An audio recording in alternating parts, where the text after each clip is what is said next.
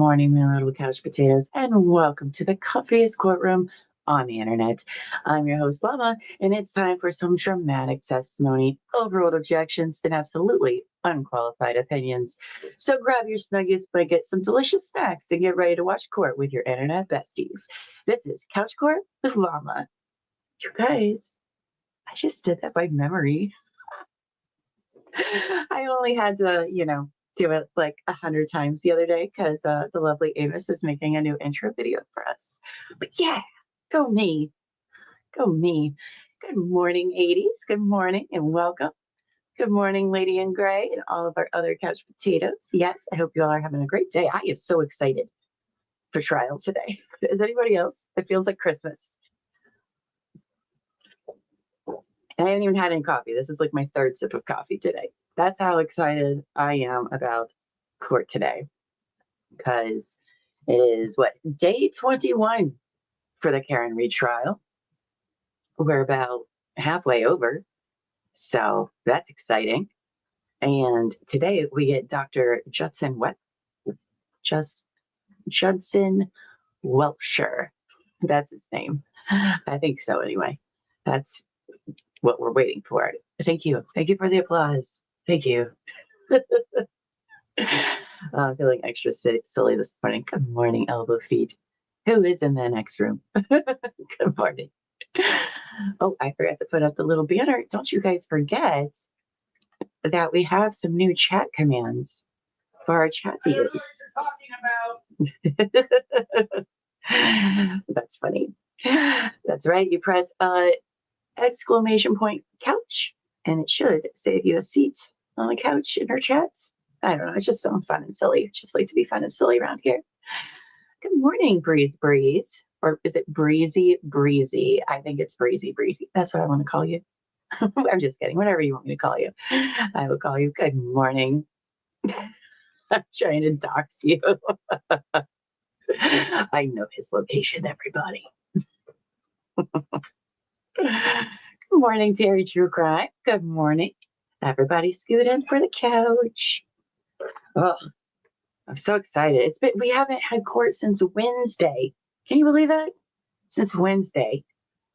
Oh, it's almost a full week. I went through withdrawals a little bit, but you all joined me the last several days where we've been watching testimony from trial 1 of Karen Reed, and that has been eye-opening. Who all did we watch? Yesterday we watched Colin and Allie, which was interesting. Oh my God, that Colin guy. That guy. And then we watched Brian Albert and Brian Higgins. That was really interesting and good.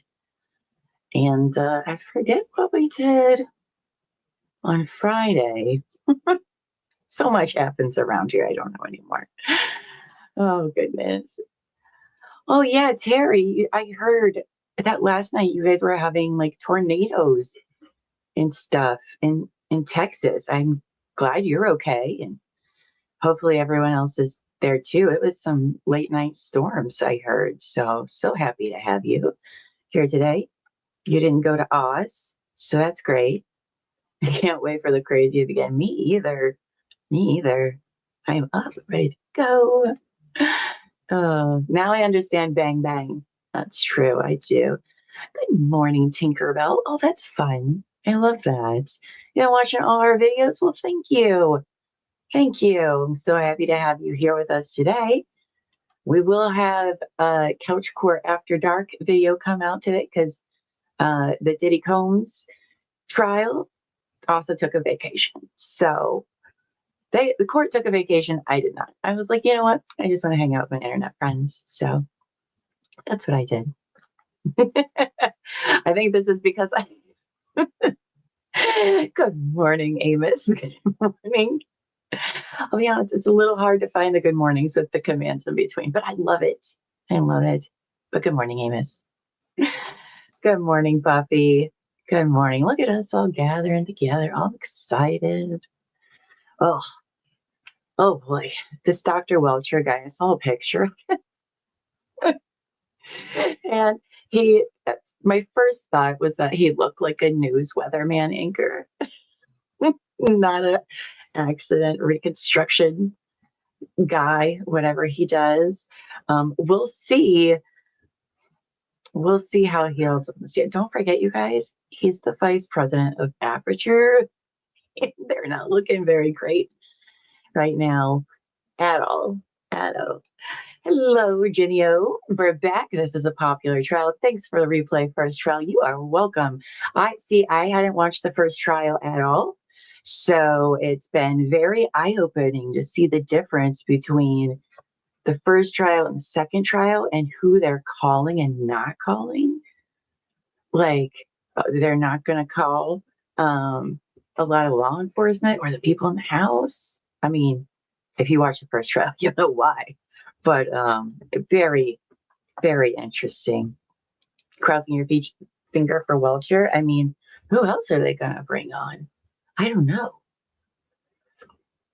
Oh, sorry, my coffee is still so hot. I burnt my tongue on the first sip. So that's fun for everybody.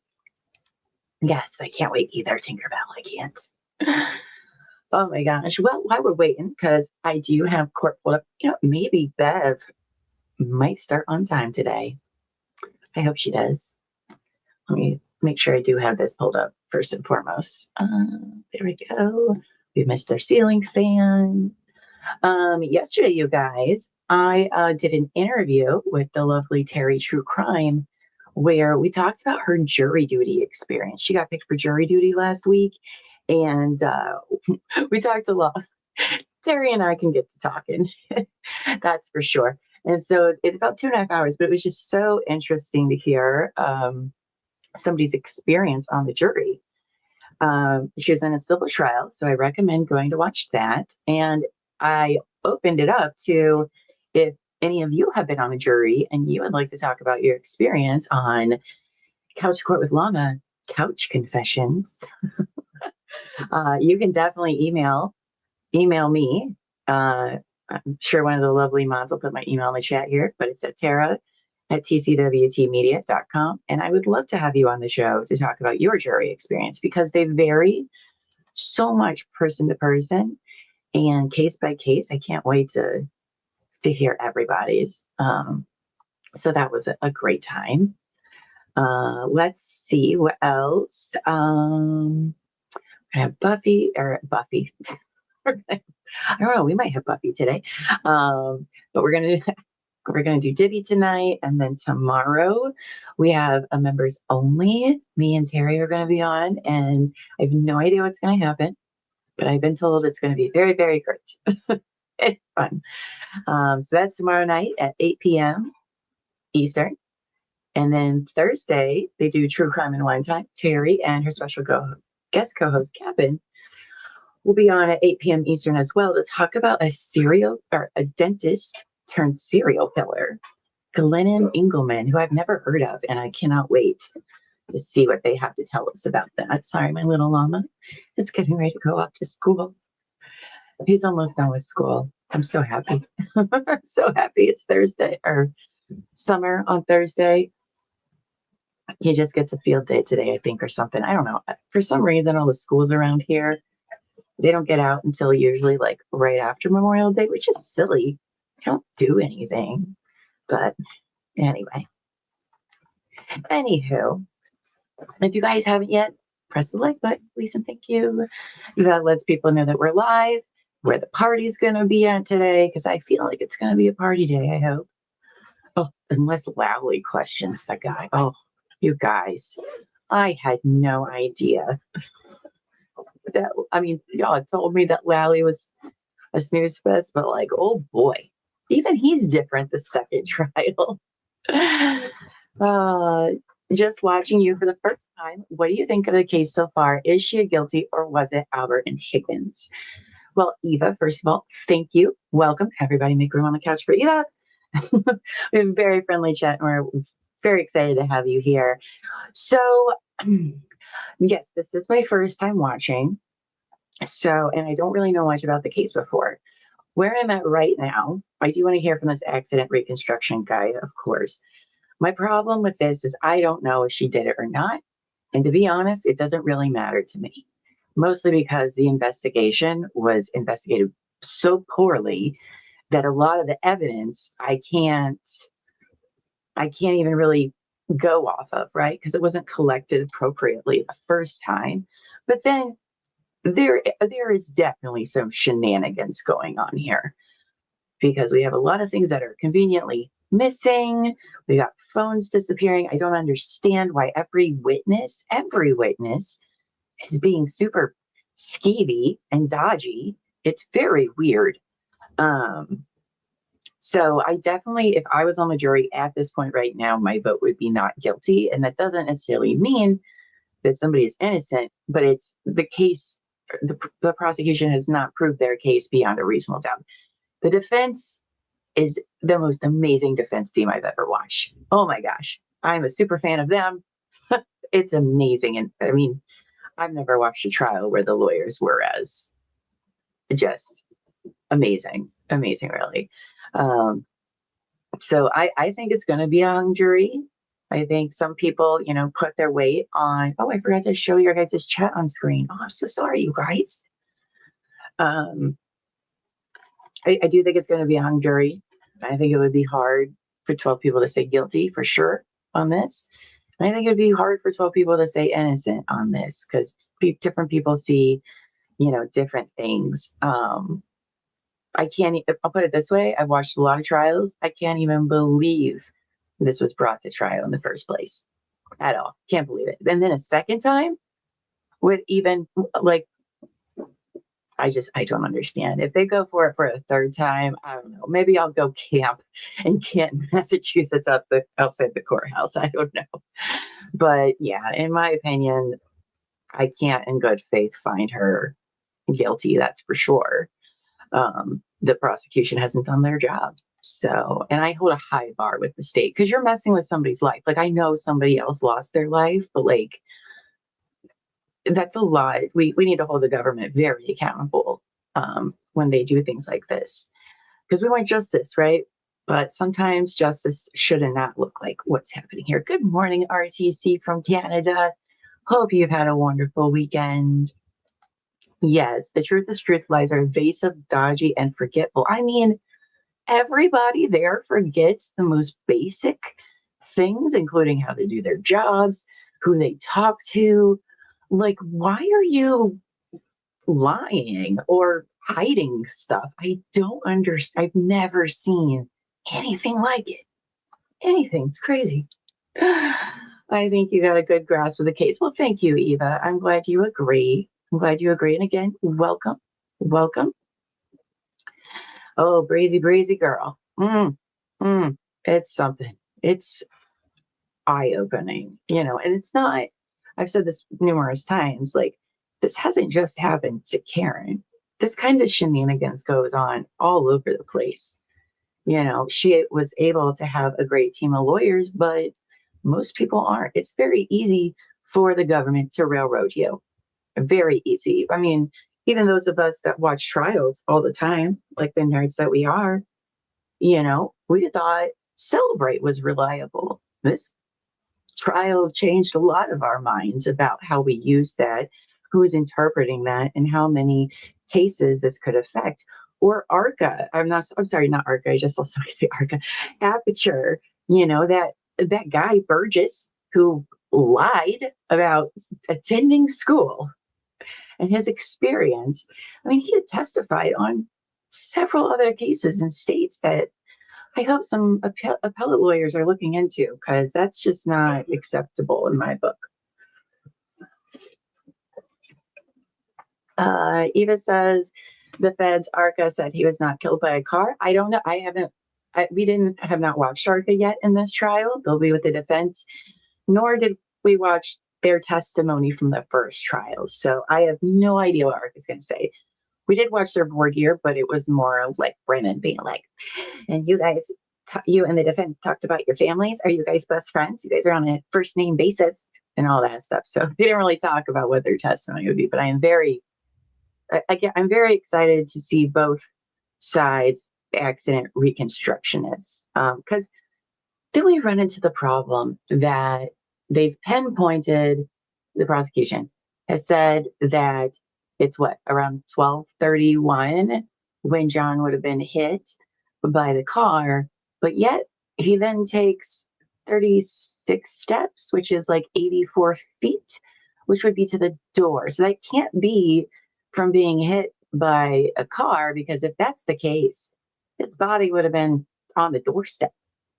So I don't know. I don't know. I'm so excited though to see the defense's case for sure. Yes, the government should always meet a high bar. That's why we have the system that we do. And no, it's not perfect. No, it's not perfect.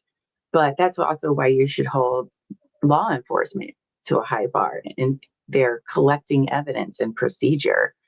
It's, I've never, how embarrassing. If I were any of these people, I would be so embarrassed. Oh my gosh. Yes, most people do plead out because they can't afford the lawyers, and sometimes the state has nothing at all. Anyway, it's a whole thing.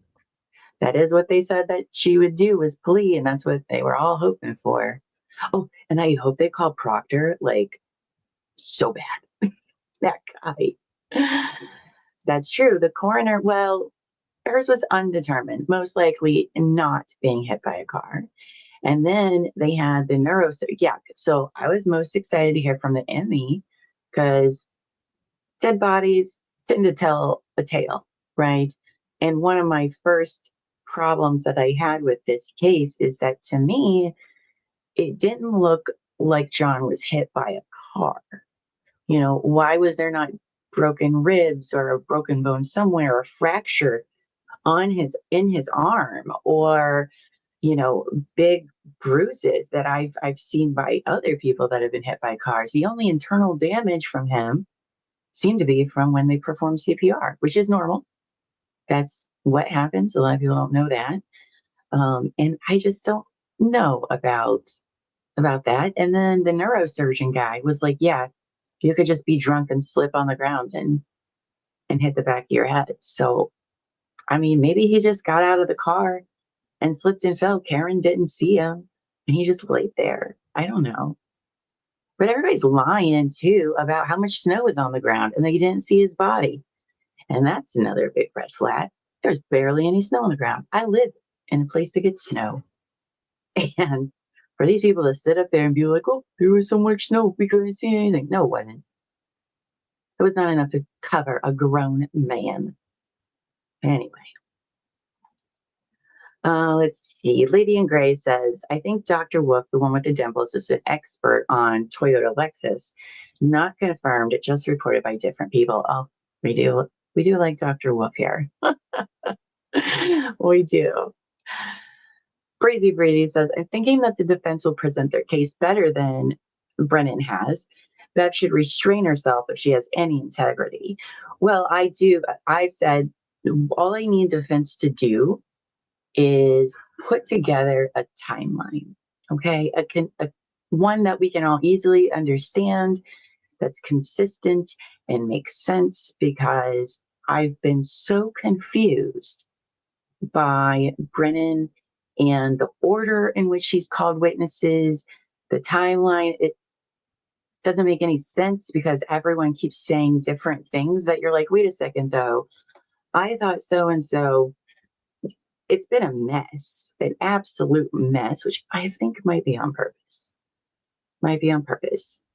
But all I need for the defense is like lay it out clearly, and they might do that. But here's the thing, right? The defense doesn't have to put on a case. They don't have to. It's not their job. That's the prosecution's job. Excuse me. But I'll tell you what, I can't wait. I can't wait to see it. Oh, we got our ceiling fan. I missed you, OnlyFan. Miss you so much. Ugh. Good morning, Kathy. Good morning. Bella Tree Arts says, beyond the veil, Chan John, he told her the story to the T. Mind blowing. I don't know what that means. I'm sorry. I don't know what that's supposed to mean. If you could clarify that, I would love to read that. Elba Feet says, I've been hit by 2 cars One full-on hit me and the other clipped me and spun me around. Both left extensive bruising. Did you do a pirouette? The pirouettes? I'm just kidding. Oh, goodness. Good morning, Wendy. Good morning. Welcome back. I love seeing you guys here every day. I love that. It's so much fun. I'm glad we've all met. Okay.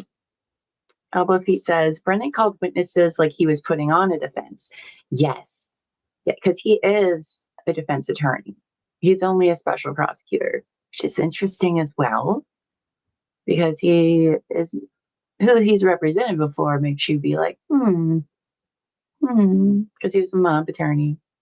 And now he's been hired as a special prosecutor to defend basically the police, in my opinion, and the McCabe's and the Alberts. It's so interesting. So interesting. Were you hit by Llama? No. No, I did not hit him with a car. I'm the good driver. Oh, with tarot cards. Oh, never. I'm so sorry, Bella. That makes so much more sense. I'm sorry. Sometimes she does tarot cards. Oh, that makes a lot of sense now. And very cool. Very cool.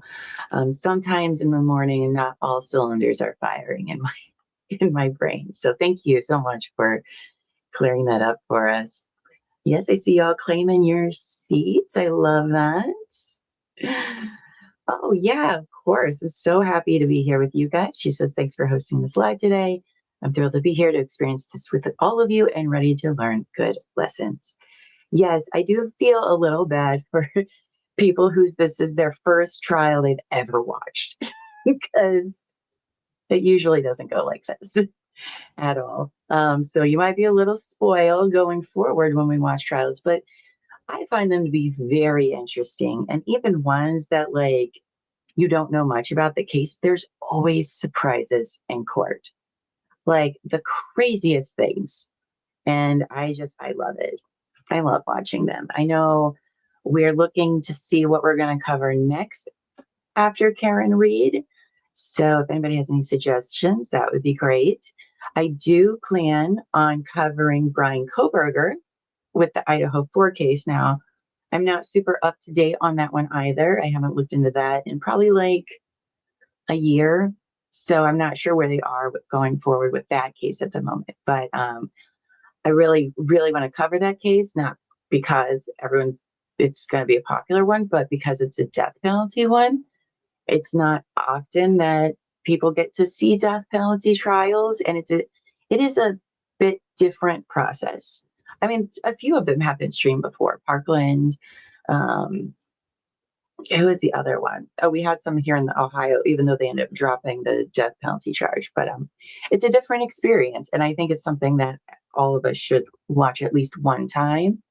Because again, death penalty, it's controversial, but it's interesting to see the process there. So,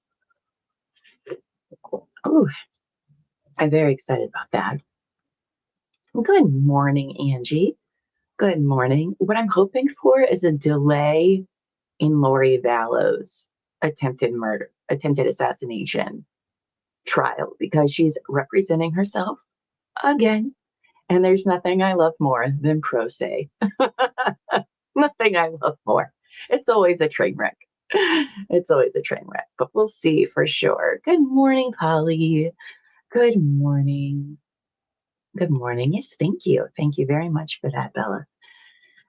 Let's see. Lady in Gray says Koberger might be postponed because of the doc and the upcoming book. I do not know about the book, but I did hear that Dateline, I think it was, did a documentary just a week ago, and apparently they had some info that nobody should have given out, because I think everyone is under a gag order. So I hear there's some drama going over there, but fingers crossed. Fingers crossed. Good morning, Amber. Good morning. I hope you're doing great today. Good morning. Good morning, Sankoda. Yes, this trial is crazy. Better than any series I've watched in a while. Scary part, it's real life. Yeah, I mean, that's the thing, right? Is truth is stranger than fiction. And you see a lot of that watching trials. I mean, this, I would never. As a matter of fact, my friends last year tried to tell me what was going on in this trial, and they're like, Llama, this is crazy. It's just so crazy. Can't even explain it. You just got to watch. And I'm like, how could it be that crazy? What are you all talking about? Well, they were right. All of them were right. They're all sitting there, probably sitting back right now and being like, told you, told you. Yeah, this is crazy. Absolutely crazy. Lori Vallow gives Daryl Brooks a run for money as Pro Say of the Year. Yeah. Daryl Brooks was the guy who in Wisconsin drove his vehicle through a Christmas Day parade, and it was a mass killing. And this guy represented himself. Okay. Except it was also sovereign citizen, which, if you don't know who the sovereign citizens are, oh my gosh, they are something. They are something.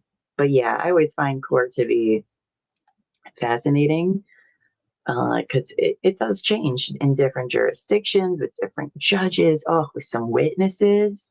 Some people you're like, I can't even believe you just said that in court. What? I love it. And actually, you should be able to even go to your local courthouse and walk in on any court hearing, pretty much. We all have the right to do that. I love that we also have the right to do this, on TV, on YouTube. I think it's great. I think more people need to have their eyes open to how the justice system works. Because how else do we know what things to fix? Right. And I can say this over the last, because I've been watching these for like 4 years, I want to say for sure. Well, as like all the time, it's been 4 years. I've watched some other ones in the past, but religiously for 4 years. And my opinions about certain things have been changed and swayed. And it's very interesting because, a lot of true crime, we hear about everything that happened, and then they arrest the person. But most of the stories miss the trial part. And the trial part, I think, is very important because you don't get to see or hear everything you just do with a case. So there's so much to learn, and it's a real eye opener, and love it. Good morning, Annette Cannon. Good morning. I think you're new. I haven't seen your name. Maybe you've been here already, but if not, hello, welcome. Lovely seeing you. Yeah. Lady and Grace says, we're all watching you watch this trial like you watched us with Game of Thrones for the first time. Yes. I made all my friends watch Game of Thrones. And if I tell you to watch something, it's probably good. But also, I won't give you any spoilers. I will just sit on my hands the whole time because I love watching people experience something for the first time. And I made all of them watch Game of Thrones for like a week. We binge watched the crap out of it. It was amazing. Lady Ingress says, I think that is one reason why Delphi is such a sore spot with people. Absolute zero transparency. Yes. Okay, the Richard Allen case pisses me off. Sorry, I know it's early, but more than Karen Reed shenanigans. I have very strong opinions about all of that. But this is real life. Not everyone has to do it on TV, but I have lots of questions. Oh, yes, Lori is a fool as pro se, but she is getting her day in court. I mean, I'd watch it. I'd watch it. Yes, while you guys are all gathering in here, make sure you hit the like button, please, and subscribe and hit the notification bell. And here's why the notification bell is important, guys. So yesterday when we ended our stream, I said, oh, we're going to portal you guys into our interview with Terry. You don't have to touch anything. It'll just reroute you itself. Well, for some reason that didn't work because apparently YouTube wanted to take the day off. I don't know what happened, but then when you get a notification, as soon as the next stream goes live, it'll tell you and you can quickly find us because I know some people had a hard time after that, which was very frustrating. Uh-oh. I think my little llama's home for some reason. Oh no, memento. Sorry, guys.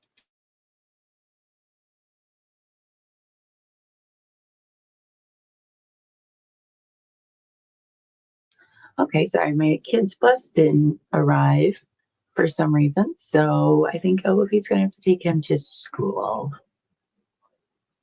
Of course, it wouldn't arrive on the last week of school. Why would it do that? That's silly. Ugh, how annoying. Sorry, it might be a little noisy on my end while I get that sorted out.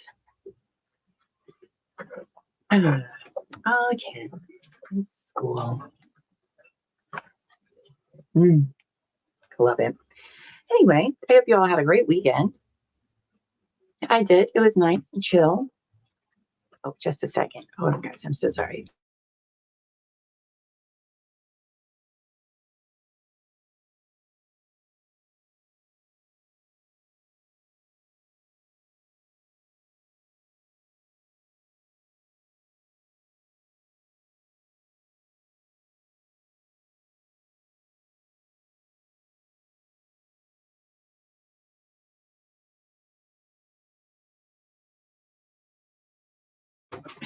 All right, sorry, guys.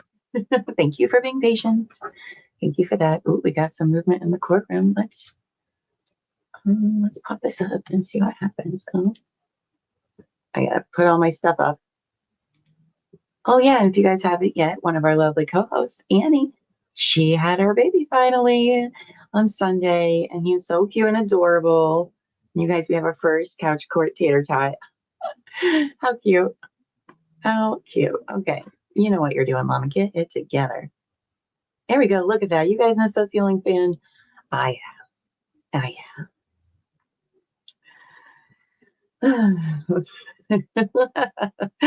And she claimed your lost items from lost and found we located when we cleaned the portal yesterday. Yeah, I don't know why I did that, but sometimes YouTube just being YouTube. Oh gosh, I'm so excited. So excited.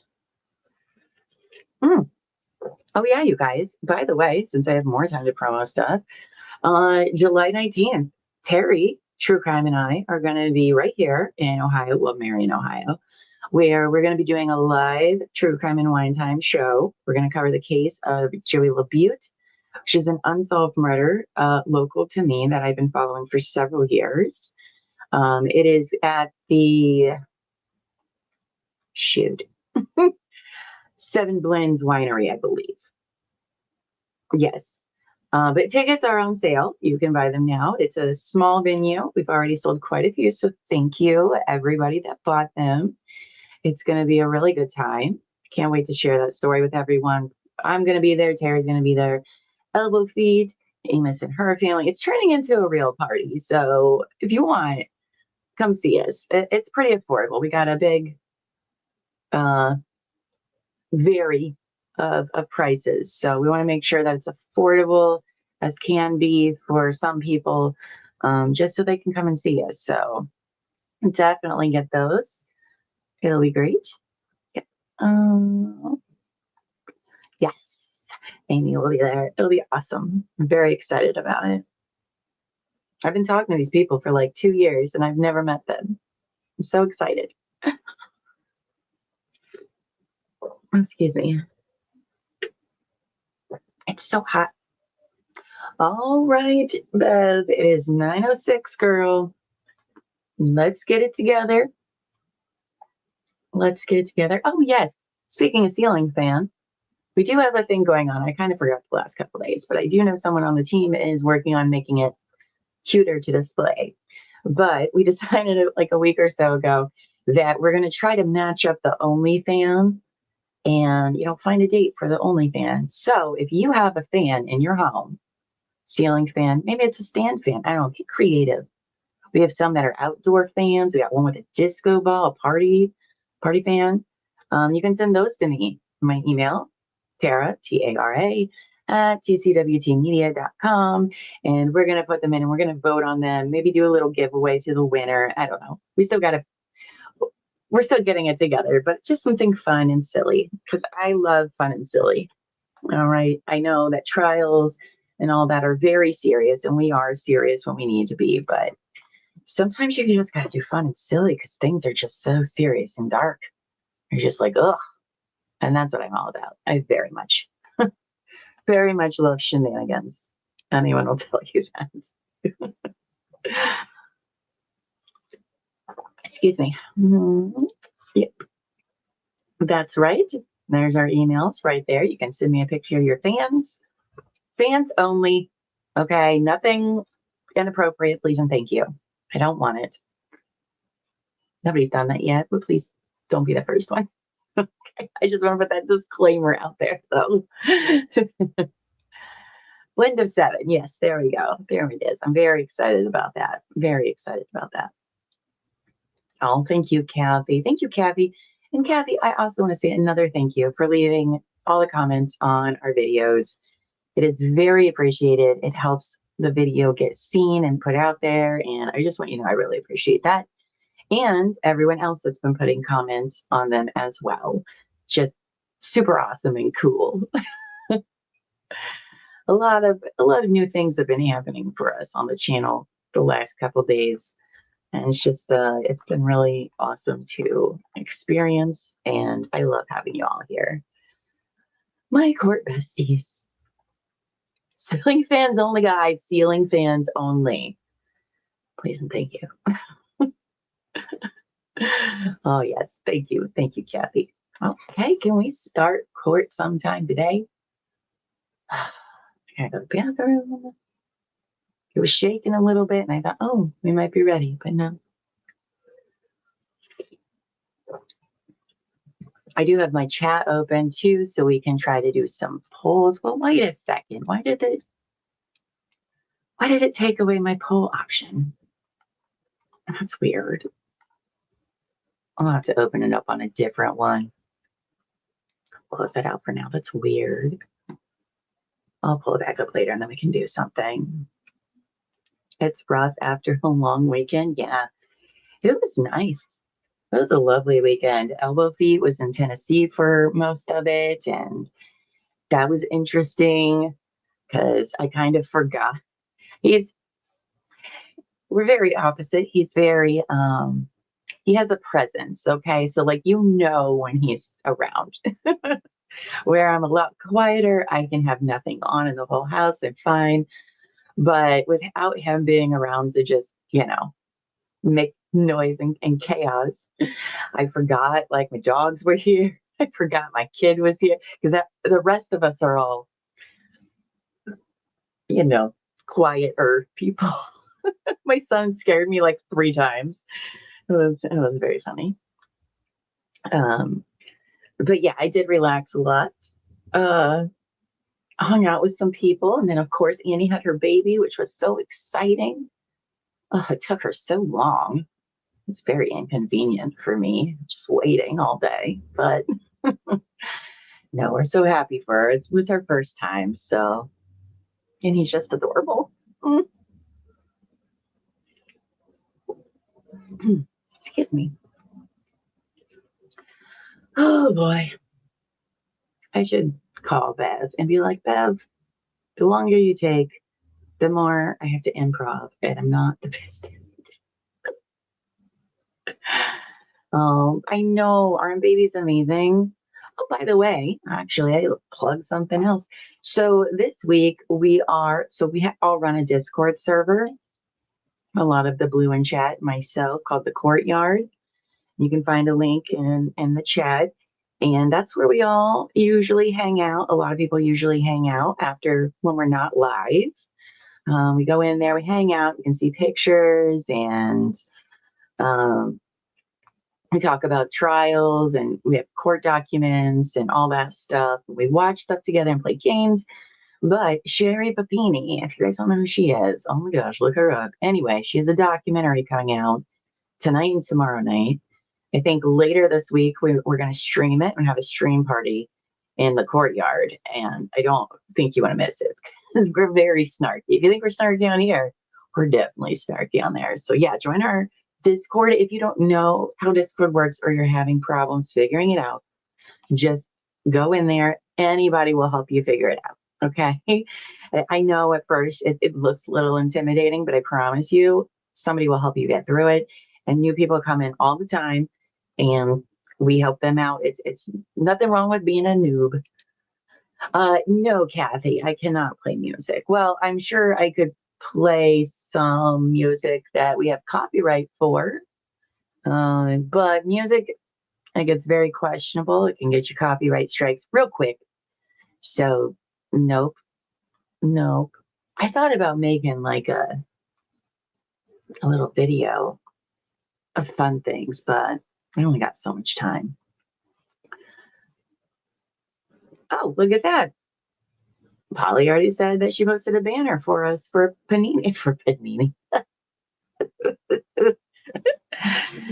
Yeah, we'll get that up sometime today, or I'm sorry, in the next few days. But you guys should definitely join. Come hang out with us after the show. You are unmuted. We watch all sorts of things. True crime things, also not true crime things. All sorts of stuff. All right, Bev is just walking. All right, so I was told, Counsel, Mr. Lessie, you wanted to see me? Not here. We love our snark. Did you want to come to sidebar? Start at sidebar and then Sure. we'll go from there. Okay. There is that's true. YouTube does have certain music. It's a good idea, Kathy. It's a good idea. Thank you for that. Oh, looks like Karen's wearing an olive green suit. It's an interesting color choice. Interesting. Okay. Who we got in there? We got John's mom. Oh, it looks like that side's a little emptier today. That's interesting. Maybe they're all in the bathroom because I don't see Karen's mom there. Oh, never mind. She's there. Her dad was blocking him. She does sound annoyed this morning. Like she didn't just have 4 days off. Here comes, you see how excited I am? I didn't even take 4 days off. Get it together. It's not how the person of the year should act, Bev. That's right. In case you guys didn't know, she was named last Wednesday as the Norfolk County Bar Association Person of the Year. Yeah.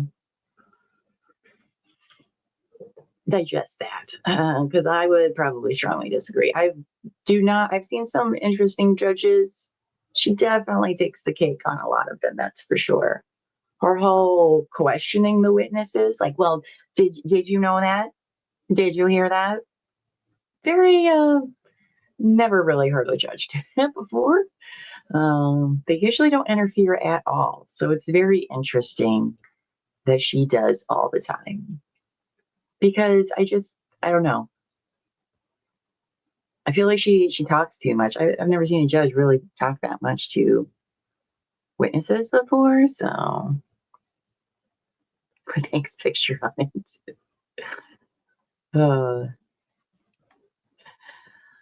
Yeah, there are. I wonder who that guy is. I don't think I've seen him sitting next to John's mother there. Peggy, I do like that color she's wearing. It's very lovely. It looks very nice on her. I don't know if that lady should have wore those stripes to the court, like prison stripes. That's a bold choice. But I love my black and white stripes, so I'm not entirely judging. I just don't know if I would wear them in court. I know, right, Simcoda? Yikes. Oh, sorry. Just hit my mic with my drink. Sorry, that was loud.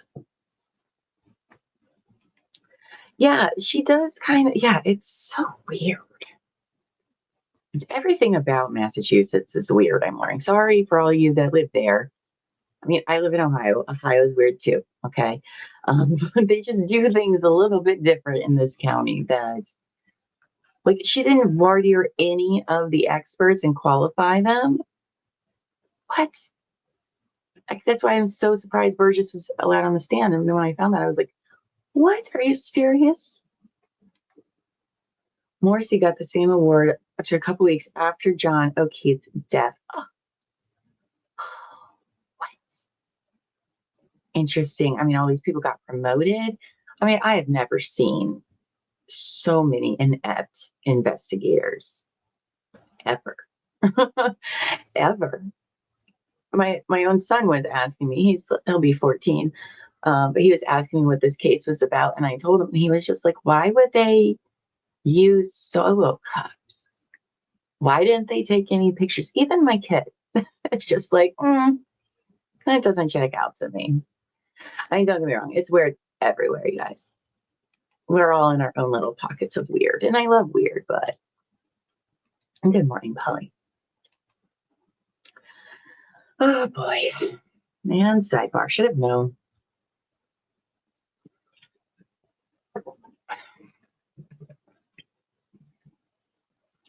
Yeah, he's a little too smart for his own good sometimes. We're entering those teenage years. Oh my. Yeah. It sucks. I mean, he's a good kid. He is a good kid. But oh boy, was I prepared? I don't think so. I don't think I was. Person of the year is really Alessi. Oh my gosh, he is so impressive. He's so impressive. You can tell he really researches whoever he's going to question. He researches enough to have knowledge about the subject and enough to question them, and then also make you as a layman understand this maybe intellectual conversation that you don't know what's going on because you have no experience in it. He is masterclass. I am obsessed. Everyone's like, Llama, wait till you see Alessi, you're gonna love him. I was like, okay. And they were right. My friends know me very well. But yeah, I think he's done just an amazing, amazing job. Good morning, sunny days. Good morning. I hope you're doing well. You still think she did that to him? Well, remember, everyone hears. We welcome all opinions as long as we're respectful and kind to one another. Everyone is welcome. You know, we like to have some discourse in our chats. I think it's good to see different perspectives of where people are coming from, you know, because that's the thing, right? A jury of 12 people are all different kinds of people with all different kinds of jobs, with all different sorts of perspectives. Some things hit harder for some people than other based on their experience, you know, so I like that.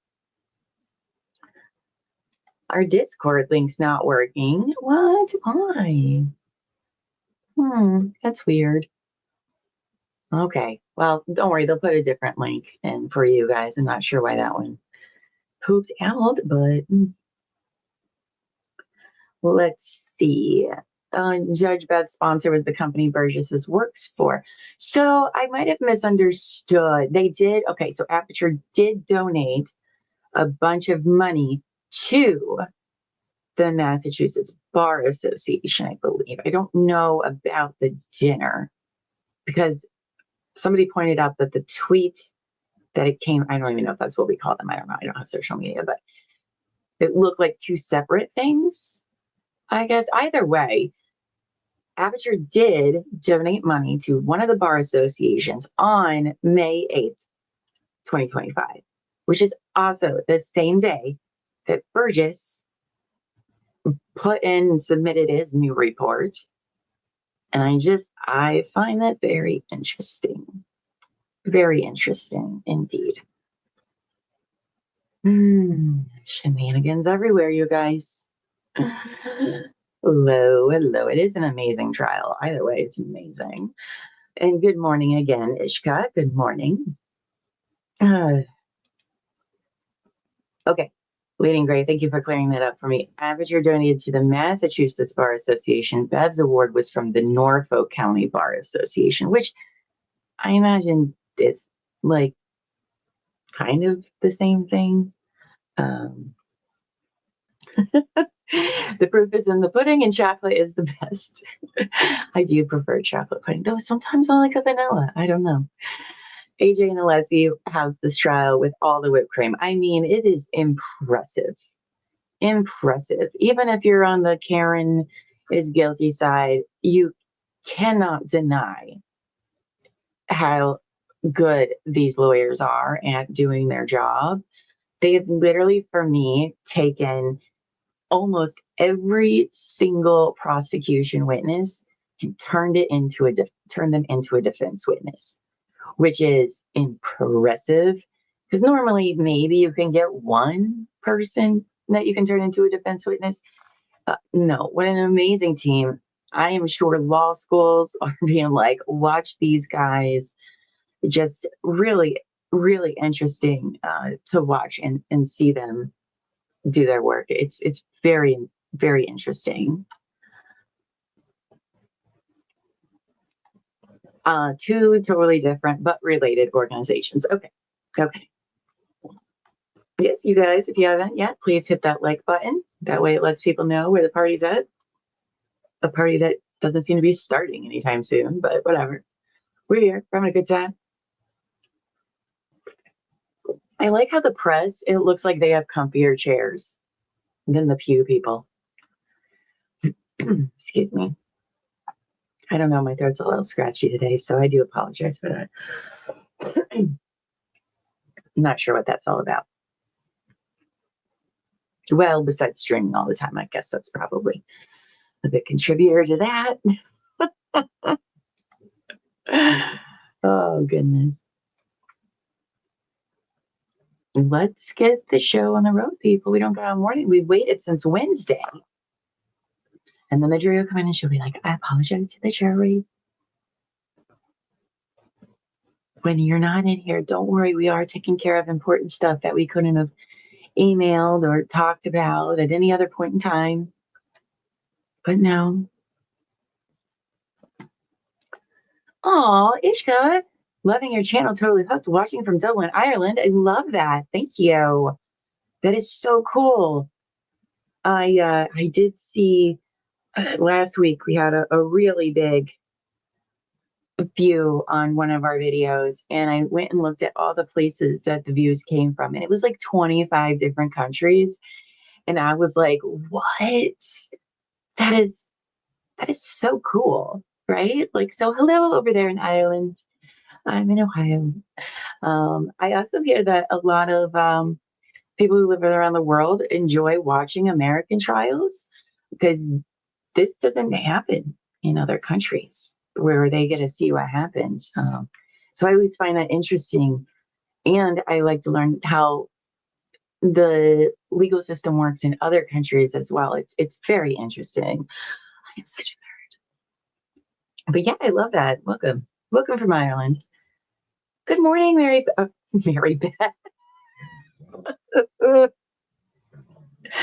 We need to get court started. Good morning, Amy Beth. Or Mary Beth, whatever I want to call you today, right? Good morning, hon. Oh, you're not awake? Oh, wow. I'm too awake. Yesterday I thought I slept through trial and I was up way early. I was so excited. Yes, Yannetti brings a lot to the table. He's a force to be reckoned with. Watch out, Hank.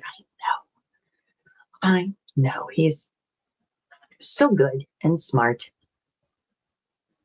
It's all good. It's true. I called you worse things, Amy Beth. Oh, Bubba Feet's home. Baba booey, baba booey. Don't worry, you haven't missed anything yet. Baba booey. Why are you saying that? Say hi. Say hi to everybody. Hi, everybody. That's Elofie. He's a real person. Okay. Can I kiss you on the forehead? Wow. Wow. Everybody wants to see that. Huh. Like Embarrass me in front of my friends. Huh? You're embarrassing me in front of my friends. I know, wow. Gosh. Baba booey. Anyway. He is real. He is real. Yeah, he's a real boy. I'm a real boy. That's right. Oh, well, no PDA. Nobody wants to see that. Yeah, he had taken a couple of days off work because his brother's bachelor party, and then he didn't realize he took off even more days this week, I guess, or they wrote him down for having more days off. So he gets to be home for the next 2 days, which is nice. He's He's wired. He always is. It's called ADHD. No, he makes my life way more interesting. Turns out I'm not that interesting. I was very bored with myself this week, and I was just like, oh, I guess I am the boring one in our relationship. I'm just kidding. He should co-host. I tried to get him yesterday, but he wanted to sleep in, and then I don't know. I don't know what he's doing. He could go into our son's room and use his computer. Maybe we do peer pressure. You know, I love peer pressure because I learned nothing from the DARE program. Maybe we can get him on. I don't know. We'll see. But he has opinions, and he is very passionate about his opinions. Just like you'll know. He's passionate about everything, really. What do you think they're talking about? Oh, so that one guy in the blue blazer, kind of blurry from far away. It kind of looks a little bit like Mr. Bean. Not much, but just enough with the blurriness.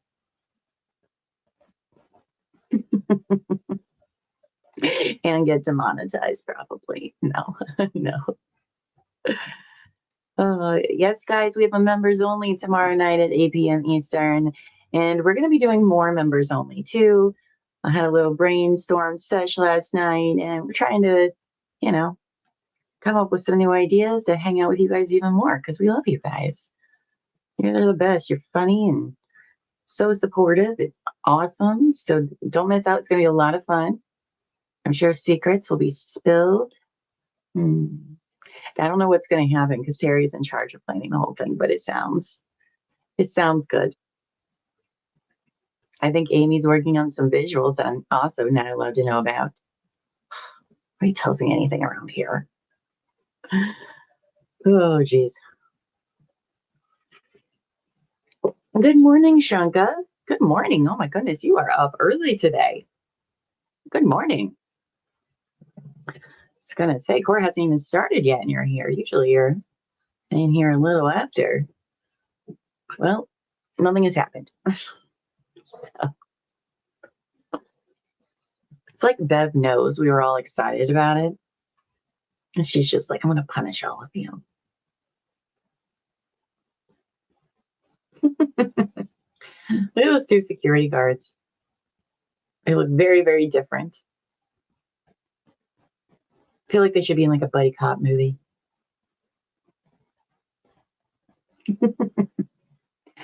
Anyway. All right, well. Is that, you guys, so who's the guy sitting next to Karen's mom? Is that her brother? Because you know what I just realized? If it is her brother, he does the same weird hair part, like the angular hair part that Brian Higgins has. Which is kind of weird when you think about it. Oh, it is her brother? Oh. Look, his hair is the same as Brian, because I could not forget Brian Higgins, because it was like coming from a weird angle. I was like, what? Anyway. Oh, your old fur juror had to pee. Oh my gosh, you know what, too, you guys? Send us pictures of your fur jurors. We love pets here. No snakes. Don't send me. I don't do snakes. I have a very big phobia of snakes. I get freaked out looking at pictures of snakes. So you can send me any of your other pets, but no snakes. Okay? But if you want to email me at tara@tcwtmedia.com, send me pictures of your fur jurors, and maybe we'll have like a fur juror parade one day or something. That could be fun. Good morning, Captain. Good morning. Wow, breakfast. Haven't even had breakfast. Oh, I see. True Crime and Wine Time. That's us. It said, time for a cross. If you could grill one person in this case, who would it be and what would you ask? Ooh, interesting. I do love that. I do love that. All right, you guys put your answers in there. I'll give you a couple seconds and then we'll bring them up on screen, okay? Hello again, hippie girl. Hello again. Good morning. This course setup seems so weird to me. JO's family is uncomfortable close to KR. I know that was the first thing I said about this courtroom was like, why is his family sitting there?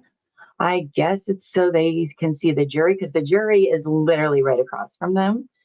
But I was just like, ooh, that is uncomfortable for everybody. Everybody. Like, why wouldn't she switch sides with Karen's parents or something? Because they have to walk past them. Right? How weird is that? They do need to hurry up, Buffy. They do.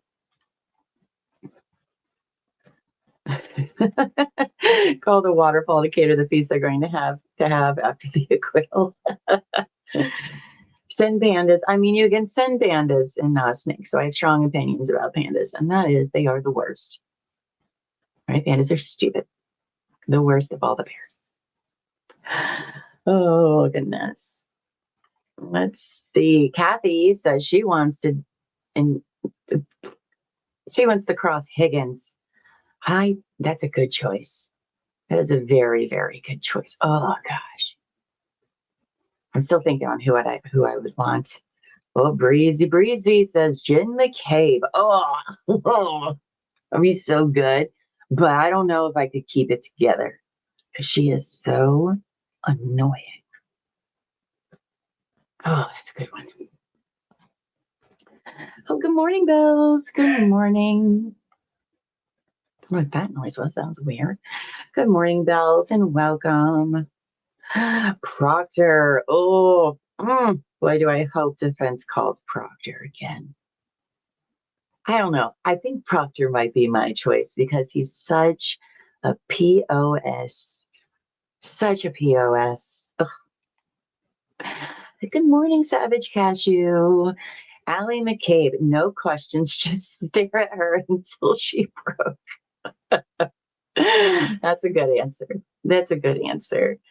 I mean, we watched her yesterday, right? And she's just like, they found out that she was lying about what she did after she picked up Colin and stuff. She's like, I just went right back home. But her Life 360 tells a different story. And she basically is like, they're wrong. Just like her mom. I'm right. Real reports and data, all wrong. All wrong. I was like, okay, girl. Okay. Okay. Good morning, Teresia. Good morning. So happy to have you here. I've been talking so long, I've started to sing, which is something I don't generally do. Yes, so close. And every time the jury has to stare right at Karen and then right at John's family. I don't see how that doesn't cause some sort of bias to some degree. I don't know. I've never seen a court setup like this. It is so weird. So weird. It feels like we're having court in a barn in like old timey days. Okay. Who else do we have that's so like, do I have free reign to cross-examine him however I want, or do I have to follow the like protocol? I mean, we'll just have at it. Go for it. You're good. She has given you a long leash, like she has given Alessi for Burgess. You've been given a long leash. What are you gonna ask? Has to spell right. The defense has said they will call Proctor. They have said that, but we can't necessarily bank on it because they may not want to at a certain point. They may be like, you know what, this is enough. That's all we need. So I think they're going to as well. I really, really do. But that's the thing. You'll see people change their lineups all the time. So, but I think they're going to call Proctor. And I can't wait. That guy. Oh, we did watch his testimony from the first trial on one of our no court days. And I could not believe it. And he just sat up there all nonchalant. Like, yeah, I said these things. Amos says she would pick Proctor. How would you feel if someone called your wife or daughter that name and said those things about them? Oh, I know, but it was just a figure of speech, though, Amy, right? It was just a figure of speech. How many people have said that? Oh, it's just a figure of speech. Unacceptable. Unacceptable. Okay. Oh, let's see. Do we have anybody? Is this the last week for prosecution? Yes. Rumor has it they have one witness, which is believed to be Dr. Judson Wiltshire, accident reconstructionist from Aperture. I imagine it's definitely him because who knows how much money they paid Aperture, which I think is a lot. Because remember, they bought a whole freaking Lexus to do this. But I do think he's going to be on the stand for all of today and probably tomorrow. So I think the rest come Wednesday or Thursday morning, is what I think. Ooh, homemade cinnamon rolls. Love that. Sounds delicious. Buffy thinks they have to call Proctor. Yes, yes, I think they do too. I think they do too. And I can't wait. Ooh, Angie has a good one. She wants to call Chloe's new owner. Just want to know if it's really Chloe and how she got her. Good answer. Good answer. Let me do the Family Feud. Good answer. Good answer. That's a good one. Right? Yeah. Made homemade apple stack cake over the weekend. Y'all need to live closer to me. I don't bake anything, but I'm hungry. I'll eat it. A bunch of bakers in the chat. I love that.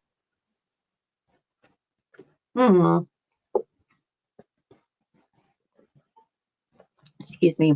Yeah, I think there's a lot that Proctor still has to. Oh, you know who I also want to talk to is somebody from Ring. I need to know why. There's like 250 Ring videos from John's house, except for the one video where Karen comes back to the house because it's a fact. She goes back to John's house. That's not up for dispute. But it just so happens that video and what time she arrives at the house is conveniently missing. Oh my God, I can't even. Oh, these people. And the only people that had access to it was John, fact, and disgraced former trooper Michael Proctor. Are the only two people that could access that account. Karen could not. That's off the table. There was nothing she could have done to get rid of it or anything like that. Where is that video? How are there all these other videos of earlier that night and at 5 a.m, 6 a.m, but not one when she arrives home? Suspicious. Suspicious. Oh, these people. They better call Proctor because I will see you next Tuesday on my bingo card. Yeah. Yeah. That's true. Mama Llama does make me delicious cheesecake.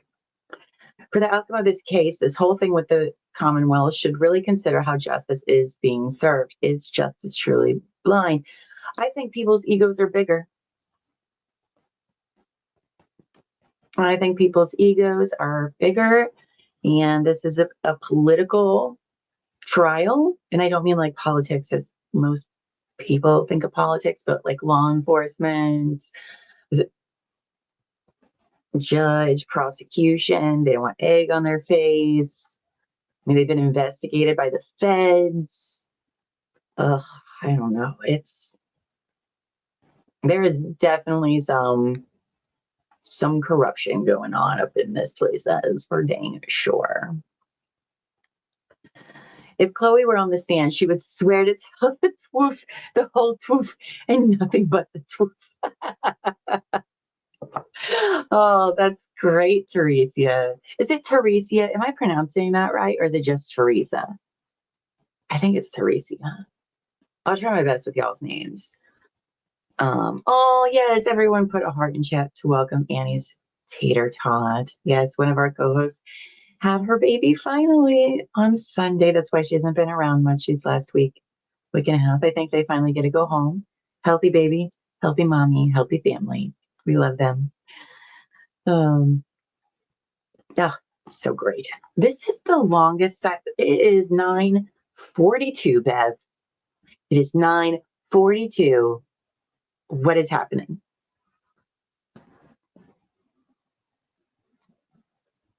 What could they possibly be discussing? Scheduling, maybe? Probably. It's going to be like, oh, we're going to do it today, but then we're off for the rest of the week.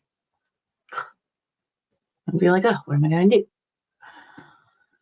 Tinkerbell says, I believe John knew something about the Commonwealth, specifically about Sandra Birchmore. He was on the SA department. Yes, so there are other cases. There's the Sandra Birchmore one that's also in this area with a lot of the same people in that case.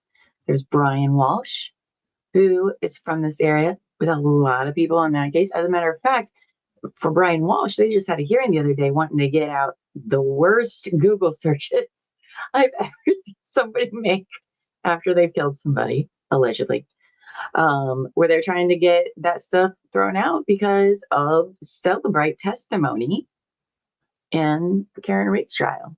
That's right. There's some things that have come out that there are some real consequences. Hey, good morning, Carol. Good morning. Happy to see you here this morning. Long ass sidebar. Oh my gosh. And she'll be like, don't worry, I know we started late, but we're gonna skip lunch, and then we're gonna take a short lunch break, and we're gonna have a 5-minute afternoon. We're gonna get on it, which will not be true.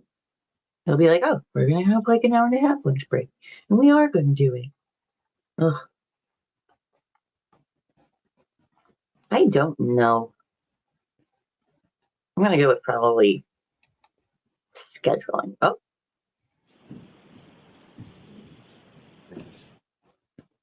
Okay. All right, so we could bring in the jury. Bring in the jury. I mean, what really annoys me most that I've heard, again, I don't know how accurate it is, but that most of these people didn't even go to John's funeral, who had known him for a while. Like, what? Oh, that lighting is not making me look good over there. Let's cover that up. Didn't even go to his funeral. And it's crazy to me. No, Karen didn't go, but it was very apparent the family did not want her there. So that's not surprising. Ooh, Morrissey, the DA. Yeah. One of our viewers, the Alessinator, had recommended, had recommended watching the DA Morrissey like little press conference thing that he did. And I haven't shown it on here, but I did watch it on my own. And yeah, he does look like a hostage. Certainly interesting. Yeah, Proctor was the lead investigator. And that's a problem, right? Sure, they brought on someone else, but he was there to investigate first. Breezy says, I don't know if I can look at Proctor and Julie Albert without thinking about all the times they all have said correct, or I don't recall. Amnesia needs a lobotomy for truth seekers. I mean, so many people, they're so, my favorite, okay, is when the civilians, okay, these are people who shouldn't even know how court works. They'll come in and they'll be like, I'm going to need you to rephrase the question. Specifically rephrase. And it's like, oh, okay, so somebody taught you how to do that instead of like repeat the question like a normal person. No. They're arrogant enough that they'll be like, I'm going to need you to rephrase that. Now, law enforcement or experts who testify a lot in trials, I give them a pass because they're used to that. That's not a weird thing. But all these civilians saying this stuff, get out of here. Get out of here. Crazy. Okay. Yeah, I heard that there's others, like 2 other cases with the body found on a lawn. Very interesting. Wonder if they investigated those with the same amount of honor and integrity as they did in this one. Oh my God, it's so bad, you guys. Oh, Lady Ingress says his wake. Okay. Not the burial, right? Is that the difference there? I think so. Okay. oh, the whole everybody. I pray the truth comes out too, and I really do feel bad for John's family. I know that they are our own Team Commonwealth, especially his mom. I mean, she has lost two kids. Two kids. You know, her grandkids lost both of their parents. She's lost John. And sometimes when you're in that grief, you will take anything, you know, to just believe into all of that. So I feel very, very sorry for his family of having to go through what this shit show. Really, really. But yeah, they do get my sympathies for sure. Except maybe not Paul. I don't know. No, I'm just kidding. What he does it in his own life, I don't really, none of my business. Oh yeah, we did watch Colin Albert testify yesterday, and that douche. I know he's a young kid. All right, he is. He was 20 last year, so he's 21 now. He's a douchey kid. But it was very interesting. He didn't even know the last time he had talked to his cousin, his best friend. Oh, and there was like some interesting stuff about those text messages. I don't know. The defense was not very clear what they were getting at. They were, but they weren't. Right? They both asked Allie and him if they knew how to delete text and change things. And of course, they said no. I mean, my answer would be no because I didn't know. But I feel like they're young enough; they know better. But again, even they were being weird. Oh my gosh. Found some more taillight over the weekend. Yeah, so 86 feet away from that. See, that was it. Because we know it wasn't even his phone because the phone was found under John's body. So where did all those steps come from? If the car was parked right there, which everyone testifies to, where did they go? Ooh, per Ted Daniel on X. The defense has entered a supplement list of new witnesses. Ooh. Interesting. We don't have that yet, but I'm sure somebody will get it for us as soon as it comes out some point today.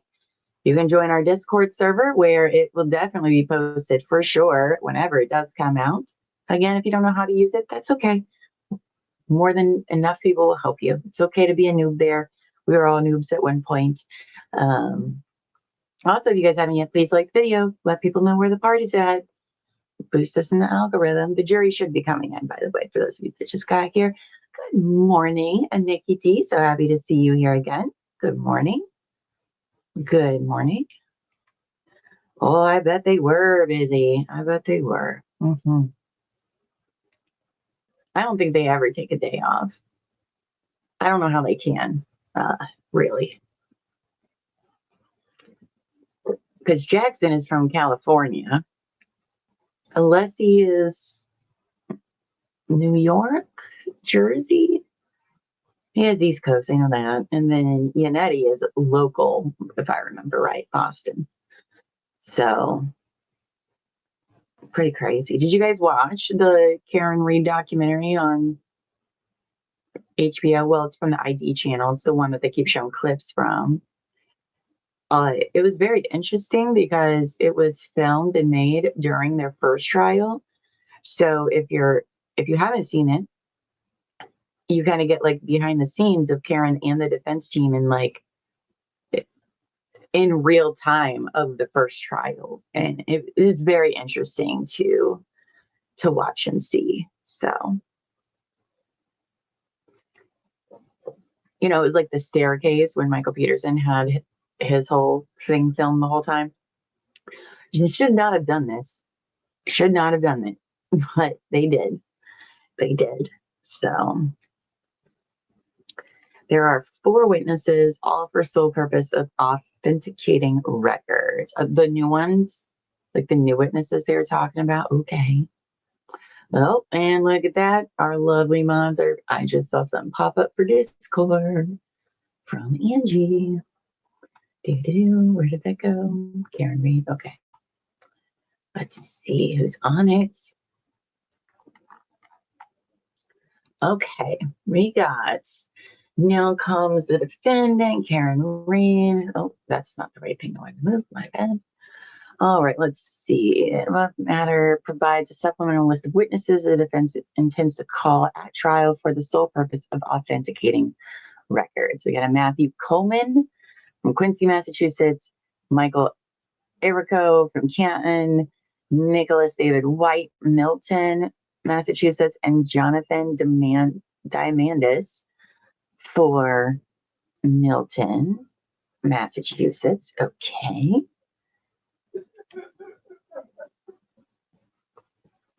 I will feed must have saw something hilarious. Okay, that's all it really says for now. Okay, I wonder what if they're going to be entering into evidence. It's interesting. Interesting. Or authenticating what records? What do you guys think about that? Okay. Where was I at in my thing? Breezy Breezy says, I love how AJ throws down in the kitchen. A real man that cooks the court. Dude, he is so snarky. I love his commentary that he puts out there. Because I swear he said some of the stuff that I was thinking or even said out loud as well. Like, really? Oh, they're really great at what they do. Let's see. Maybe video, maybe. They're all from Massachusetts. Oh, could they be? Yeah, video. Could they be like CCTV of like maybe a vehicle's driving by or something? We haven't had anybody say anything about that, which I think is very interesting.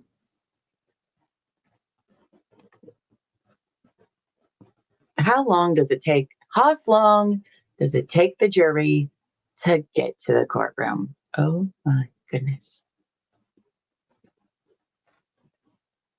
Oh, he is really good at cooking. Oh my goodness. Could they be more perfect? I think not.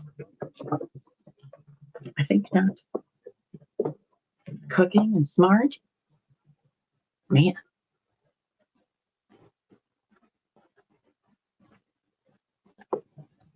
Oh my gosh.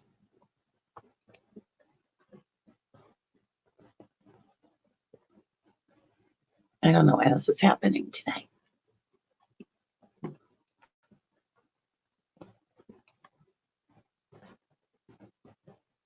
Okay. Let me check something else real quick.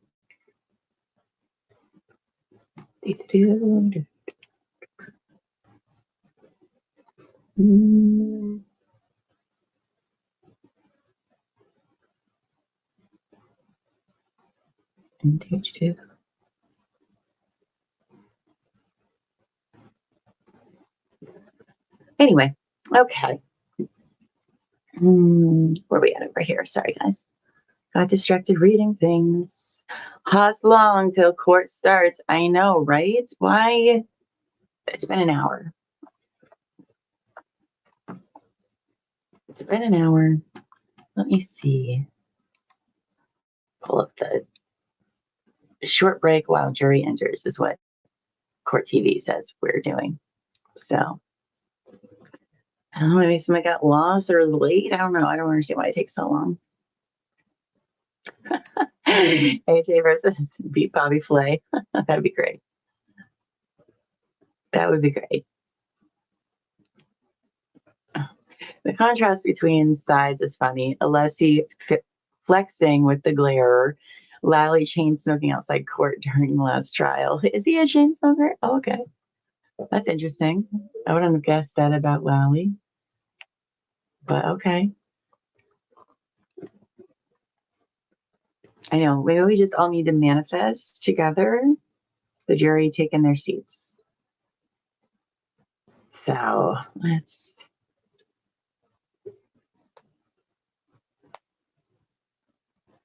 manifest them. Come on, let's go. And then we're going to hear Brennan's voice and we're going to be like, oh,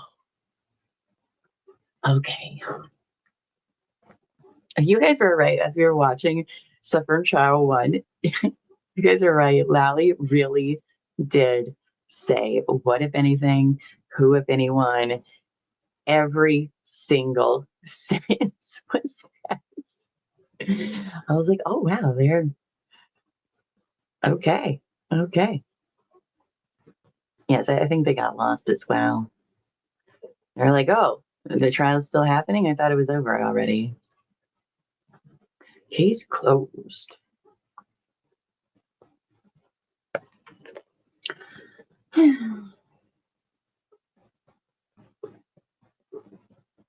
What else do I have to tell you guys? I don't know. I don't live a very exciting life after I get done streaming.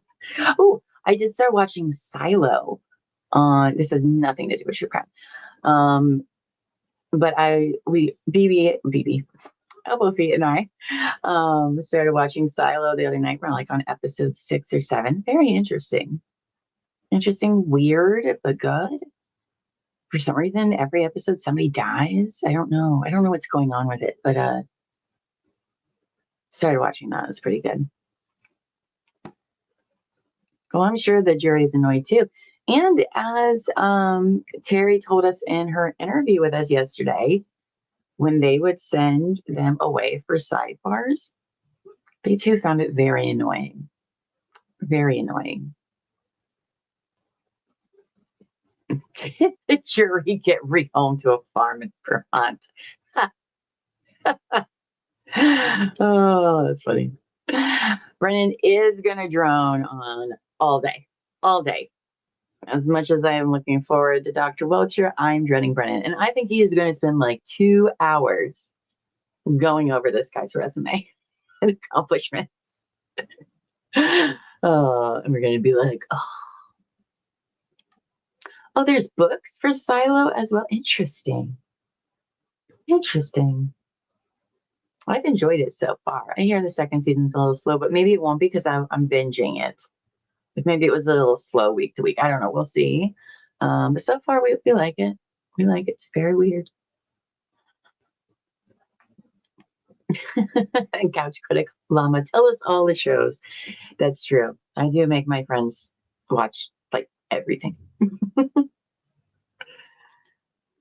And I have yet to lead them astray. Oh, the CV will be the pre-lunch special. Yeah. Oh my gosh, it's going to be like 84 years. Why aren't we done with this? But I can't. I'm pretty sure it's going to be a Leslie doing Cross, and I hope so. I'm here for it. So here for it. It's true. She does. She makes us watch all the things. Oh, good morning. Good morning, Abe. Welcome. Good morning. Lovely to have you here. I know, right, you guys? Oh my gosh. Yes, if you guys want to see me and Terry True Crime live in person, Marion, Ohio, July 19th, Blend of Seven Winery. We're going to be there. Some of our fans are going to be there. Some of our besties are going to be there. It's going to be a great time. It's going to be a great time. You can get tickets now. They are on sale, and we've sold quite a few already, which is so freaking cool. And not even people that we know. Because Terry, the other day, she was like, we sold some tickets. And I was like, oh, was it my mom? Because it probably was my mom. She was like, I don't know. I don't know what your mom's name is. And I was like, well, this is her name. Is it one of them? And she said, no. And I was like, oh my gosh, people we don't, that aren't our family are coming. How exciting is that? I love that. Though I thought about like, I'll probably be super nervous to do it in front of a live audience, which is crazy when you think about it, because I can talk to you guys like nothing, but see, there's a screen between us. So I don't know. I don't know. Oh yeah, Terry says we sold some more this morning and no one we know still. That is so cool. How cool is that, Terry? It's awesome. It's very awesome. All right. Breezy Breezy says it seems like the buffer zone might have moved to 34 Fairview Road just in case there's a sudden deluge of truth being discovered. Oh boy, I feel bad for whoever owns that house now.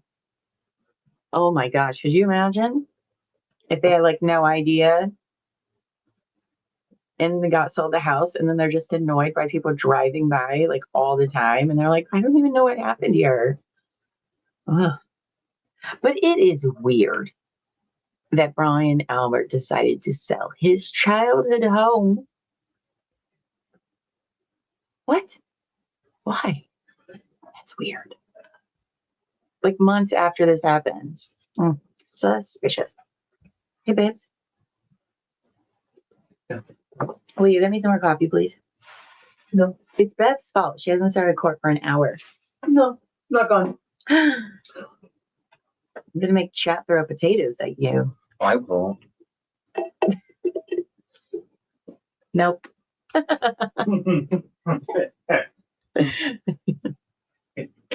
Chat says hi. Oh my goodness. He sold it at $50K underpriced too. That's wild because like what? This is what 2022. So prices were sky high. Albert House, Huh? the Albert House, Yeah. it sold for $50K under fucking value in this market. Uh-huh. Right? Why are you trying to get rid of this house so fast? It's interesting. Because of the shack and hara. Babe, if you want to, you can take this other camera and go inside. So you can be my co-guest host if you want. Guest co-host, that's the appropriate way to say that, I'm pretty sure. I don't look like shit. Oh, okay. I look like Shaq and Hara. They're weird. They can only see half of your face. I'm making the Jen McKay face. Oh, okay. All right. All right. Okay, let me say hi to my people. Hello, Scorpion. Hi, Scorpion. I'm so happy to have you back today. Good morning. Shaq and Hara. Oh, jeez. Beware. Every day. Good morning from the deepest, darkest forge. Why are you saying that like you're also a T-Rex? You're using your T-Rex arms. I guess that's what I think when I think Jen McKay. Just Hara. You're just a raptor. Like a raptor. Oh, well, here's the thing, right? If you can't make it to our live in-person show in Ohio, we will be streaming it live to our members. That's right. So if you're a member of the channel, you will get to see us just through the computer, but we will be streaming live in real time our show in July. So if you can't make it, we got a backup plan for you guys. Oh, Ape says, rumors have it. Alessi's filed 4 motions. New Canton, Massachusetts witnesses, something to do with new ring evidence. Has anyone else heard? Well, we do have the motion that Alessi filed. Well, I don't know if he filed, but whatever just was put into court today. Let's see. Yes, it was a supplement list of prospective witnesses. Don't know who these people are. There's 4 of them. They are from Massachusetts, Quincy, Canton, and Milton, wherever that is. But it does not say what they will be testifying to. Oh, I'm sorry. It says their sole purpose is for authenticating records. So that's what they're being called for. But what records? I don't know. Don't know. He is nonstop from the time he wakes up to the time he goes to sleep. Even in his sleep. Even in his sleep. He is something else. I'll tell you what. Right? I think it could be Ring, maybe. I don't know. Or again, videos of the cars go, maybe somebody else's cameras. I don't know.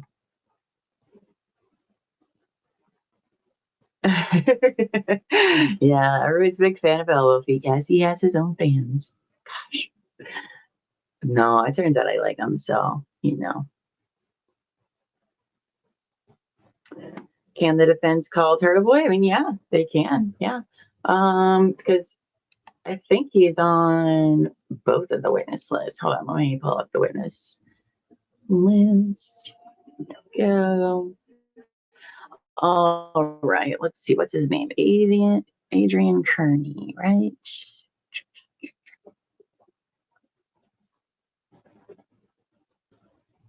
Oh, he was only actually, Turtle Boy was only on the prosecution's witness list. Interesting. He is not on the defense witness list. So, yeah, I guess you have fans. I guess. I'm thinking that. I think it might be one of those. I don't know. We'll see. I know Terry True Crime is putting together a witness list of like first trial, second trial, who was called, who wasn't, and who was called by prosecution, who was called by defense. She's been working on that for a few days, so we'll definitely share that when it's ready. Because I've noticed, like, oh yeah, there's a lot of people they didn't even call at all, which is very interesting. Oh yeah, that cop across the street. Well, it's not so much that his camps disappeared. Gallagher, Lieutenant Gallagher, said, "Oh, I didn't need to collect him because I know I didn't pick up anything." And when asked how he knew that, he said, "Oh, I picked up some packages for him one time and he sent me a screenshot of his camera. So I knew that it didn't have the view to capture across the street," which is the stupidest thing I've ever heard. Because, like, one, how long ago was that? Two, you still collect it freaking anyway. It doesn't matter if you think it probably didn't. You collect it anyway. Another shady investigation thing, which makes no sense. Because what? If you collected a package, a year and a half ago, he could have changed the camera angle, whatever. He could have sent you a zoomed in view. It really bothered me when Gallagher said that. It's like, it's ridiculous.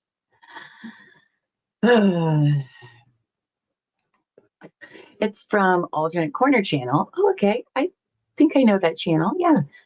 And chatting to the girls outside court, then one claimed the statement I mentioned about the ring. I mean, that very could be. Could be. I think we'll know more as the day goes along, probably. Okay. Let's see. Yes, she's working very hard. We like to really make sure that when we do put stuff out, that it is correct. So that'll be exciting. Let's see. Why does the prosecution have Turtle Boy? Imagine the cross from AJ or Leslie. I'm again intrigued. My guess would be for the harassment. I don't know much about the whole Turtle Boy situation. I don't have an opinion about the guy. I've never watched his stuff. I have no idea. I know that they like to bring up a blogger a lot. By they, I mean the civilian witnesses. And so that's all I know about that. But that would be my guess of why they asked him to come. Oh, wait, no. I did ask this question before, actually, now that I think about it. And I think somebody told me that there were conversations between Karen and Turtle Boy, and that they might be pulling up text messages or something like that. I feel like somebody said that to me because I don't know why else I would know that, but maybe not. Let's see. Yep, if you guys get in the Discord server and need help, you can always message Angie at Angie. Her name's the same on there. Actually, it might be Angie Burial. I don't know. But you can figure out who's who of us in there. We have very similar names. Oh, I'm so excited for the defense too. Yes. Yeah, but I don't think that they're gonna bring him on at all. Oh, Bev did rule it out. He couldn't. Okay. Interesting. Oh, Bobby says, yeah, they think there are text messages to Turtle Boy from Karen that'll show consciousness of guilt. Yeah, okay. I think I remembered. Here, let me fix that for you. There we go. The terrible boy is very funny. But I don't think it. Rumor has it they're only doing Dr. Welcher. So why in the F is it taking the jury so damn long to come in this morning? What is happening? She's never happy about nothing. She just had 4 days off. She comes in. Crazy. Oh, because of his cases. Okay. That makes sense. That does make sense. I mean, sure, they'll call, people to stand that have ongoing investigations, but I do imagine he probably wouldn't be able to say much. It'd be a lot of,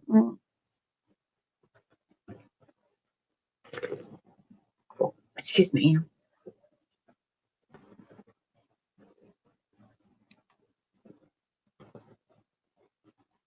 I don't know what that means.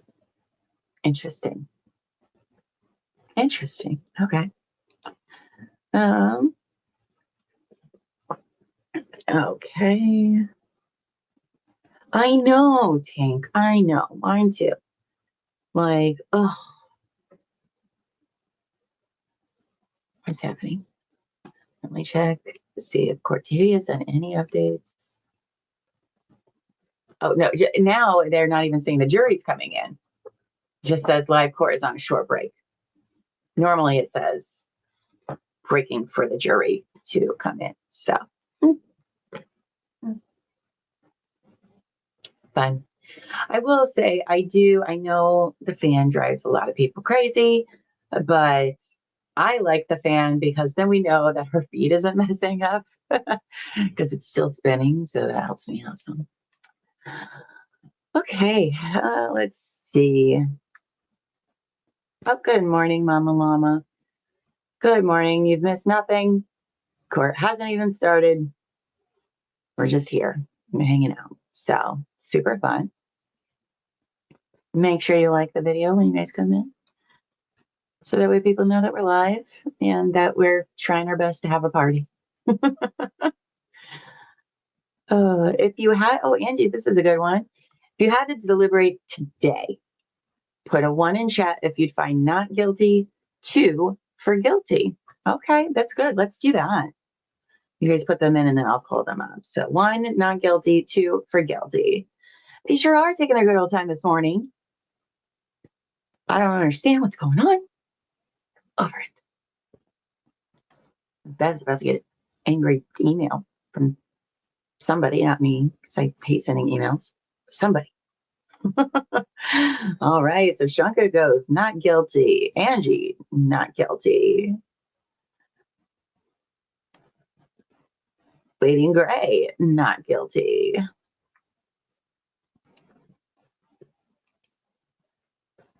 Hannah Lily's can be replanted after being ripped out by the wind. Oh, that's sad. That's a good question, Scorpion. I don't know. I don't know what's going on. We know nothing. So, it could be. She usually asks them that on the record, though. But do we have any new fans? We do. I just haven't moved them over to the slideshow yet. We do have some, by the way. Here, let me switch this banner here. We'll put on the other one. There we go. Boom. Look at that. You can read the banner at the bottom. You can send us a pic of your ceiling fan, or if you don't have a ceiling fan, other types of fans is fine. We want to find a good match for our OnlyFan bachelor here. So you can send them to my email, tara@tcwtmedia.com, or amy@tcwtmedia.com. Make sure you put your YouTube name, though. Try to put that in the subject bar so I don't accidentally dox you. And I know you by your YouTube name, so I don't know what your real name is. And I would like your YouTube version of you to get, credit for it there. I don't want to put anyone's real name. So feel free to join. We're going to put some of those together this week. And we might even do a contest of like who has the best match for the ceiling fans. I don't know. We're working on it. Okay. Let's see. Oh, Wicked Banshee, Mama Llama says not guilty. Scorpion says 3. Is 3 a hung jury? You got to vote guilty, not guilty, I suppose. But, in Scotland, they have guilty, not guilty, and innocent, which is very interesting. We don't have that here. Terry is not guilty. Breezy, not guilty. Nikki D, not guilty. Remember, not guilty does not mean innocent. They're very different things. Tinkerbell, not guilty, but 227. It's so weird how much that number comes up in this trial. It's weird. Are they having brunch? Maybe. Ugh. Oh, well, that's a good question, but whatever. I think it just means overall, like for all, like, because second degree murder for me is off the table. I cannot even believe they are charging her with second degree murder. That is unbelievable. The other ones are manslaughter, but then again, you'd have to still prove that there's a collision, which they haven't really done yet. So I guess that's what we're probably going with. Amy Beth, not guilty. Elbow Feet, not guilty. He doesn't understand how numbers work. I'm just kidding, big. Bonnie Heron, also not guilty, and welcome and good morning. Good morning. Oh, look at the little puppy. Oh, look at the little puppy in your picture. You guys can also send me pictures of your pets. Again, put your YouTube name in the subject bar, and we'll have a pet parade one of these days. You are unmuted. Finally. All right. I was told council wanted to see me at sidebar again. Oh my God. What have they been doing? What have they been doing? What is happening? Oh my gosh. Mitchell McFadden, hello, welcome, and also not guilty. Good morning. Good morning. How annoyed is everybody in chat? I'm annoyed. I'm super annoyed. What have we been doing for the last hour? Apparently nothing. That's right. Submit your OnlyFans pics, people. Only the fans. That's right. I don't want to see your fans or your cute pets. Nothing else, please. And thank you.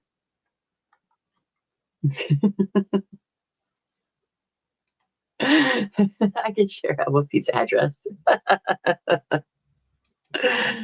Oh, that's funny. Yeah, I think it's going to be a Hungary too.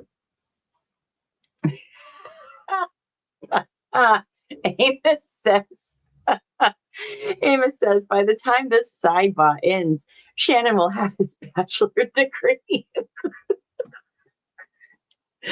Oh, that was a good one. You got an Elbow Feet left. Oh. Not selling you my dirty socks. Stop asking. We are out of control. Yes, Savage Cashew. Do not send pics of your hung jury.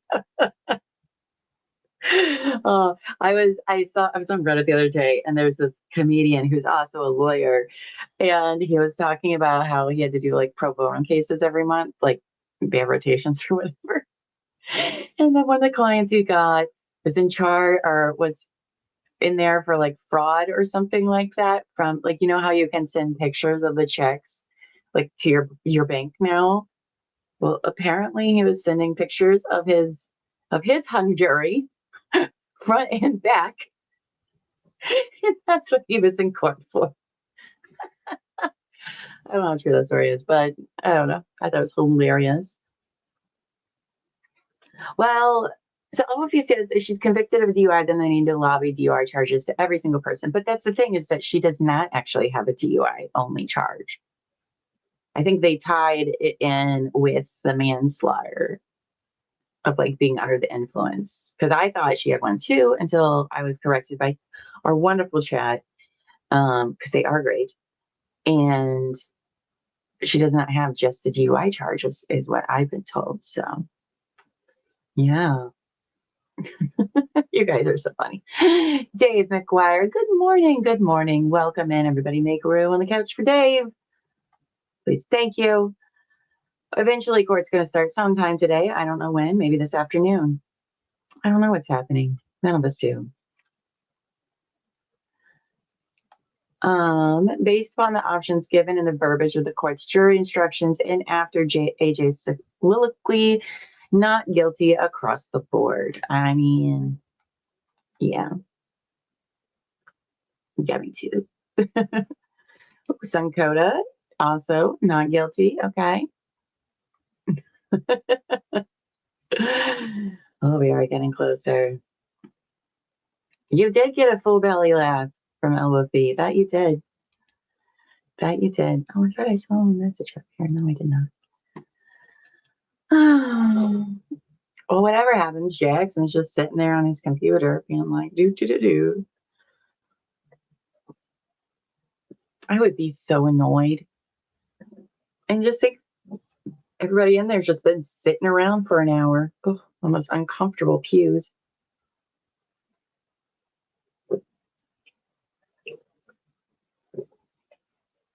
I mean, it's 2025. Why do they not have comfier courtrooms is all I'm saying. Probably to keep us out of there from watching a lot would be my guess. All right. My hair had my hair in there being weird. So annoyed. Probably to keep people from falling asleep. I mean, that's true. Probably. Isn't that why churches do it or did do it? Oh my God. Can you imagine how bad this courtroom might smell on days when it's really hot? Like, I know they have an air conditioner and ceiling fans, but like, that doesn't seem like enough.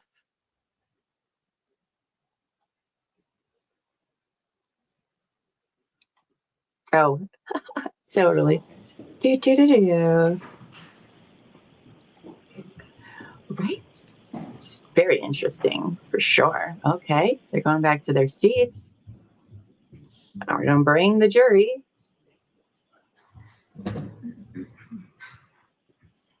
I do like her olive green suit. I bet I would look at it. Oh, great. Great.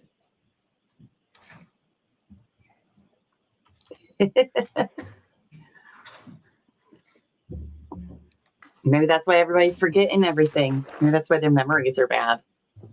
Because they can't focus.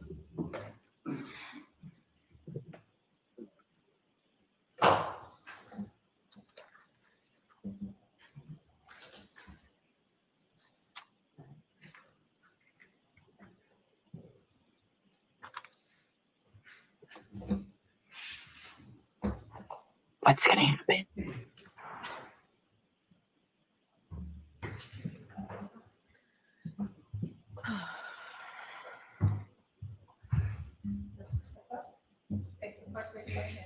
You solemnly swear the evidence of the court in case now and hearing should be the truth, the whole truth, and nothing but the truth, so help you God. Yes, sir. You're welcome. Good morning, Your Good Honor. morning, sir. I think they might be doing voir dire.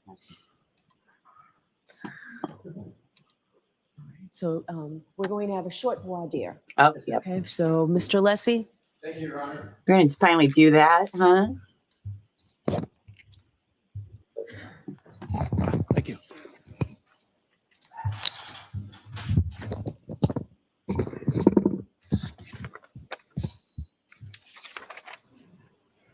Morning, Dr. Welcher. Good morning. If you look at any documents in answering my question, I appreciate you letting me know that, okay? Okay, Do you have any documents open in front of you at this moment? I do. I have a binder. Your Honor, I would ask until the question Can comes you up. do without it, sir, for a few minutes? Depending on the question, sure. Okay, so just let us know if you need to look at it. Don't look at it without I mean, permission, please. All right, go ahead, Mr. Thank you, Your Lessie. Honor. Dr. Welcher, you have changed your PowerPoint presentation in the last few days in this case, correct? I deleted a slide and removed a couple words. Right, but you've changed your PowerPoint presentation, correct? Correct. I deleted a slide and deleted a couple words. Who have you spoken to at the Commonwealth in the last 2 weeks? Anybody associated with the Commonwealth, who have you spoken to? In the last 2 weeks, Mr. Brannon, Mr. Lally, Lieutenant Tully. Anyone else? I think Mary Ellen Gray, Anyone else? the tech person Cindy this morning. And with regard to those conversations, what prompted those conversations? Who initiated them? I was originally told I was going to have to be out here last Monday. So there was a whole flurry of conversations around that. I was initially told I may have to give all my rebuttal testimony on a whole huge data set I'd received. I'm sorry to interrupt you, sir. My question was simply because we have a limited amount of time. Who initiated the conversations? Oh, there were multiple conversations. How many? I have no idea. More than 10? I'm sorry? More than 10? Probably not. All right, what did you discuss with, you understand it's no longer Detective Lieutenant Tully, it's, as I understand, it's Lieutenant Tully. Did you have you said you had conversations with him, correct? Correct. When was the first conversation? How many, and what are the nature of those conversations? Are you limiting it to the last 10 days or in total in my life? Within the last 2 weeks.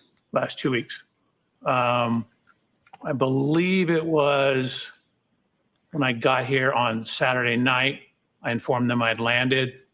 And then Sunday morning, he gave me a ride over to the district attorney's office. And what did you discuss from when you, did you have any discussions with Lieutenant Tully before Saturday? Within the last 2 weeks? Not to my knowledge. What did you discuss with Lieutenant Tully? Topics. Give me a time frame.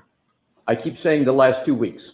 That's the time frame I'm looking all at. the conversations I had with him. Yes, Can you have somebody pick me up at the hotel? I'm talking substantive, sir, about your outline, your PowerPoint presentation. Topics of, what discussions about the topics in your PowerPoint presentation? I had no discussions with him about the topics of my PowerPoint presentation. Who did you have discussions with from the Commonwealth about the topics in your PowerPoint presentation? Mr. Brannon and Mr. Lally. Describe those conversations and how many you had, including the first one that you had. Well, I originally submitted my presentation with my original report way back, I believe, in January. Right. I'm asking for conversations within the last 2 weeks. Okay, your question wasn't clear. Then on Sunday, we just went through top to bottom through my presentation. Mr. Brandon wanted to make sure he understood everything in it. And then I met with Mr. Brandon again on Sunday. We ran through it briefly again. And then that was largely it. Who suggested the changes to your presentation? Mr. Brandon. Mr. Brennan suggested the changes that you make. He indicated some of the things, for example, the slide I deleted referenced testimony that I was not allowed to include on a slide. Were there any discussions with anybody from the prosecution team about the changes with regard to the, what I will call the Dighton route, the Dighton distance, and the total mileage? Do you know which slide I'm referring to, sir? I do, yes. Who initiated the discussion on the changes to that slide? So that slide was changed, I don't know, probably 8 or 10 days ago. Oh, it was changed 8 or 10 days ago. Correct. Were there any changes made from 8 or 10 days ago to what's now in your presentation? Not beyond what we've talked about. Oh, okay. So 10 days ago, those changes were made. 8 to 10 days ago. I could actually probably figure out exactly when, if you like. Now my next questions go to Mr. Burgess. Mr. Burgess is a colleague of yours at Aperture, correct? Correct. Are you aware of issues relating to the accuracy or inaccuracy of his CV? Unfortunately, I've been bombarded with emails that have referenced that. I've seen it. I have not read them. You've been bombarded with them, but you have, and you say unfortunately, but you have not read any of them? None? Maybe one or two lines. For example, they come in, they're looking like legitimate business emails. And then I pull it up as a business email. I'm like, okay, I'm not supposed to do this. Court said I can't look at this.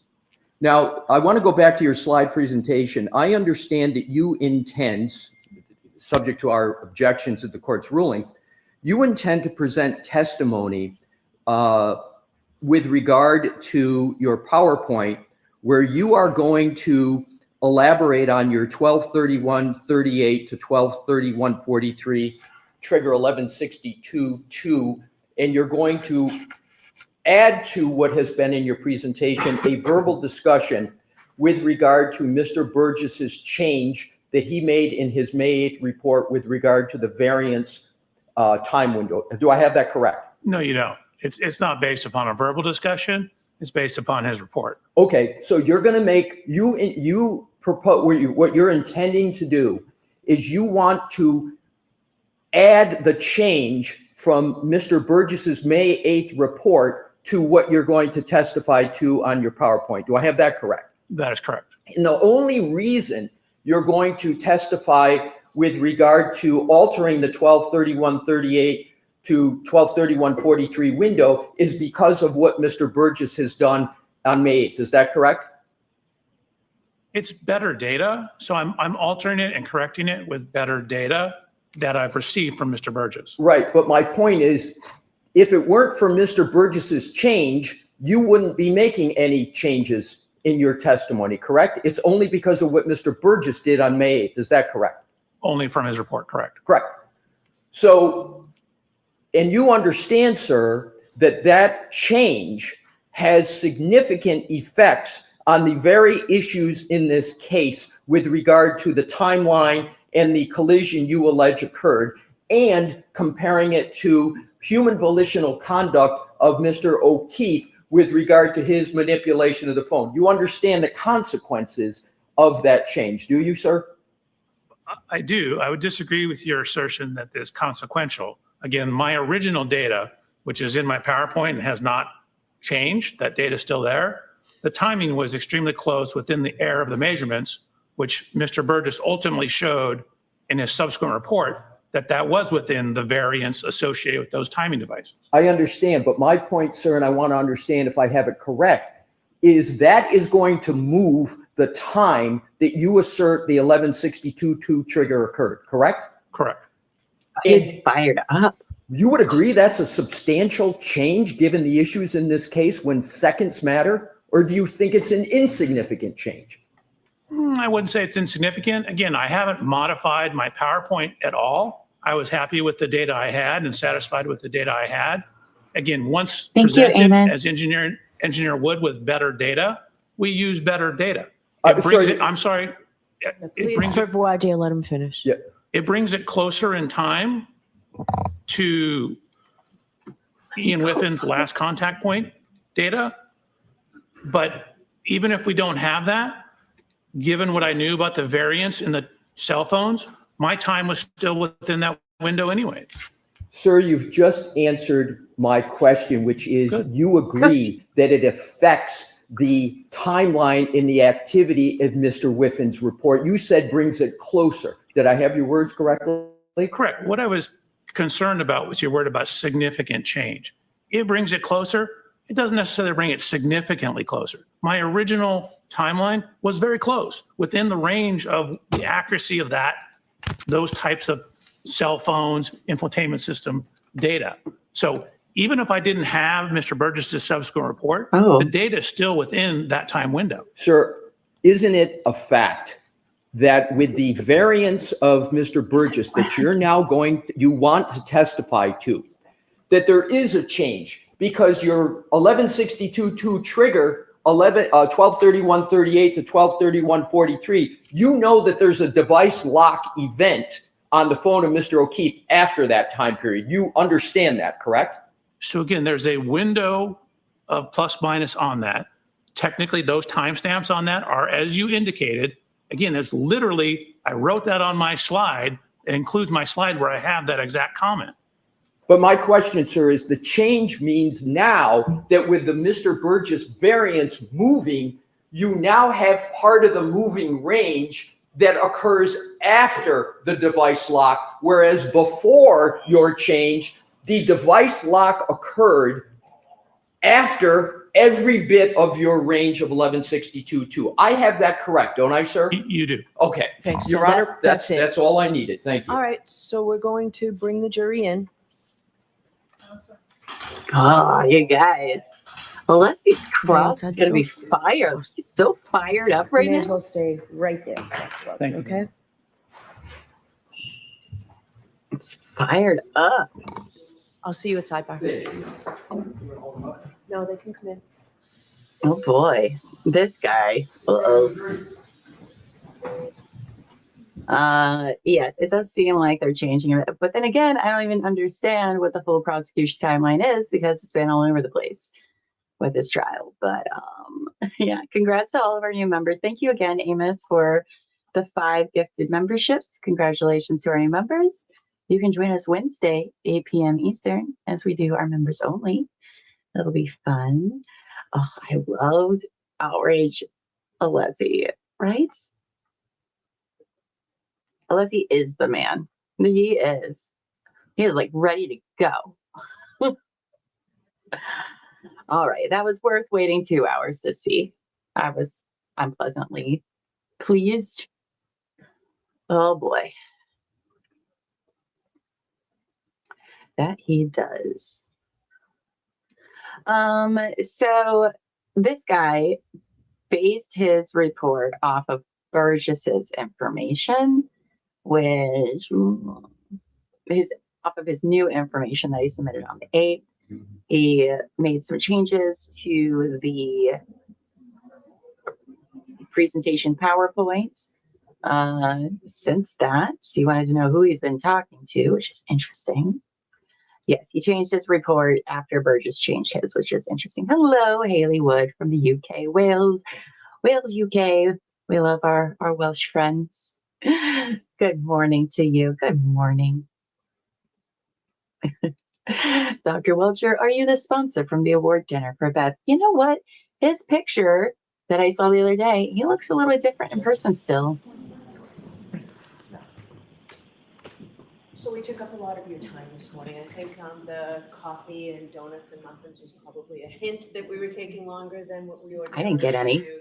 I do appreciate your patience. So I have to ask you those questions. Were you all able to follow the instructions and refrain from discussing this case with anyone since we met last week? Yes. Everyone said yes or nodded affirmatively. Were you also able to follow the instructions and refrain from doing any independent research or investigation into this case? Everyone said yes or nodded affirmatively. Did anyone happen to see, hear, or read anything? Everyone about says this case astronaut. since we met last week? CC. That, Mr. Brennan? Thank you, Your Honor. Everyone says astronaut and nodded affirmatively. Sir, can I just stand and raise your right hand? Yes, sir. Do you solemnly swear the evidence given to the court and jury in the case now here is the truth, the whole truth, and nothing but the truth, so help you God? Yes, sir. Thank you. You're welcome.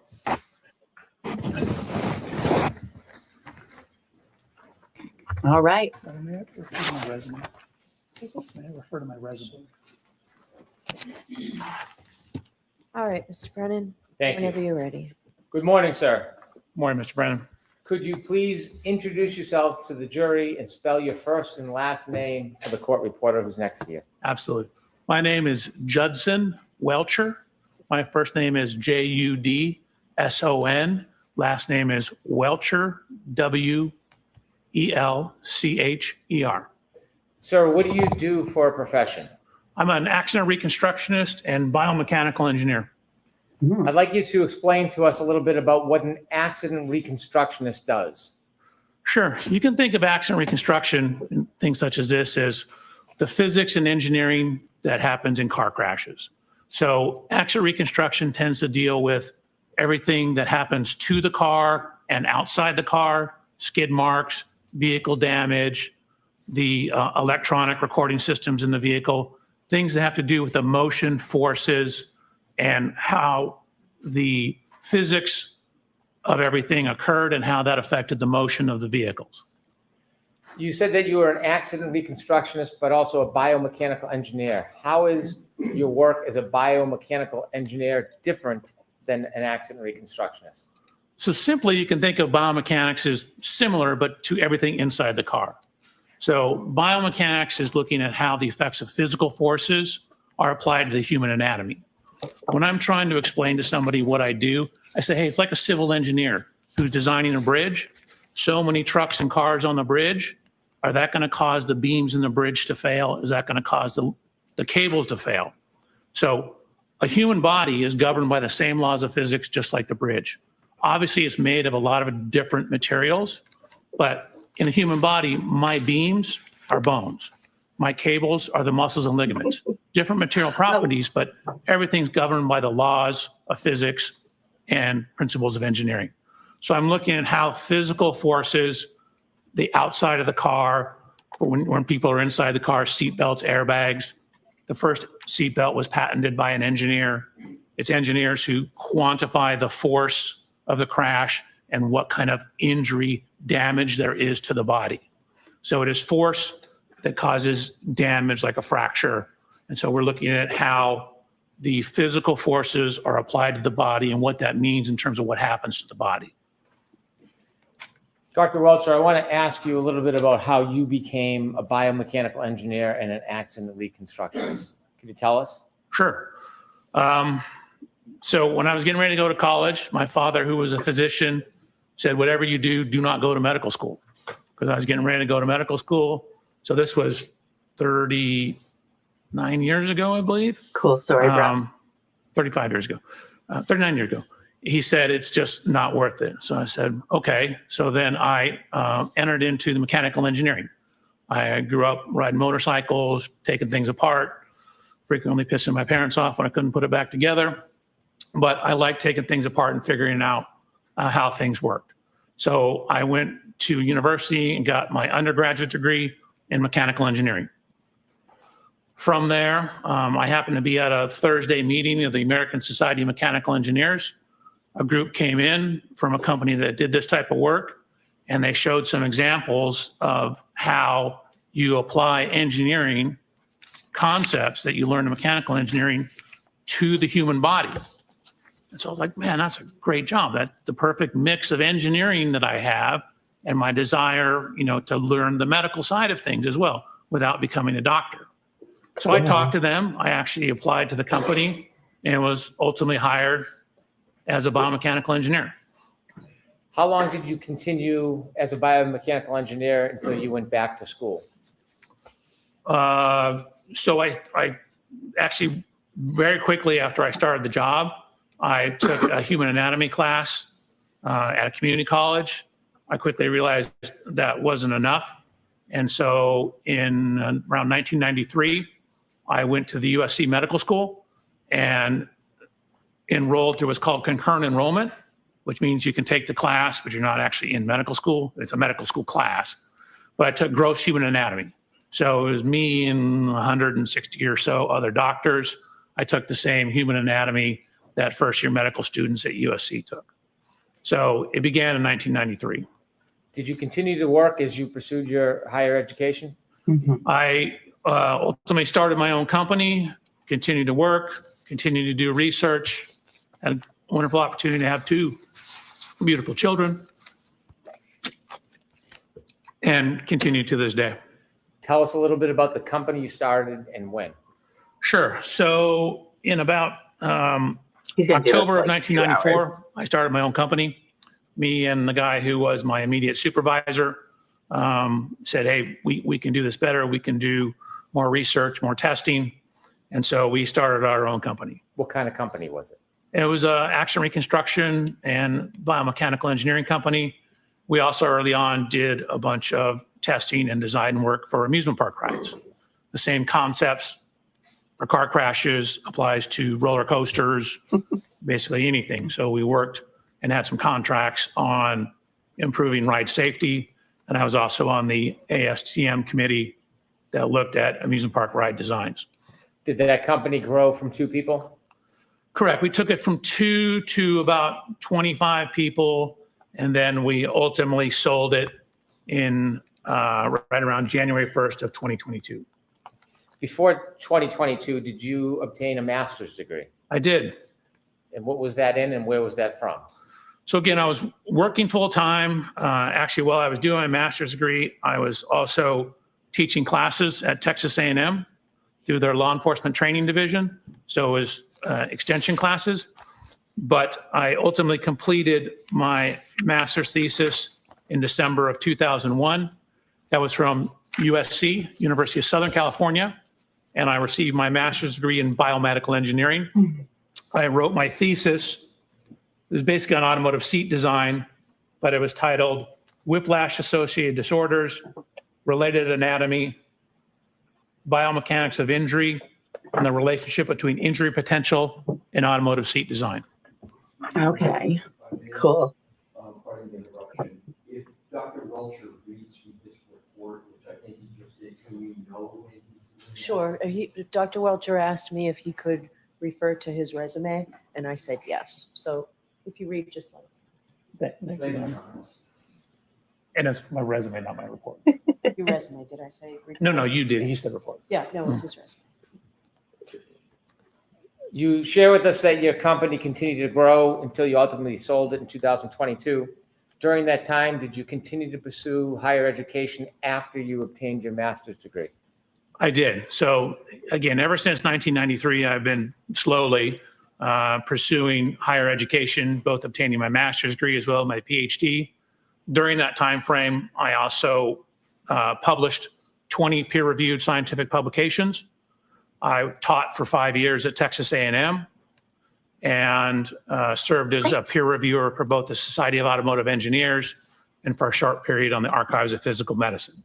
So I was working and running a company with my co-creator, as well as teaching, conducting research, publishing, also while going to school part-time. Take us to 2011. Were you still pursuing education at the University of Southern California? I was. And It doesn't look like the what same occurred? guy. What did you achieve in He's lost 2011? weight. So in August of 2011, I finally obtained my PhD in biomedical engineering.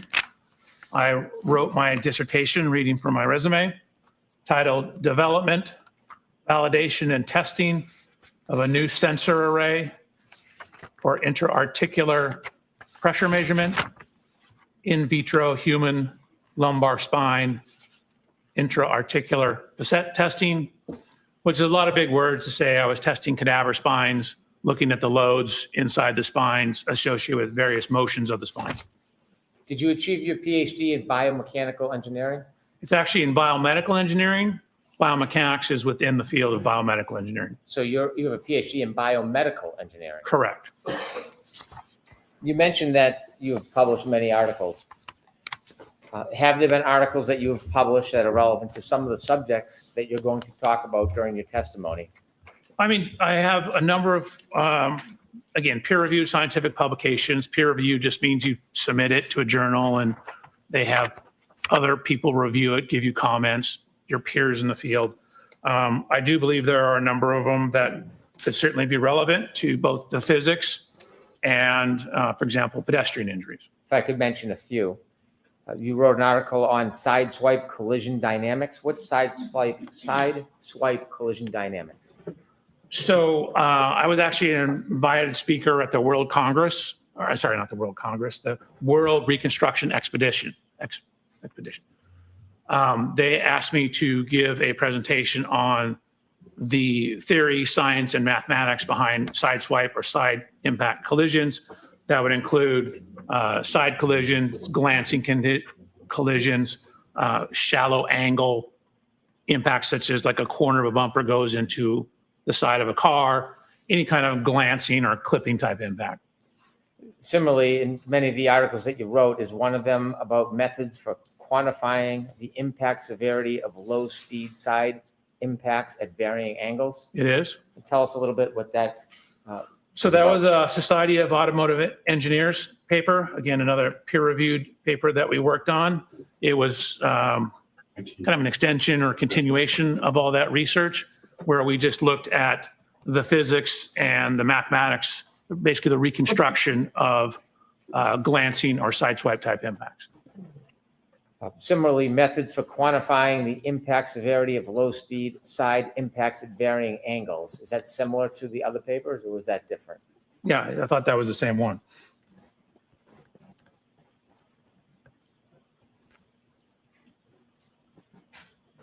If I can continue, another article or publication that you wrote, Hi, Kelly. occupant kinematics and loading in low-speed lateral impacts. What does that mean? So in the course of my career, I've done probably 12 to maybe 1,300 actual crash tests. I've crashed everything from skateboards, mopeds, up to trains, motorhomes, and ambulances. I've conducted, relative to this case, probably or been involved with 50 to maybe 70 pedestrian impact tests. So the low speed side impact one is we actually put human volunteers in side impact collisions. And what we did is we had accelerometers, which are things that measure acceleration.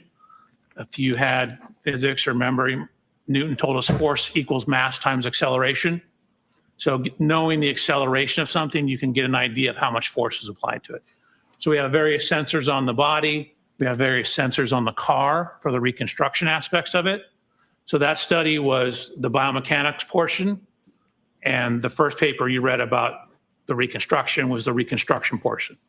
So the first paper you discussed was everything outside the car. Then we looked at how the forces applied to those impacts to people inside the car.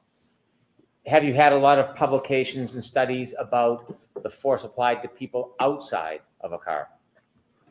I don't know if I'd say a lot, but I was an invited lecturer to the Accident Reconstruction and Collision Safety Institute conference, where I specifically gave a paper and a series, or basically a lecture on what's called pedestrian impact biomechanics, which was exactly as the name implies, what happens to pedestrians when they're impacted predominantly by cars and vehicles. How much of your work involves pedestrian impacts? Probably maybe 10%, 5 to 10%. Most of it's car to cars. Biomechanics of low-speed impacts. Is that another paper that you wrote? That is a paper I wrote. I don't want to read all of your papers and all of your publications, but on a different topic, did you write a paper on the study of the measurement of Generation 2 Toyota event data recorders and low-speed side impacts? Yes. Could you tell us a little bit about what measurement of event data means in this article? So Toyotas, newer Toyotas particularly, have two types of electronic equipment on board that can record crashes. There is what's referred to as an event data recorder, or EDR. It's somewhat commonly referred to as a black box. That's not exactly right, but it's close. And then there's a secondary system, which is really more closely tied to maintenance. That's called TechStream, but it will pick up data that you can frequently relate back to various events. So that particular paper was looking at the event data recorder data in Toyotas. We'll get more into that subject later, but is it event data recorders subject that you're well schooled at? Yes. In addition to the papers that you've written, have you continued through the years and after becoming a PhD, your research in this area, in these areas? Correct. For example, every year we're part of a conference called SATI, which is our company, largely led by the engineer, Christopher Furbish, that we work with, has spearheaded us going out and conducting crash tests for that conference. For 10 years, we did a lot of the instrumentation and crash testing at the Accident Reconstruction and Collision Safety Institute conference. And then for a number of years, the company actually went down and did crash testing for what's referred to as the Spine Research Institute down in San Diego. So we've been hired by various professional organizations. We came out here once, the Massachusetts Association of Accident Reconstructionists, I think I'm messing the name up, had a conference. We came out here and conducted crash tests for training other experts out here. We did all the instrumentation, the biomechanics of that crash testing. In your research and testing, you have pages with dates of the different researches and testing you've done. There's over a dozen of the research and testing items and articles that deal with pedestrians. Is that a common topic in your research and testing? Yes. So again, frequently at the conference, we're doing pedestrian tests. The last Action Reconstruction Collision Safety Institute conference, there was a series of pedestrian crash tests run there. SATI 2 years ago, maybe 3 years ago, some pedestrian crash tests that were done there as well. So there are a number of instances on my resume where I have both attended class, and then I mentioned the one time where I gave an hour and a half long lecture on pedestrian injuries. After you became a PhD or a doctor, do you continue your education and research? Correct. I've always continued my education and research up until, I just got back from the event data or Action Reconstruction Collision Safety Institute EDR conference, or the Event Data Recorder Summit. My company, through my relationship with the founder of that summit, was a sponsor. So Aperture was actually a sponsor of that conference. We actually sponsored it the previous year as well. And also as part of that, I assisted one of the researchers in conducting, it's called front camera module testing for pedestrian impacts on Chrysler vehicles. Excuse me, General Motors vehicles. As a biomedical engineer, are there any groups, organizations, or certifications that are important? I think ACTAR is important. So ACTAR is an acronym. It's ACTAR, and that's short for the Accreditation Commission for Traffic Accident Reconstructionists. And so it's a bunch of professional groups, originally from some concerns, I believe, from the Department of Transportation, got together and set standards for reconstructionists. Again, these are kind of minimum standards. You have to show, you send in your resume, you talk to them about your research, and then if you're deemed qualified, you sit for an examination that tests your skills, day-long test, theory, a practical portion, and then every 5 years you have to have 60 continuing education units to become reaccredited. I've been an accredited accident reconstructionist since February of 1995, and my accreditation is current and active up through today. So you've been accredited for 30 years? Yeah, correct. I don't want to trick you on the math. No, I never thought about it, but yeah, I guess it has been 30 years. Have you testified in court before? I have. Have you testified in state courts? I have. Have you testified in federal court? I have. Matter of fact, in Boston. Have you ever testified in civil cases? Yes, I have. Have you testified being called by the plaintiff? I have. Have you ever testified being called by a defendant in a civil case? Yes, Have you testified in criminal cases? I have. Have you ever been called by the state or the government? Yes, Have you ever been called by a defendant? correct. Public Defender's Office. In any of the cases, whether it's civil, criminal, plaintiff, defendant, government defendant, does that in any way change your analysis about data regardless of who or where you testify? No, I take my job as to be a critical analysis of the data. So I wanted to look at the data as objectively as possible and form conclusions based upon the data, trying to remove wherever possible speculation, try to remove wherever possible reference to testimony. Now, sometimes testimony is the only thing we have, and so we need to rely on it for bits and pieces. But generally, my job is to try and look at data and see what the data shows. I have no dog in this fight. I don't, quite frankly, care. What I'm doing is trying to do a good engineering job, which is looking at the data and drawing sound principles and sound conclusions from the data. Presently, you said you had a But- company and you sold it. Where do you work? It's a company called Aperture. I guess we were acquired or merged into it technically. How many offices do you know if Aperture has? Oh God, I should know that. I mean, we have them in Massachusetts. We have them in, I think there's 3 or 4 in Texas. There's, I think, 4 or 5 in California. So I want to say there's at least, I don't know, 13 to 15. Do you work at a particular location? I do. Where do you work? Long Beach, California. Do you work with other people? Do you have a team? I do. How many people are on your team? 5. And what's the team comprised of? It, Is everybody a PhD and engineer? one individual is a PhD in engineering, Dr. Umali. And then I have 3 other engineers and 1 case reader. I guess it's 6 people. I have a case manager as well. Is there any,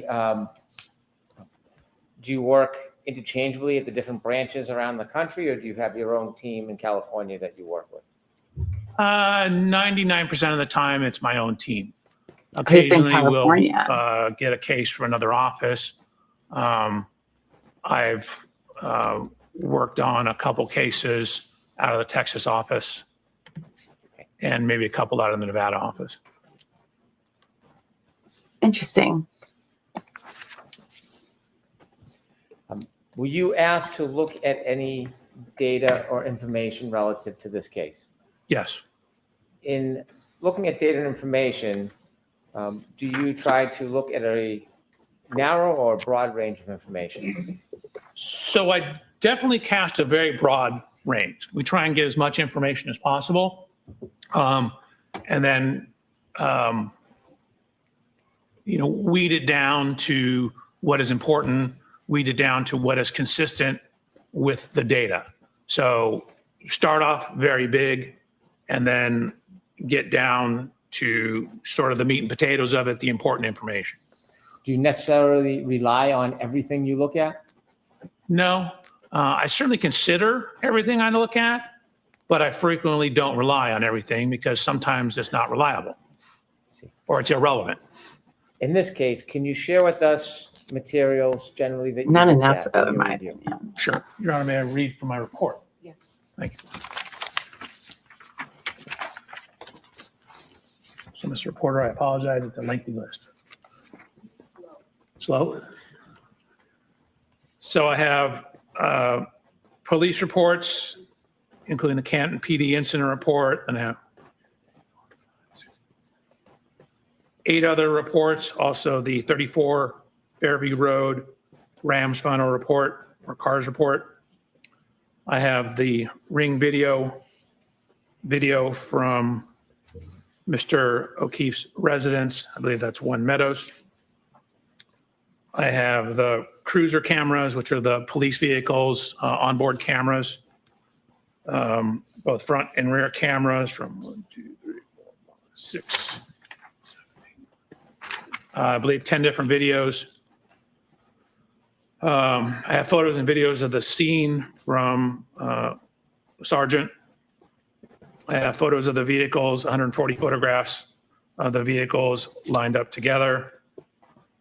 I have 25 additional photographs of the scene, 18 separate photographs of the scene, 2 photographs of the scene, 1 group of 92 of the scene, 1 group of 50 of the scene, another video showing the cars lined up bumper to bumper, 4 videos of the scene. I have a video showing Miss Reed's vehicle being pulled into the Sally Port at the Canton Police Department. I have a 360 diagram, surveillance video files from McCarthy's, surveillance video files from Waterfall Bar, Canton Police Report, Sally Port videos from Dighton. I have the Lexus Connect Verizon records. I have the alarm.com videos. I have a video of the tow truck arriving at the Canton Police Department. One titled Native Location, John O'Keefe's phone. Past witness statements. The report of examination from the coroner. Jennifer McCabe's Cellbrite data. Something called Lexus Infotainment. Different past summary testimony of numerous witnesses.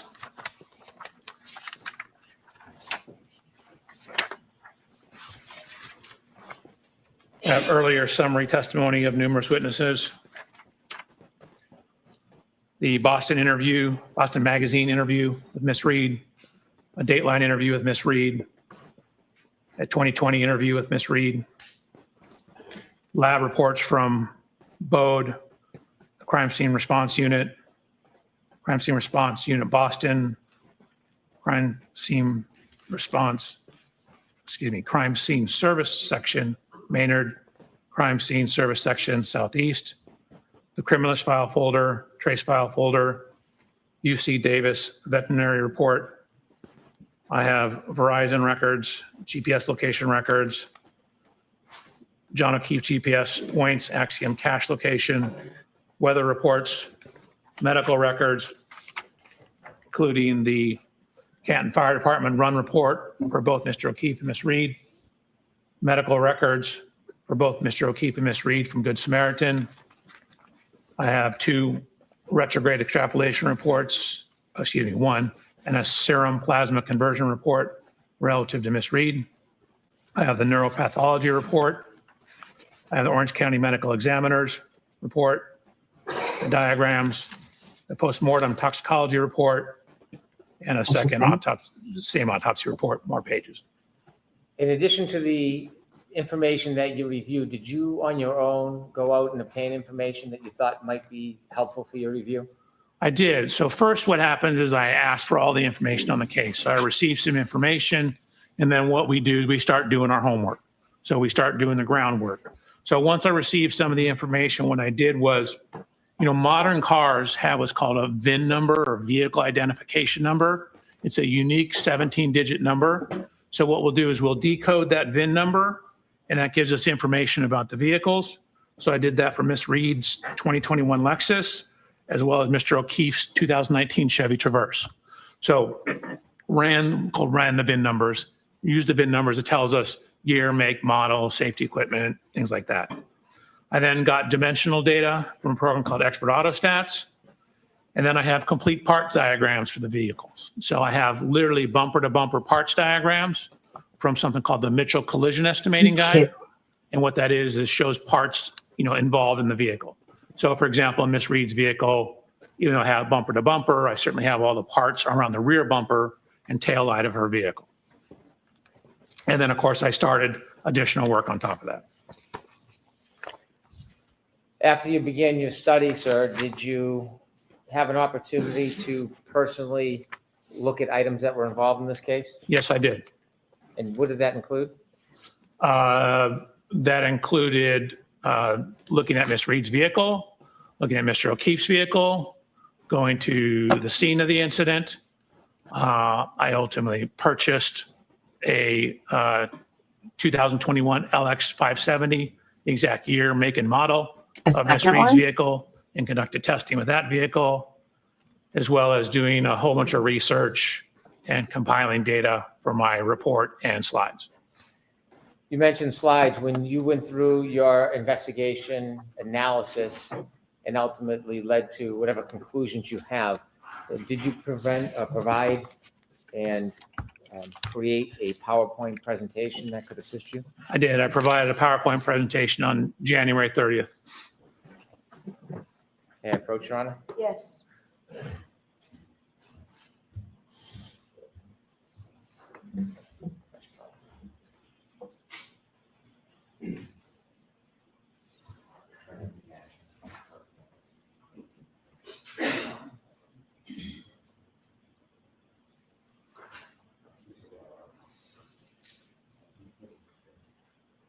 Right, was it the same Lexus that Burgess used, or did So I'm they handing you a binder. Would do you a Lexus? kindly take How a much look do at these it? people get paid?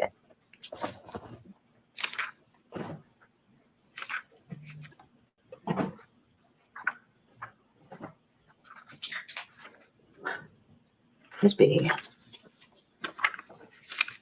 I only wonder if it's 2 because he works out of California. So does that But appear to be a copy of the PowerPoint presentation that you prepared for us today?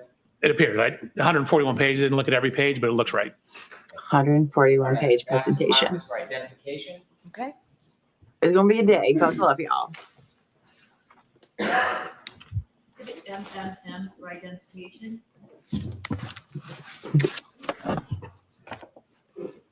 the court's permission, I'd like to have Dr. Welcher use his PowerPoint presentation to walk us through some of the information he'd like to share today. Okay, no objection, Mr. Wesson, right? No objection, Your Honor. Thank you. Your Honor, I'm looking at a paper version in front of me. Okay, is the paper version the same as what we're going to see up here? It is. Okay, then that's fine. Thank you. And Dr. Welcher is going to manage the PowerPoint presentation. Sir, you mentioned that you wanted to look at the area and look at the scene. Your office is in California. It is. Why was it important to come all the way out to this area to see the scene firsthand? Hold on a second. I'll let you set up before I start asking you more questions.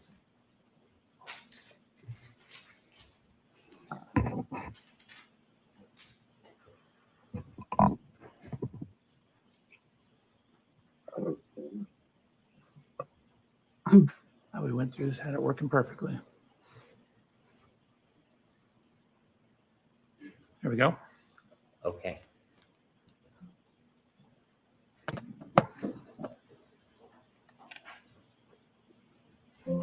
So that's me. No, that's my first slide. Oh, I have again, I have a couple questions for you, Dr. Welcher. please. The first is your office is in California. Oh, yes, sir. Why was it important to come all the way out here and view the scene firsthand? And you want to have as much information as possible. So I wanted to, physically look at all the things so I can actually see with my own hands, my own eyes, lay hands upon it, look at it as best I can. You try and inspect and look at as many things as you possibly can. Sometimes they don't exist anymore. Sometimes they're gone. And you have to make a best approximation if you can't do that.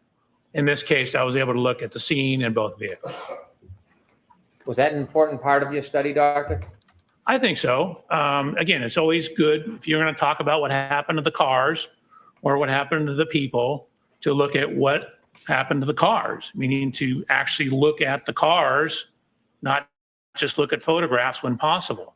So I have physically looked at the cars. For example, in the Lexus, I climbed in it, over it, underneath it. I downloaded data from it. I did a whole bunch of things looking at Ms. Reed's Lexus to assist in my analysis to try and add some further objective data to what we're doing here. So same thing with Mr. O'Keefe's vehicle. Looked at the rear bumper, took some pieces off the rear bumper to see what was behind the cover, to see what kind of damage we did or didn't have. So went to the scene, looked at the measurements of the curb, looked at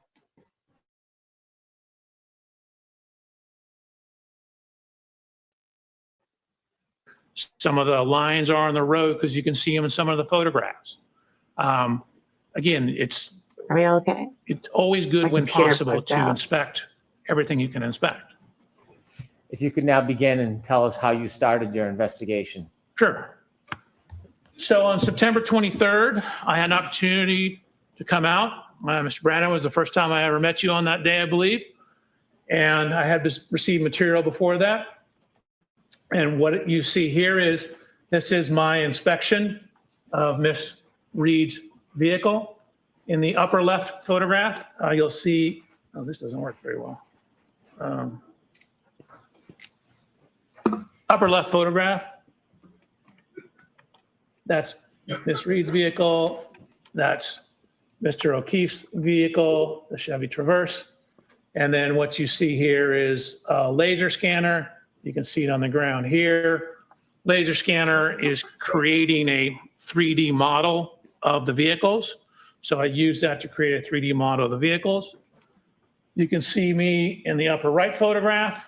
That watch is this watch right here, my Garmin watch. And what I'm doing is looking at the construction composition of that right rear corner of the bumper. I'm looking at things such as the dimensions, where various lights and components are, and how does the geometry of that bumper relate to things that would be hit when backed into.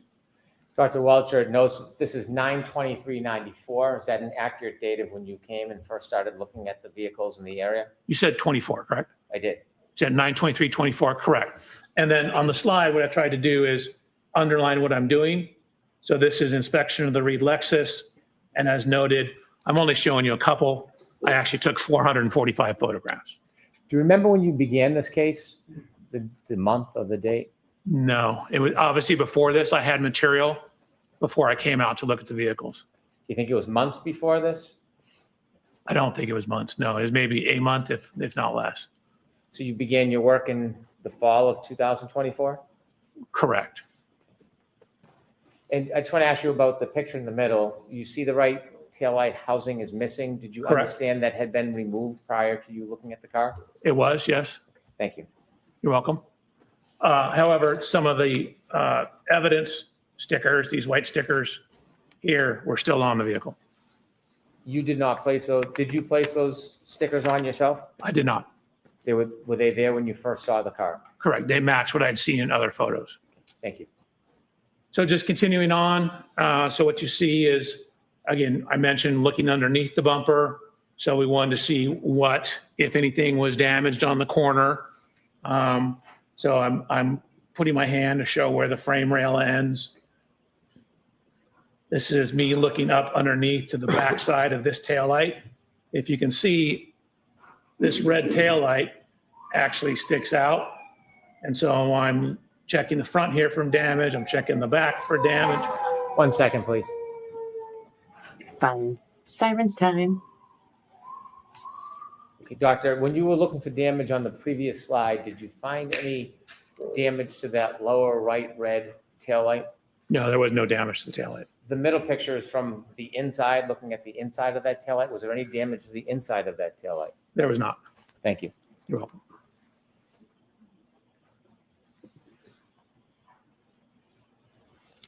So again, looked at the height of it. I mentioned this lower taillight. Notice how the structure of the bumper protrudes out. You can see one of the marks, which is consistent with the contact to Mr. O'Keefe's vehicle. Here, this scratch mark, scuff mark. Notice how close it is to this light.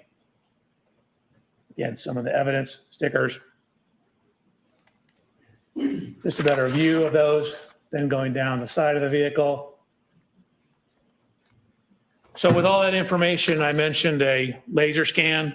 So you move this laser scanner, and each minute and 51 second scan is collecting about 50 million data points. September 23rd, 24th. And so you scan all the way around, and then what you do is you merge all that data together.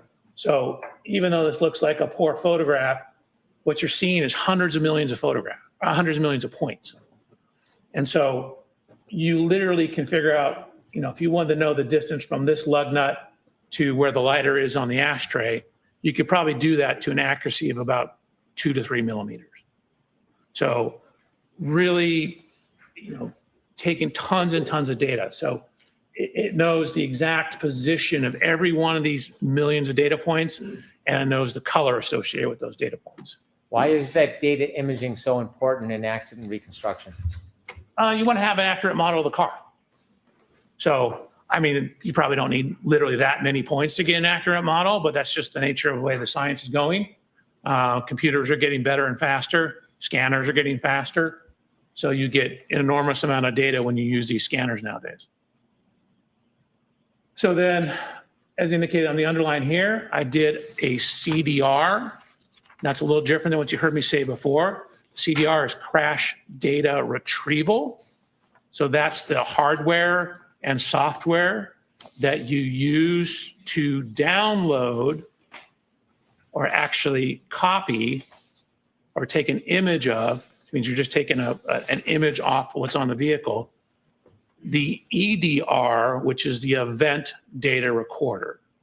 So you use the crash data retrieval hardware to download the event data recorder, otherwise commonly known as a black box. So I downloaded the black box from this vehicle, and although you can hardly read it here, again, I mentioned there are two systems on this vehicle. This is the CDR system or EDR system. There's also the text stream. The EDR system, this system is primarily to manage the safety components, protect the occupants of the Lexus. So things like fire the airbag, fire what's called a pretensioner, keep track of the severity of the crash to decide whether we need to fire the airbag. So it's not really designed for pedestrian impacts. So when we downloaded this vehicle, we got what's called a none file. A none file simply means that there's no data there. The system's working properly. We had no fault codes, but for a car hitting a pedestrian to cause a file here, this is really more designed for car-to-car impacts, something that's going to have a significant impact on the occupant of the Lexus. And again, the Lexus is 6,000-pound vehicle. Mr. O'Keefe's only 216 pounds. So it's not going to register from hitting a pedestrian. Were you surprised that there was no information about a collision in the EDR? No, it's exactly what I expected. Okay, I mentioned the second system. So as underlined up here, this is the text stream. So this is from Toyota text stream data. You can see the screens here. There's generally two types of files, what's called a vehicle control history and a PCS file. The PCS file is the, God, I forgot the name of it, the protection system. So I also looked at Mr. O'Keefe's vehicle. Sorry, PCS is pre-collision system. Looked at Mr. O'Keefe's vehicle, same thing, took a series of photographs, laser scanned it, looked in it, underneath it, behind it. I mentioned taking some of the bumper parts off. So I took this rear cover off here to look at the damage behind the bumper cover. Most cars have what's referred to as a face bar. That's that piece of metal that you see here. And there's a piece of energy absorber here. That's your face bar. So I'm looking to see if there's any damage to that. There was no damage to that. Before you go forward, I want you to take a couple steps back because I want to ask you some questions to explain Please. text stream data. Could you go back a couple slides, please? Sure. You mentioned that in the EDR, which is similar to a black box, there was no information found. And then you mentioned a different system, the text stream. Can you make it clear for us how these systems are different and where they're stored on a motor vehicle? Sure. I mean, a lot of data is stored in a similar location. The text stream system was originally designed, according to Toyota, for maintenance issues. It seemed to come about around the same time Toyota was having problems with sudden accelerations or allegations of sudden accelerations.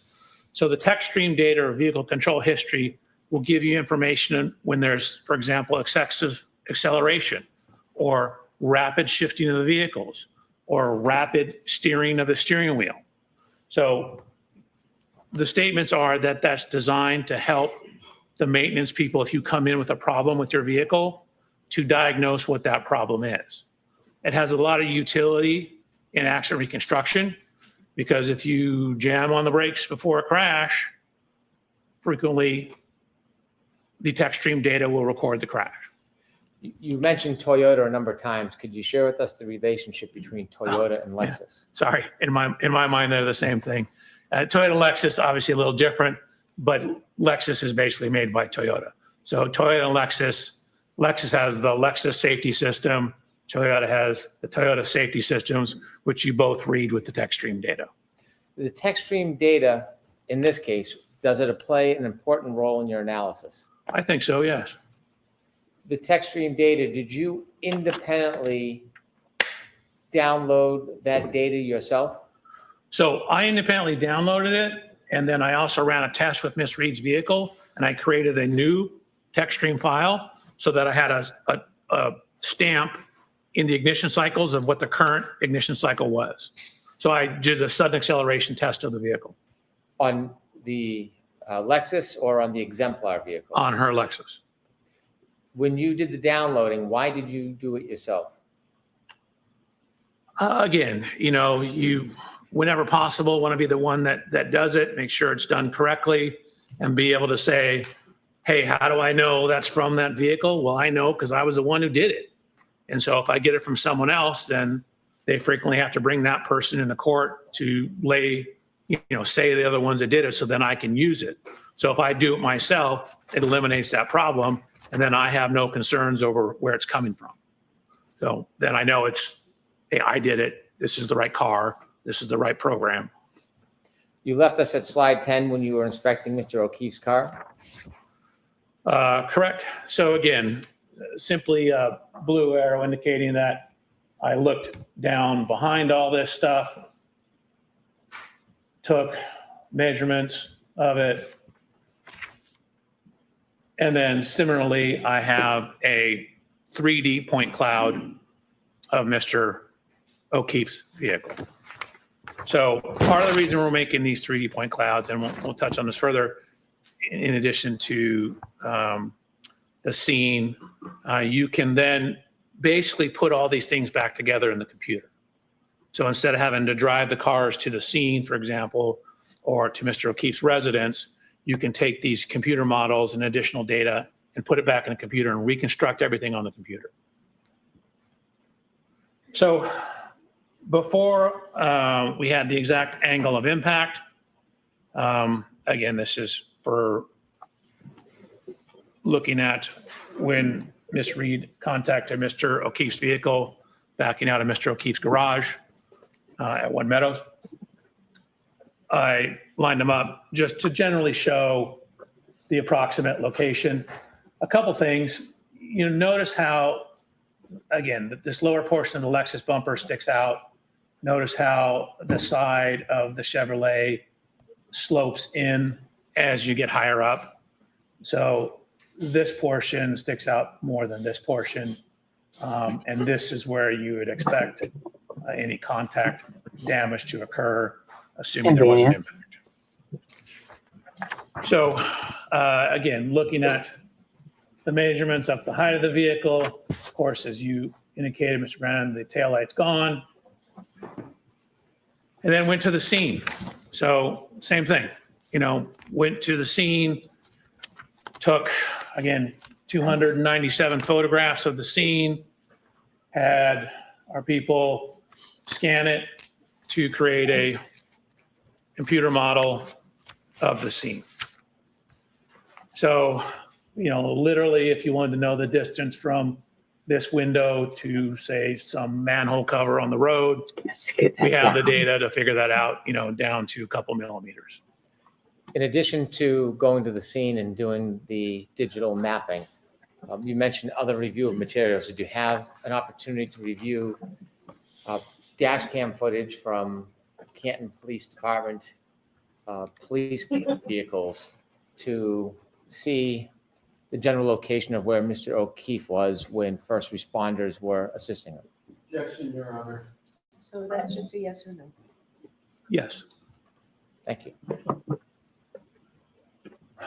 So the text stream download. So this is a screenshot from the text stream download. Keep in mind, this is kind of maintenance software. So A pirouette. we're looking at a number of things in the maintenance software. What we see is, and this is noted in the report too, that when the vehicle gets into the Canton Police Department after this event, you can see the mileage is 12,665 miles.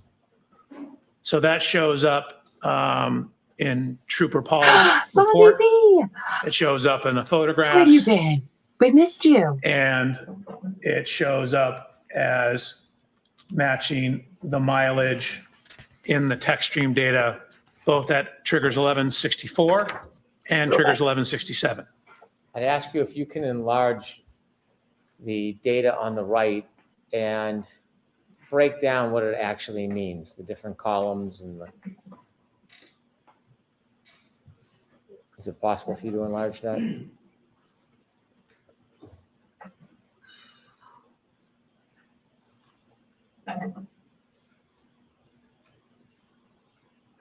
Oh, there was only 12,000 miles on that car. My fingers are too fat. Thank you. Okay, sir. Okay. So what you're looking at is what I call event 1162. If you see anything in blue on these charts, that's information that I added. I typically put my initial, JBW, Judson Blair Welcher, that's me. His middle name's And Blair. so this is referred to as the key cycle trip. So key cycle is simply you turn it on, not necessarily turn the ignition on, turn it on, turn it off. That's one key cycle. So I labeled this one 1162-2 because there's also one that's on the same key cycle that I'm calling 1162-1. The system also records the mileage. So again, this is a maintenance system generally. So what you see is the T here is the trigger, and there's a point. So this time in the text stream data, you could think of it as like a stopwatch. It's when it starts when the car turns on and stops when the car turns off. And then if it sees a triggering event, a T, it records that information. So this is when the trigger happened. So that's 1,142.2 seconds. And so I've converted that to minutes and seconds because most people don't think in seconds. And so what it also does is once it sees a trigger, it's constantly circulating data through the computer. So when it says, okay, we have a trigger, it saves 5 seconds before the trigger and then 5 seconds after the trigger. So the trigger's in the middle and you have 5 seconds of data before and 5 seconds of data after. Okay. I have a couple of questions for you, Please. Dr. Welcher. I'm hungry too, Kathy. First, starting with the clock, the time in seconds on the left. You mentioned that begins when the car is turned on. What type of clock is that called? It's just a continuous clock, meaning it's not a clock like a time clock. It's more like a stopwatch kind of clock. Has it ever been referred to as a running clock? The same thing. You start the stopwatch, it's running. Based on the text stream data alone found in that one spot, can you tell from the data in the text stream alone what time the power was turned on? No, not alone. It simply tells you how long it's been on. It doesn't necessarily immediately tie it back to a clock time. You need additional information. We're And back so this today, in and of Bobby. itself, the text stream data doesn't give you a certain time on a clock, like 1 o'clock or 2:30, anything like that. No, it simply tells you in this case, when the trigger occurred, it's been on for 19 minutes and 2 seconds. You also mentioned that there's a 10-second window of information this captures, 5 seconds before the T and 5 seconds after the T, the triggering event. Interesting. Sustained, yes. That window of 10 seconds, what happens if that doesn't capture the entire event? What if there's something before or after? What does the text stream data do? So it depends on what the something is. So if there's another trigger, then it will record more data. So you can have 2 triggers that are recording things on the same time window as well, or very close to the same time window. So you need another trigger to keep it going. But in essence, what it does is when it sees a trigger, it saves that 10-second window and then just keeps monitoring things until it sees another trigger. If the data captures a trigger, and it has a 10-second window, and an event continues past that 10 seconds, so past the 5 seconds on either side, and there's no further trigger, do you get any other information from the text stream data? No, for example, in the trigger event and say 5 seconds later, the vehicle's still moving, well, the data just ends. And it says it's going, 17 miles an hour, for example. It doesn't continue on. We just know that when the trigger ended, it was going 17 miles an hour. Thank you very much. Okay. Okay. Okay. So we have mileage recorded in this system. So what we're trying to do is use the available data to see if we can determine like what event this is, or is this the event, or is this something that could have occurred outside 34 Fairview on the evening of this event. And so one of the things we're utilizing is the mileage. Okay, so 12629 is at the end of event number 2 on the 1162 ignition cycle. When the vehicle ultimately comes into the impound yard, and this is actually before that, comes into the impound yard, Oh, it share has with the class, Bobby. 12,665 miles. Share with the class. That's a difference, did the math for you here, of 36 miles. Okay, let's consider where that could have come from. So we looked at the various paths and descriptions of where Miss Reed's Lexus was driven after leaving 34 Fairview on the night of this event, up until the point in time the vehicle ended up at the Canton Police Department. So we used Google Maps. We adjusted for the correct date and time of the year. And then what you'll also see is we adjusted for the correct time of day. So although you can't really see that, let me see if I can blow it up.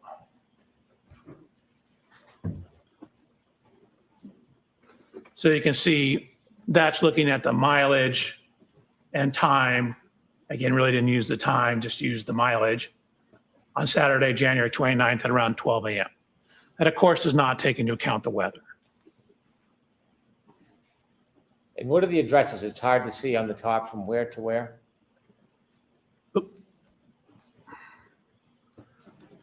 So this is from 34 Fairview to 1 Meadows Avenue, which is Mr. O'Keefe's residence. And there are other mileage that you have Interesting. there? Correct. So we basically ran through the entire path as we understood it. Again, we didn't have complete information. We didn't know the exact roads. We didn't know if turned around, stuff like that. So you're seeing the suggested available paths, and we end up with a range of data. So we go through all the paths, and you can see that this is what we end up at the bottom here, which is very hard to see.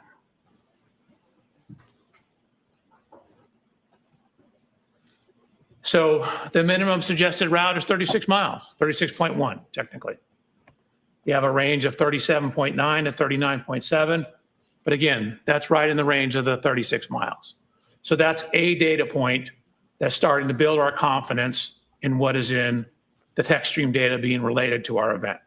This is all an effort to match whether or not the 1162 data is relevant to a particular event? Objection, Your Honor. Let me ask it this way. Matching all the distances by miles, is this the only way you're trying to determine whether 1162 is the event in front of 34 Fairview Road? No. So again, these things are all tools. You can't take necessarily one data point in a vacuum. You need to consider the totality of the data.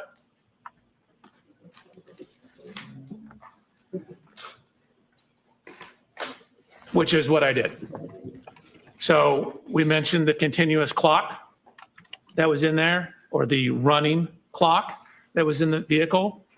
So what you see over here. Could you I enlarge mentioned- that for us, Doctor? I hate to I interrupt, am but doing that right now. You can see we have the time. And again, I've converted it in blue to minutes and seconds. This is the first trigger on that key cycle. So on key cycle 1162, there was 2 separate events. The vehicle keeps a continuously running clock. So we're able to see the time each event occurred relative to when the vehicle was started and the difference between the 2 events. Okay. So at trigger event 1162-1, Okay. we know that the ignition has been on David, between 10 minutes and 57.4 seconds.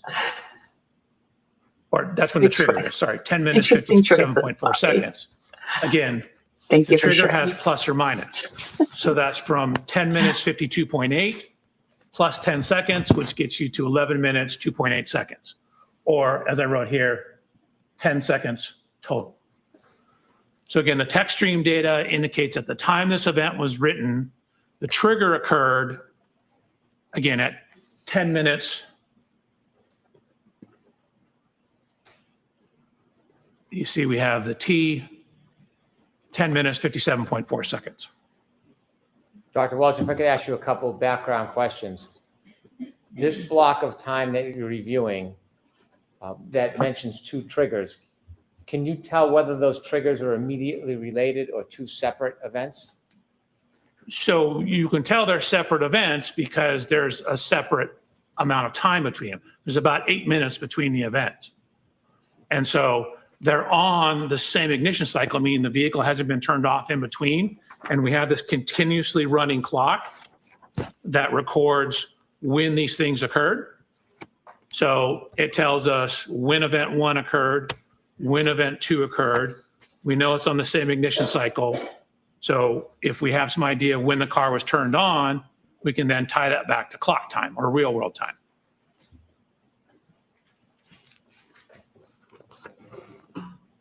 So there's 2 triggering events in just Okay, the short amount of time. so Okay. lots going on here, right? A lot to digest. This is trigger event 1162.1. I was provided with data and a report from Mr. Burgess that indicated the infotainment system was turned on at 12:36. Zoom in for you folks. That corresponded to a GPS location that looked like it was outside the Waterfall Grill on Washington Street. So additional cell phone data that we had is that we knew there was a 3-point turn made when the Lexus passed Fairview right. on Cedar Crest, pulled into a driveway and made a 3-point turn. I forgot about So the 3-point turn for what you some see reason. over here is GPS data from Mr. O'Keefe's phone.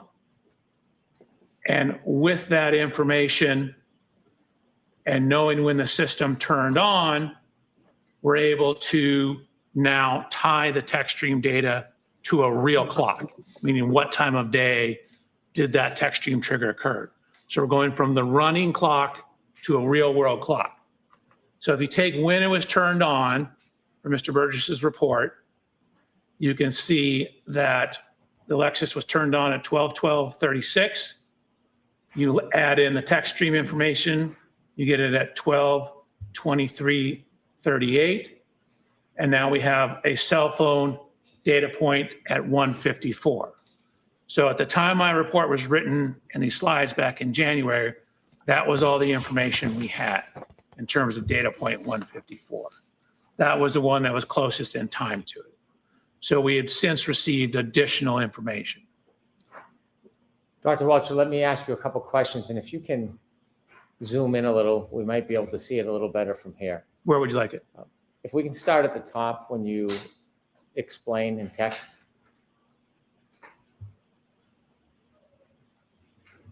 You told us that the text stream data does not have an actual clock, it has a running clock, like a stopwatch. Correct? And then you mentioned that after you received information from Mr. Burgess, you could put an actual time onto it. How do you do that? Sustained. You shared with us that the text stream data runs on a running clock. Correct. And then you received further information so that you could actually identify a time. Where did you receive that information from? I'm going to allow that. That was from Mr. Burgess's report. And do you know where that information came from? That came off the SD card, I believe, in the infotainment system. Do you know when Mr. Burgess found the SD card on the infotainment system? No, I'd have to go back to his report. But it was in it, this information was in his original report. Based on the SD card information about when the car was turned on and off, how do you match that with the text stream data to get a time? So when the car is turned on, that's approximately when the running clock starts in it. There may be as much as a 3-second delay in it, but that's approximately when the clock turns on. So this shows us when the stopwatch was started for the text stream data. So knowing that infotainment system has date and timestamps on it, so that ties it to a real world clock from GPS information. And so now we can, when that infotainment system turned on, it's very close in time to when the text stream data started recording data. That allows us to tie the two together. The times that you're showing on this slide, does that relate to the first or second event on the text stream data, the first or second triggering event? The first event. Do you characterize the first event in any way? I call it the 3-point turn. In addition to the data you analyzed, was there any other information you saw that evidenced or supported that a 3-point turn occurred at the area depicted in your slide? Right. We have a whole series of GPS data with heading angles, as well as a description that Ms. Reed gave in an interview. The time that you have after you consider the SD card ignition on and the running time, what clock is that based on? It's my understanding that's a clock in the infotainment system. And then we're ultimately trying to also tie it back to the clock on his cell phone. Mr. O'Keefe's cell phone? Mr. Correct. Turkey. Do you have any understanding whether all devices have the exact same clock? So it's my understanding they do not. In my discussions with Mr. Burgess, reading reports, that they can have, there can be as much as 30 seconds to a minute of variation. Objection, Your Honor. Sustained. Have you ever heard the, Strike, Your Honor, that answer. Sure. Jurors disregard that answer. have you ever Good heard the point. term variance before? I have. What do you understand that to be?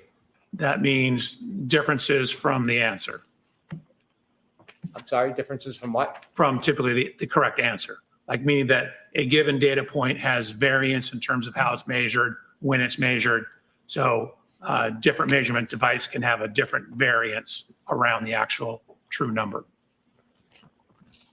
You I saw mentioned on how- the slide a time of 12:23:38. Correct. In O'Keefe's cell phone data, at 0.154, approximately 12:23:58. Correct? Is there a difference between the clock on the Lexus text stream data and that of Mr. O'Keefe's iPhone? There is. When you developed the slide, did you have the benefit of more detailed information about data point 154? I did not receive that until May 8th. Did you later learn more information, more specific information? Yes. Okay.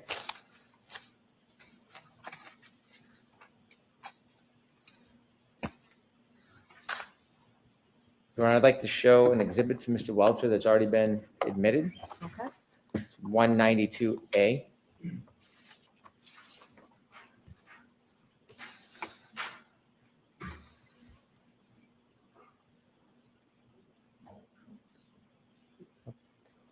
Ms. Gilman, can we start with 192B? Dr. Welcher? Your Honor, can we approach on- Yes, we'll call. Thank you. Oh, sidebar. We went a long time without having a sidebar. Okay, that's nice.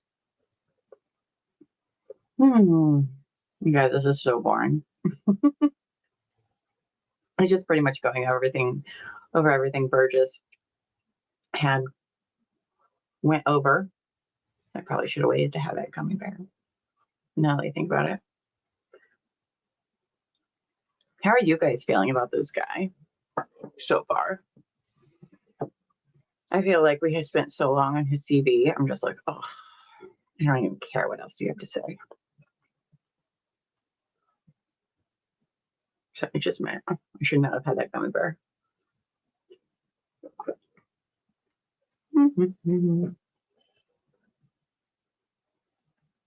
Okay. Now I'm done with those gummy bears. A waste of time. Yeah, me too, Nick. Me too. I'm just like, oh, fighting sleep with this guy. Yeah. I mean, can we get to the Reconstruction? That'd be great. You know what? When we're watching the previous trials, sorry, I keep having a hair that's like stuck to my face. Anyway, so when we're watching them, they had this really nice, like, animated photo of the house. I don't know if animated is the right word, but anyway, I haven't seen it used once in this trial. And I'm like, what? Why aren't we using that? Why haven't we seen that? I have questions about why. I hope this reenactment is interesting enough. Ugh, I think the jury is done with this. I mean, yeah, he's going to be on the stand for like 2 days for sure. For sure. Because Burgess was on for, I want to say 7 hours. And I think this guy, they'll have to go through over all that data again. And how are we supposed to trust the data from Burgess? What this guy relied on? I have questions. I have questions. I even made a whole new pot of coffee. By the way, Bobby B, so glad to see you. We've been wondering where you've been lately. Glad everything's okay. I almost sent out a search party for you because I have that kind of power, you know. Oh, glad to see you're back. Love that. I know, you guys, it's so boring. Ugh. Here we are again with the 3-point turn. But who was it? Somebody, one of you guys in chat said, but did it record a 3-point turn when they went to put it on the toe? And that's a good question. That's a good question. Bits and bytes. Yep. Oh, yes, Amos. Amos says he had to come over the CV after what happened with Burgess. Oh, yes. He actually did shorter than I thought he would, for sure. Did they education this time? Yes, extensively.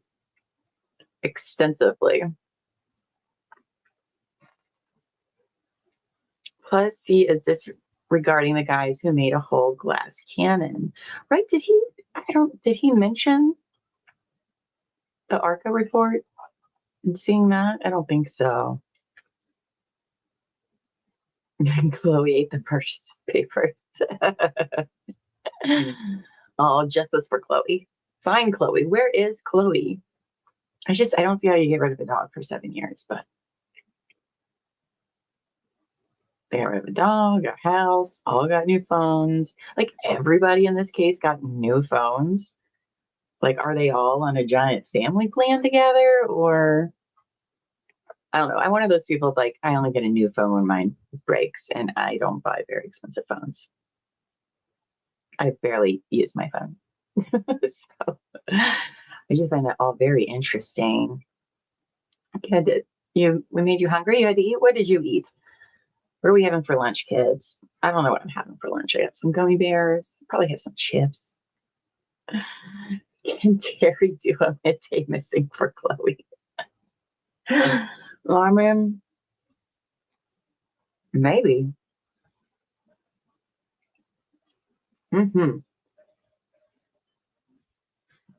I'm interested to see what Alessi is going to do with this guy. I think he is going to clean him up. In case you guys were late, court took like 2 hours to even start. It was ridiculous. And then they did a short voir dire of this guy. Alessi was fired up. He was fired up. So I can't wait for his cross. That's for sure. I think the jury is going to liven up too, which is not good for the prosecution when they're more excited to see what the defense has to say than you. So we'll see.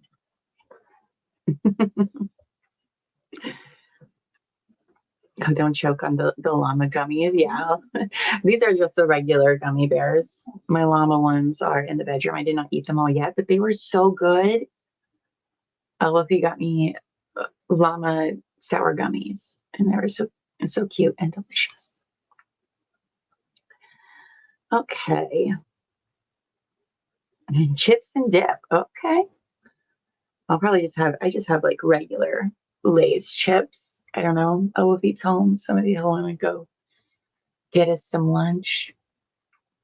I'll tell you what, I don't really eat that often as a person. I usually only have like one meal in the afternoon, but I'll tell you what, since doing this, I don't know why, but I am ridiculously hungry when I get up, probably because all the energy I have to use. I know you're like, yeah, but you're just sitting in the chair. You'd be surprised. Turns out this is hard, harder than I thought, to be quite honest. But you guys are so fun to hang out with. I'm not complaining. That's for sure. I don't know what we're going to have for lunch or dinner today. Oh no, this gummy bear was decapitated. Oh no, poor thing. I got to paint my nails too. Don't look at this. I read Bond as Brain. I was like, what? Oh, well, that sounds good. Okay.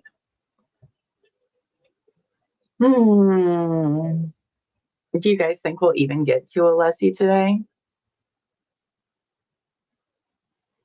Alexis did okay. No.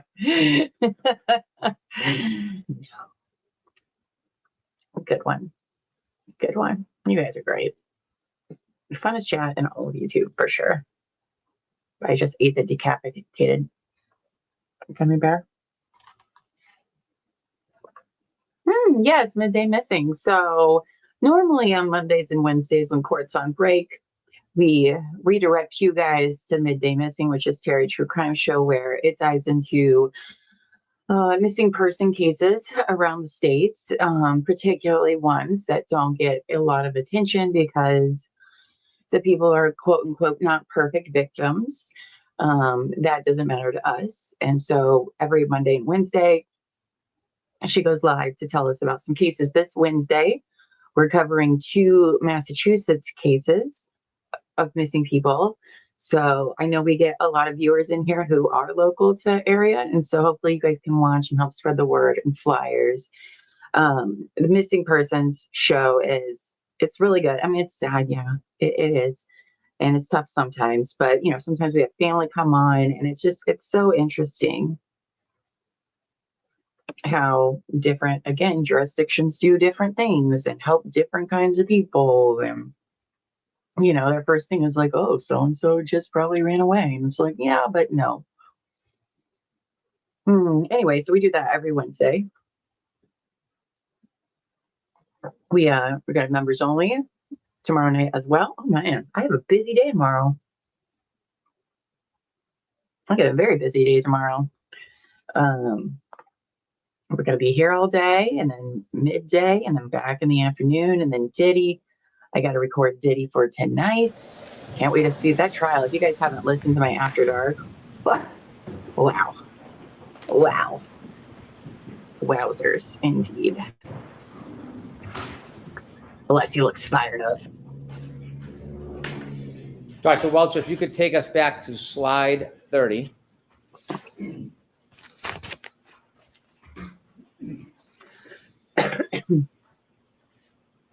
And so we understand you mentioned there are 2 triggering events. Is this the first one or the second one? It's the first one, Is that the one you've labeled the 3-point turn? correct? And where did that happen? What street? Cedar Crest?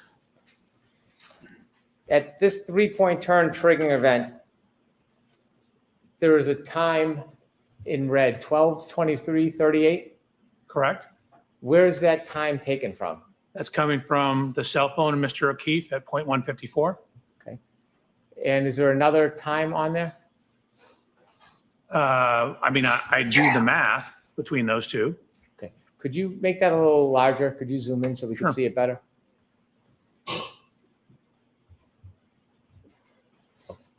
So there's an infotainment time of 12:12:36, I guess, another time to answer your question. Then we have, The 12:12:36, what does that indicate? What's that relevant to? that's when the text stream data basically turned on, plus or minus a little bit. When you say the text stream, is that relative to when the car turned on? Correct. Sorry. Okay.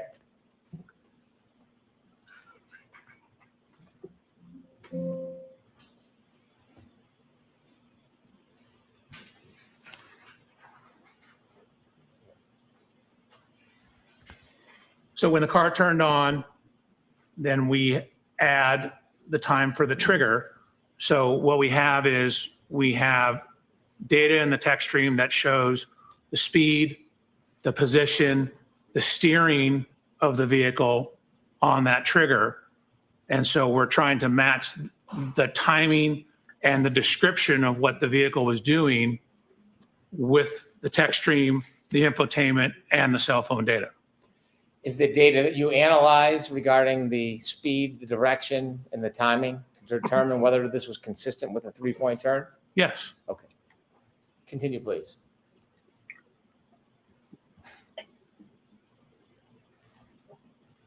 And if you can enlarge that, because it's hard to see back here. Sure is. Okay, so again, we are looking at event 1162-1.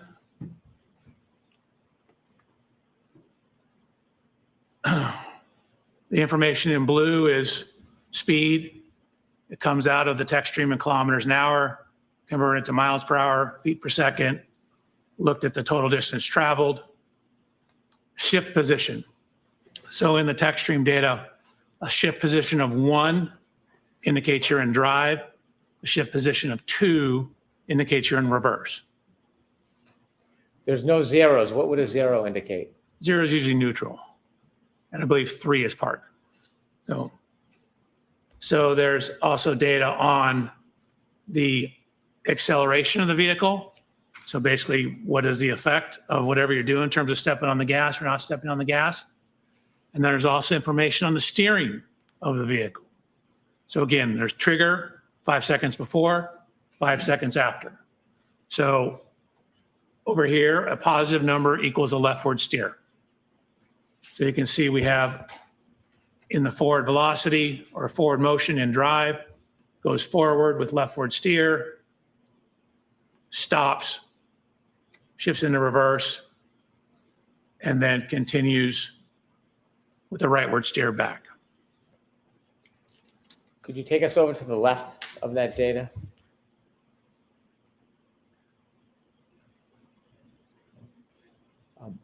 When you look at the number 1162-1 as an event, can a key cycle, or when a car is turned on, power ignition on until the point it's turned off, whatever amount of time, can it have more than one triggering event?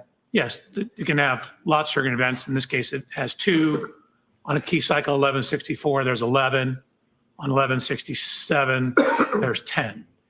If you could move a little bit to the right on this, is there something you can see on here that caused the triggering event, some of the data? Yes. So if you look at the triggering, the indication of what this trigger was, what you see is accelerator opening ratio, which is basically, you can think of it as how much you're stepping on the gas pedal. And so if it exceeds, in this case, 30% quicken time after shipping into reverse, that tells the system, hey, we might need to start recording this data. So what you can see went into reverse, and then within a very short amount of time, accelerated pedal went above that 30%. That's caused the T or the trigger in the text stream data. The row next to the 31.5, engine RPM data, can you explain to us what that is? Sure, that's how many revolutions per minute the engine's turning. The more gas, is it generally the higher the RPM? Correct. There's going to be a little lag. Your car doesn't move instantaneously. You have to step on the gas, then the RPMs go up, and then it starts going faster. If you could explain to us the total distance and distance travel columns, how do you read that? Sure. So we know the speed at various times. We know from this data that there is, you can see half a second between each one of these timestamps. So 1, 2, 3, 4, 5, 6, 7, 8, 9.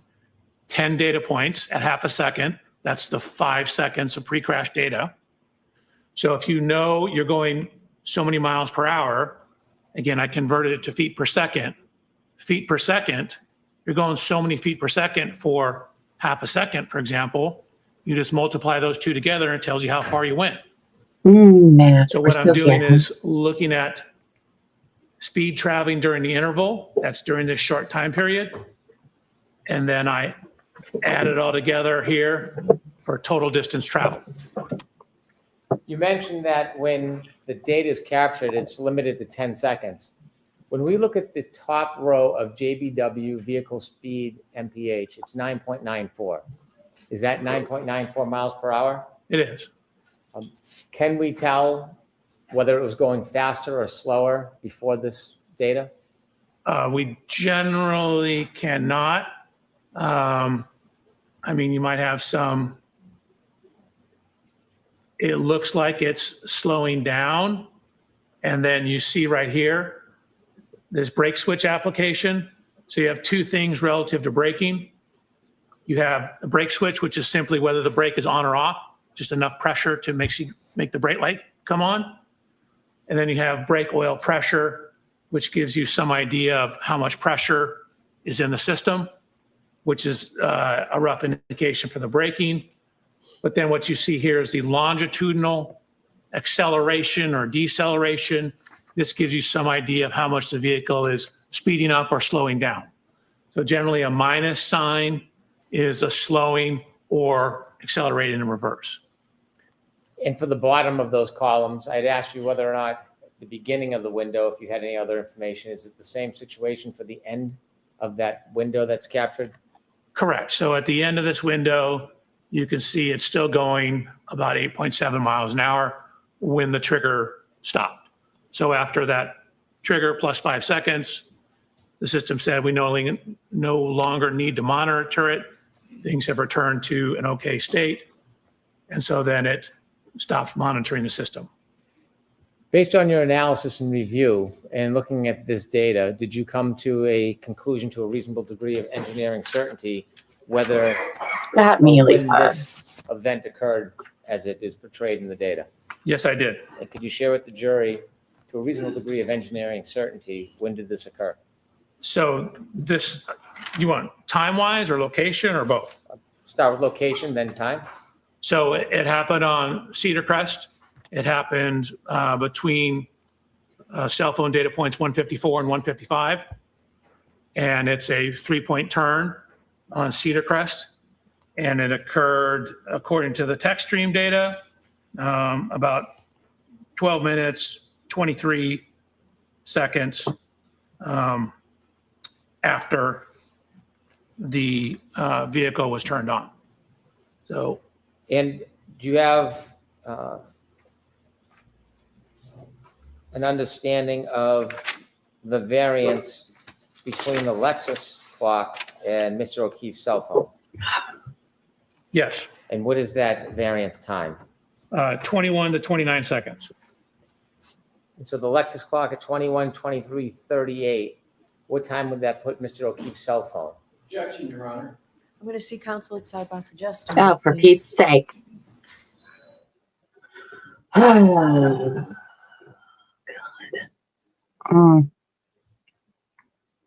Ridiculous. Yes, so we know there's a 3-point turn. I'm a little confused with the spreadsheets of the speed of the car.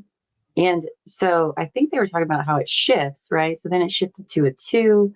But then if you look further down, it's yellow and it's on a 1. I don't know. I wish they wouldn't take as many sidebars because it's like really hard to keep in the same frame of thought, you know, with all this. Ugh, I don't know. I don't know what's going on, you guys. That's true. All right, I don't even know what that means. I feel like it's too fast, though. I mean, I do know what it means, but I also don't know what it means.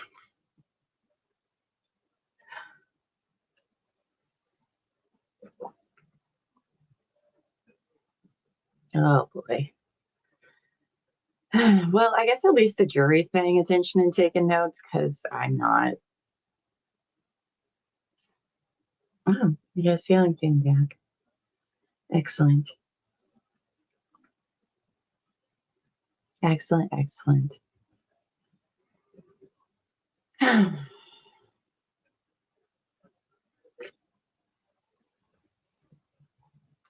Okay.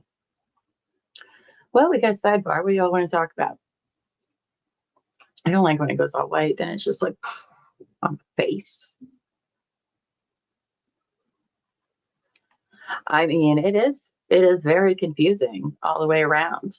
And I think that that's what makes it very difficult for the prosecution here is, because what were they talking about the other day? And Jackson came on and was like, he tried to simplify it for us. And we're like, yes, thank you.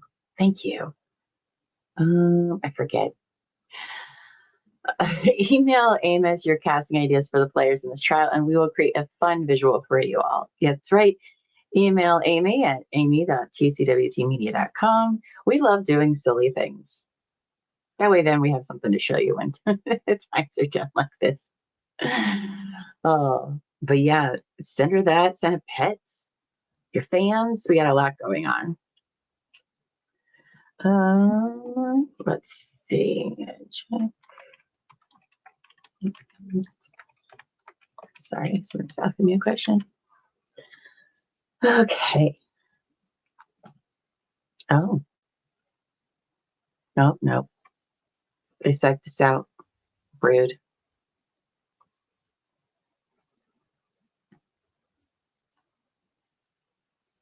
Wait, you went and got donuts? Oh, nice. Share with the class. Share with the class.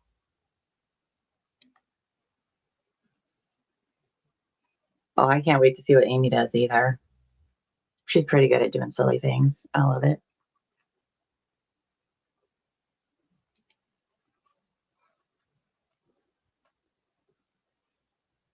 I don't understand. What I don't understand about this kind of testimony I don't understand why it records whenever they back up, but it doesn't seem to have like a red line being like, "Ooh, you just hit something, girl." Like, I don't understand why it doesn't do that.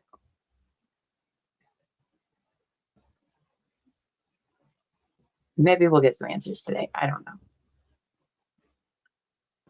Oh, okay. Okay. The more you know. Thank you, Savage Cashew.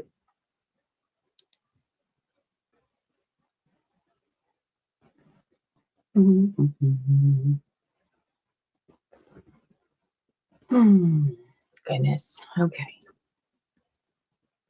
Lunch. If they go to lunch, I'm going to be so PO'd.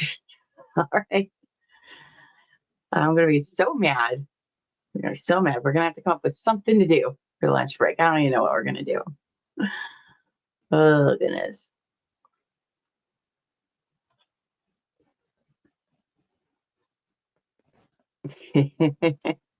No, because donuts are delicious. Prosecution?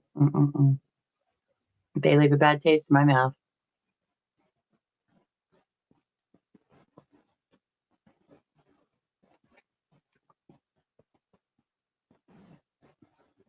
I need to stop eating all these gummy bears.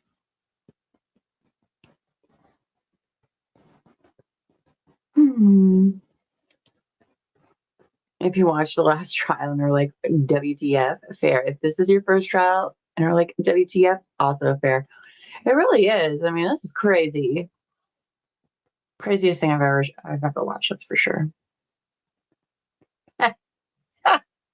Hey, you're so silly.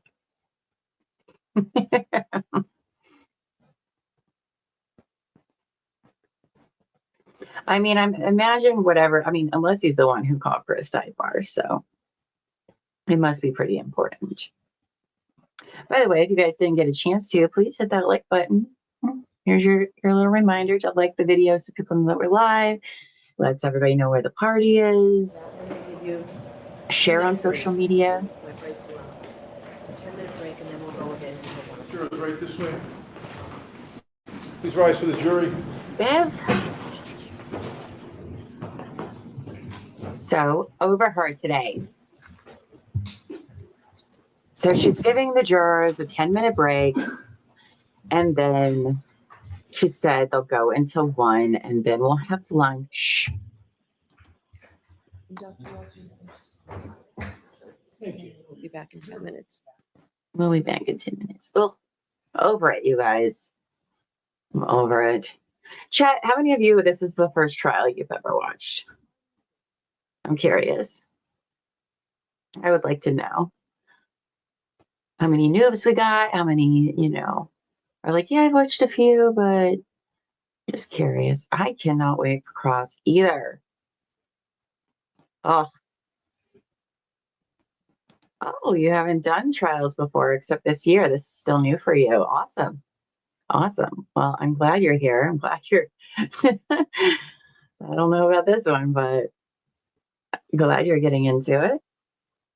Ooh, X tells us, on X, another long sidebar with Leslie and Brennan making passionate, whispered arguments to the judge. How does one passionately whisper? I love that. That's great. Passionate whisper. I'm just gonna go up to people and just whisper that in their ear, just passionate whisper. That's Margarita. Well, she should share some with the class for all the waiting around we've done today. Ooh, Naggy, it's your first trial. Ooh, girl. Ooh. You stepped in for a good one, that's for sure. I can't wait to watch additional trials with you. Because then you'll just be like, wait, what? Oh, well, I don't know. It might make us all just really question even more everything we hear in trials. Like, oh, I know that person's trying to be shady somehow. Oh, Kathy's done six trials so far. Awesome. Awesome. I've been watching regularly since Rittenhouse. Me too, actually. It was Rittenhouse that got me back into trials. That one was a fascinating trial to watch. It was very interesting. Very interesting. And Bobby's seen a few trials. Love it. Love it. Shanka's been watching trials since Menendez. Yep, that's how long trial streaming has been around for. I mean, gosh, it used to only be like court TV.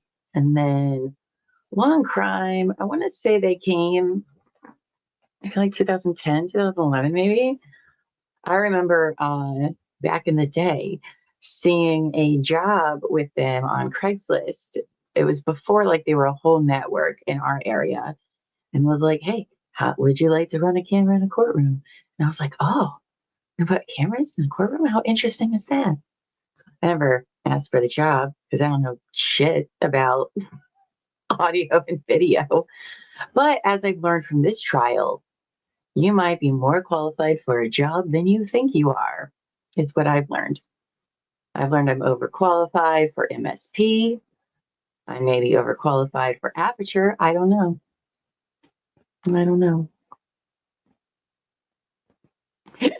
George Michael knew. I so want to hear what they were whispering.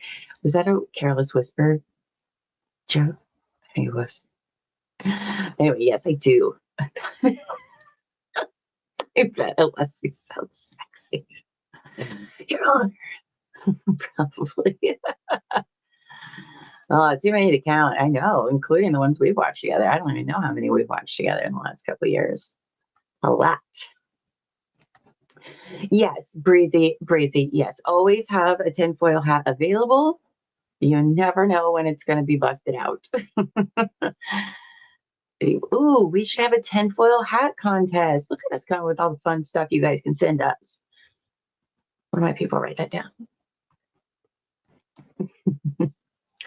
A long grade started in 2015. Okay, I knew it was around there somewhere. It hasn't been around too terribly long. Your courtroom lawyer name is your last snack plus your pet's name. What are you bringing to the defense table? Ooh, I like that. That's fun. It's a fun little prompt. Go for it, chat. Let's find ways to entertain ourselves. Let's see. My last snack is a gummy bear. Zoe or gummy bear Kita would be my helicopter. I don't know if you guys could hear that. It's a loud helicopter. So that would be my name. Gummy bear Zoe Kita. It's a cool name.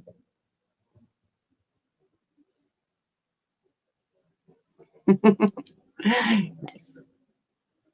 Well, then double the snacks. Llama Zoe. Good one. Good one.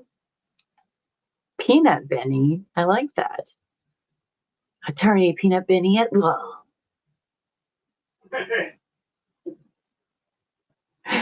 Peanut Butter Henry. Oh, I love this. You guys have pets. I love that. Toast. Toast, attorney at law. Toast is adorable. By the way, Kevin's cat Toast she's so pretty and cute. No food yet today. No food, no pets. Colby Chester. I like that. That kind of sounds like that could actually be somebody's name. Colby Chester. S'more Granola Goomba. Ooh, that's a good one too. Attorney at law. Why is it attorney at law? Is it like attorney at anything else? What else would it be? I don't know. Why do they say that? It's a mystery. I could Google it. what was Elfie and I were in the car the other day? I forget what it was about. And I was like, why is that? And he's like, I don't know. You could Google it. And I was like, yeah, but I also like to live in the mystery. Sometimes it's funner that way. You know, the before days of the internet. Can you smell toast? Oh, a cheese parrot who sings. And that's true. Angie does have a parrot that says lines from the Wizard of Oz. It's very weird. But he does do that.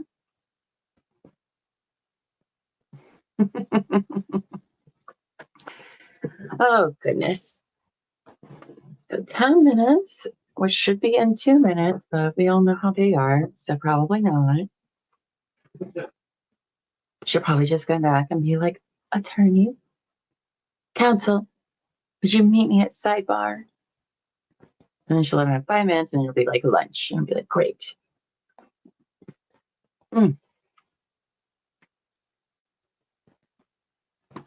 Oh, provolone ginger. That's a fun name. That's funny.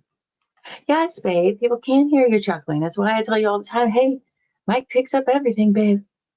Picks up everything. It's that good.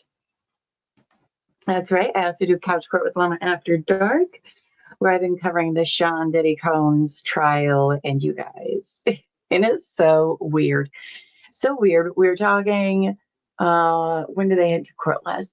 I want to say Thursday. Oh, is that a spider? I think it is. It's just a little one. Anyway, so we were covering that on Thursday and Kid Cudi was on the stand. And he said that he thought Diddy and his goons, I don't know, broke into his house and unwrapped all of his Christmas presents. And put his dog in, locked his dog in a room, which apparently that dog was not the same after that, which is like, oh, what happened to that dog? But how diabolical are you to go into a house and just unwrap all their Christmas presents? Like, it's, I couldn't even imagine being like, yes, that's a brilliant idea. Let's do that. I mean, I guess it gets your point across.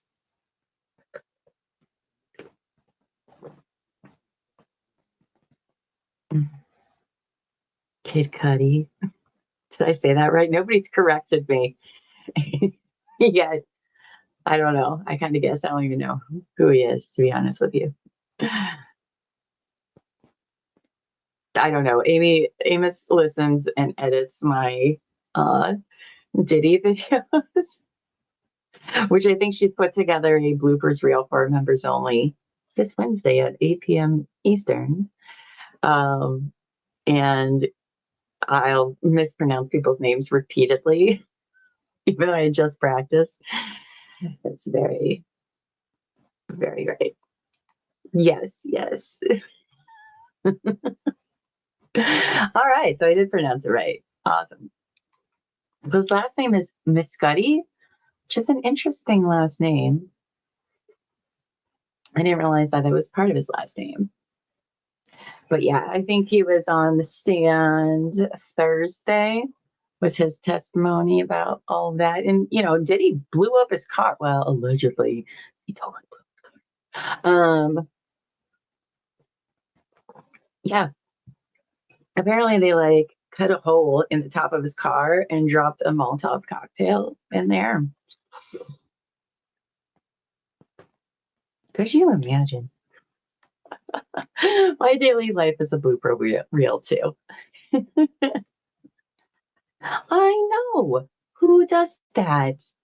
I mean, automatic guilty for doing that. That's crazy. In Sam's court of law, that is death sentence for her. I cannot say the judges. I can't. I won't even pronounce the judge's name because I can't do it. I just call him judge. I'm like, whatever. In fairness, it's like a subramanian. I don't know how to even say it. It's weird. So I just say no, thank you. Oh, see, here's the judge's name. See, before you're like, Llama, come on, you can say it. Subramanian. I don't know how it is, but it's hard.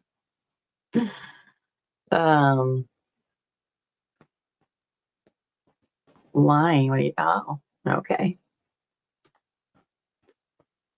That's true. I should just allegedly, all caps, 100 times. Allegedly. But what's interesting is like his defense has even like conceded and admitted to certain things that he has done. Like it's not up for debate at all. Like him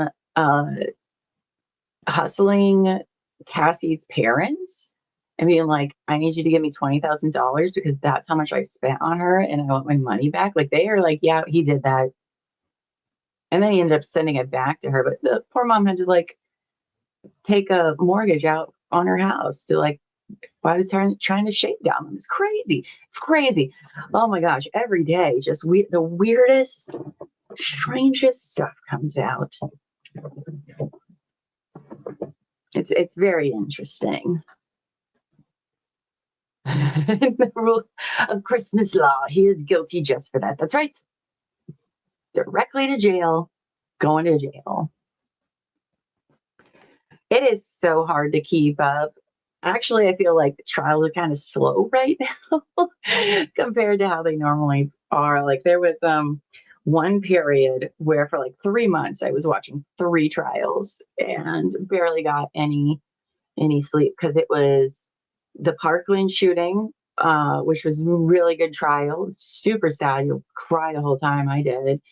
So that was interesting to watch. And that's the same time that was going on is when Darrell Brooks started in Wisconsin, which is go back and watch it. Go back and watch it. It's wild. And then they were doing the George Wagner trial here in Ohio, which is about the Pike County massacre, where one family wiped out a whole nother family over custody issues, allegedly.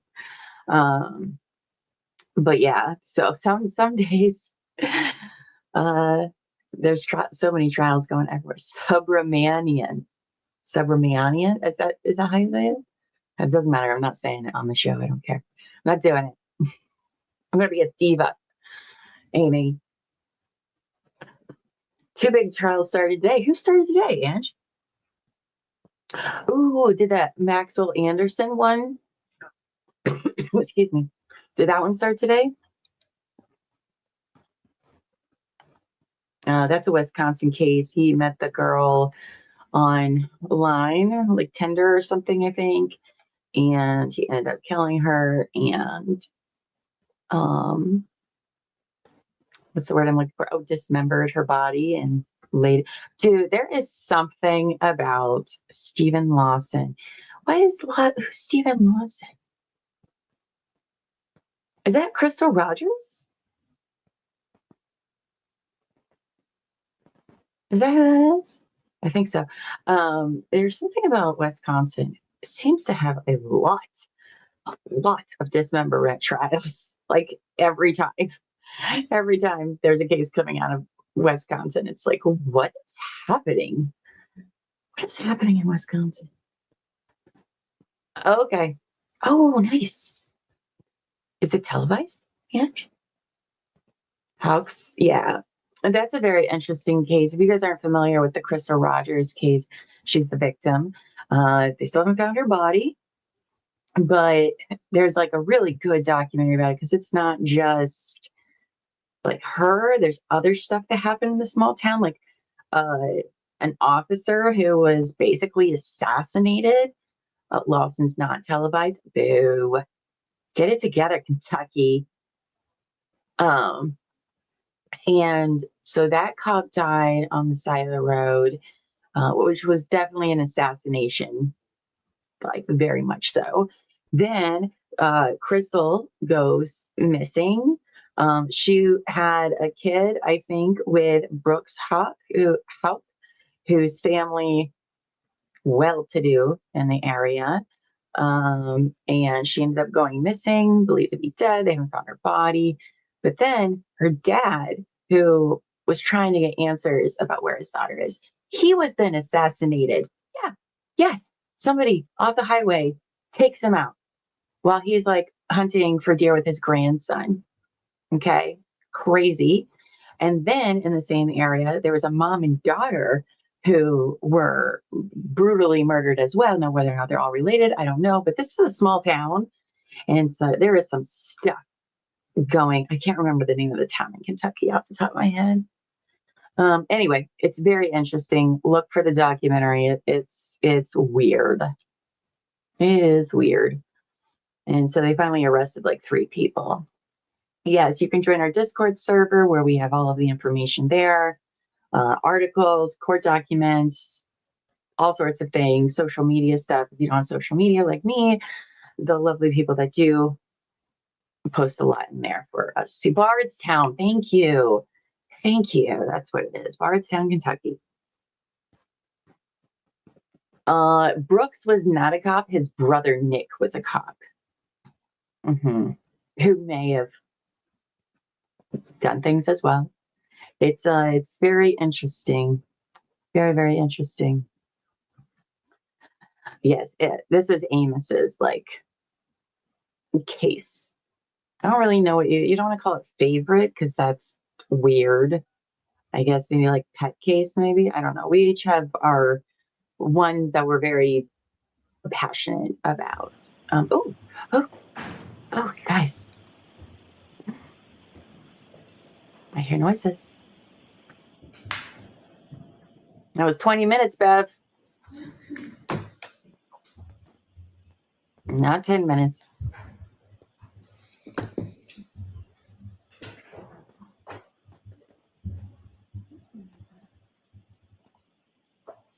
Well, the session, please be seated. Okay.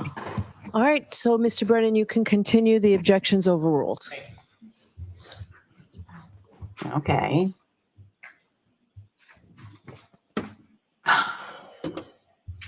What? Dr. That's Welch, wild, take us to Amber. Slide 30.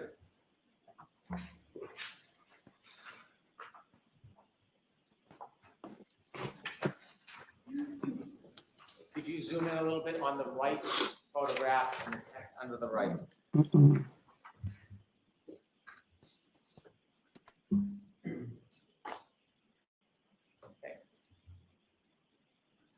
You were explaining to us the time relevance of 12:23:38. And could you tell us again, remind us, what is 12:23:38 referring to? The 12:23:38 is syncing the text stream time to real world time. So we know how long the text stream is on. We know when the vehicle was turned on. So we're adding those two together. So if you add the 12:12:36 to, for example, 11 minutes, 2.8 seconds for when the end of the trigger is, that gives you 12:23:38. So the end of the trigger in real world time, no longer in the running clock, is now 12:23:38 Based on the infotainment clock, based on the infotainment clock and that's from the Lexus. from the Lexus. Your Honor. Sustained. And where's that from? The Lexus. Thank you. The 12:23:58 number, what's the significance of that? So that is Mr. Keefe's cell phone data at point 154. Again, from the original data we had just at 154 and 155 and not the in-between points. So And at the bottom in parentheses, explain to us what that means. sure, if you look at where the text stream math works out to be, 12:23:38.8, and compare that to 12:23:58, the difference between those two is 19.2 seconds. The difference between which clocks? Between what the text stream infotainment system would show compared to what point 154 on Mr. O'Keefe's cell phone is. And based on new data, do you now have information about what the variance, the difference is between the clock on the Lexus infotainment and the clock on Mr. O'Keefe's cell phone? Yes, And what is that? Objection, Your Honor. Going to allow that. it's, you need to advance the text stream clock 21 to 29 seconds. You need to advance it 21 to 29 seconds for why? Why do you need to do that? Because the cell phone is ahead 21 to 29 seconds. After you advance the text stream ahead 21 to 29 seconds, can you then compare the information, the time that's coming from the infotainment system Lexus to Mr. O'Keefe's cell phone from his iPhone? Correct. That's what you need to have an apples to apples comparison. You need to get them on the same time clock. Thank you. You're welcome. You can proceed.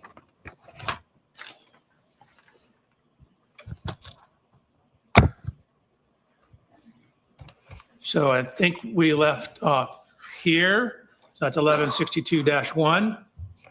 So what we have is we have the cell phone data, the original cell phone data on the right-hand side.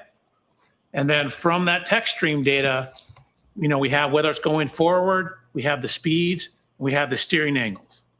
So from that information, we ran a simulation to show you what the text stream data means. This is what the 10 seconds of data is.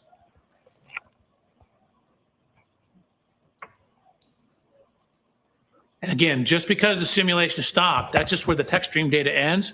Again, as we showed you earlier, that the car's still moving. That's just the last data point we have.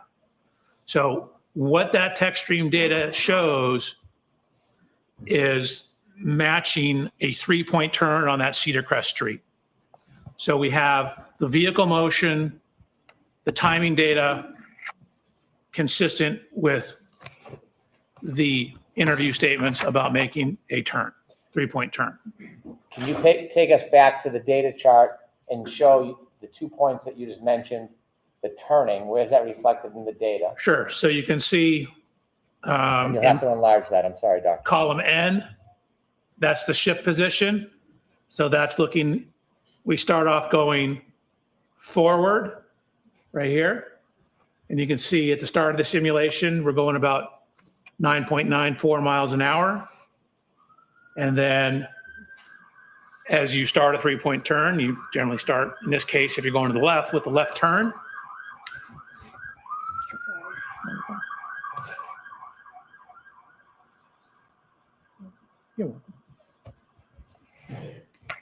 So you can see we have this steering angle here, then the transmission. So again, we have the brake application. So you're coming in, but you're slowing down, and you get down to a speed of approximately 0.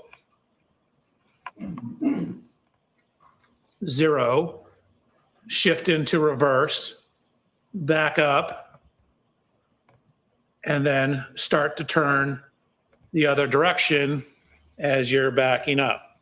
So again, you want the rear to go to the right, you turn the steering wheel to the right, right is negative, and then as you start to pull around and pull forward, you turn back to correct for the steering, and so that's what this shows. So again, if you put it all into a simulation program, the speeds, the shifting, the distance, keep in mind we only have that 10-second window of data, and the steering angle for that Lexus, that's what it indicates. Can you enlarge the photograph on the right with the data points and explain to us the significance of that? Sure. So again, what we're trying to do is we have the infotainment, we have a text stream. We're now trying to see how that correlates to Mr. O'Keefe's cell phone. So we had originally very coarse data points, 154 and 155. There's additional data points between here. So we're looking at how well does ART's predicted time compare to those two. So with the cell phone correction, you end up with the text stream data at 12:23:59 to 12:24:07. So that's actually right in between these two data points. And so we know 154 was closest, but it's on the right-hand side of the road. 155 is when it's turned around and heading back in the southerly direction. So the cell phone data corroborates the text stream timing data in conjunction with the infotainment system data. Thank you. Please continue.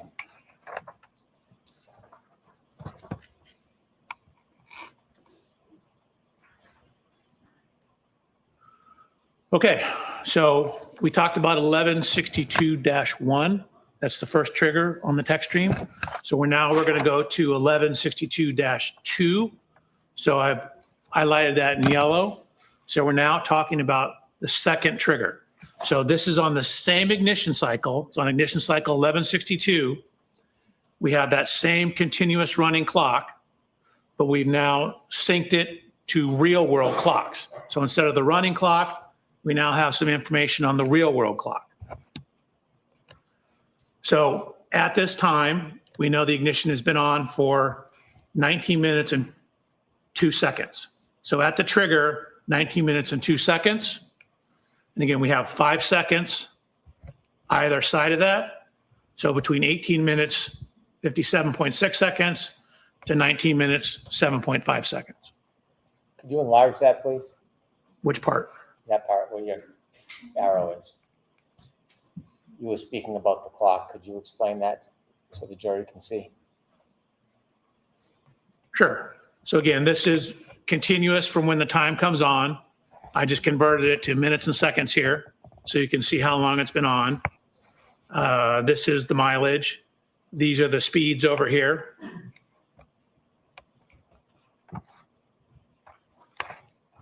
And this is some information on how far it traveled. Again, we have the plus minus on the steering. That gives us some information on the steering. Really, there's very little steering going on at this point. Slight leftward steer. Dr. Welcher, did you determine how long after the first trigger, that 3-point turn, that this second trigger occurred? Yes. 3-point turn occurred about 8 minutes after.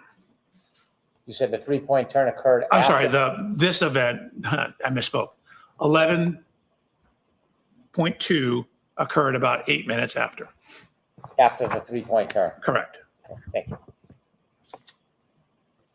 Can you walk us through this data? Sure.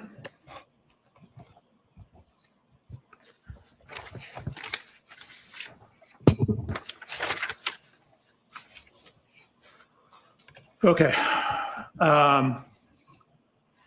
So we have the accelerometer data here.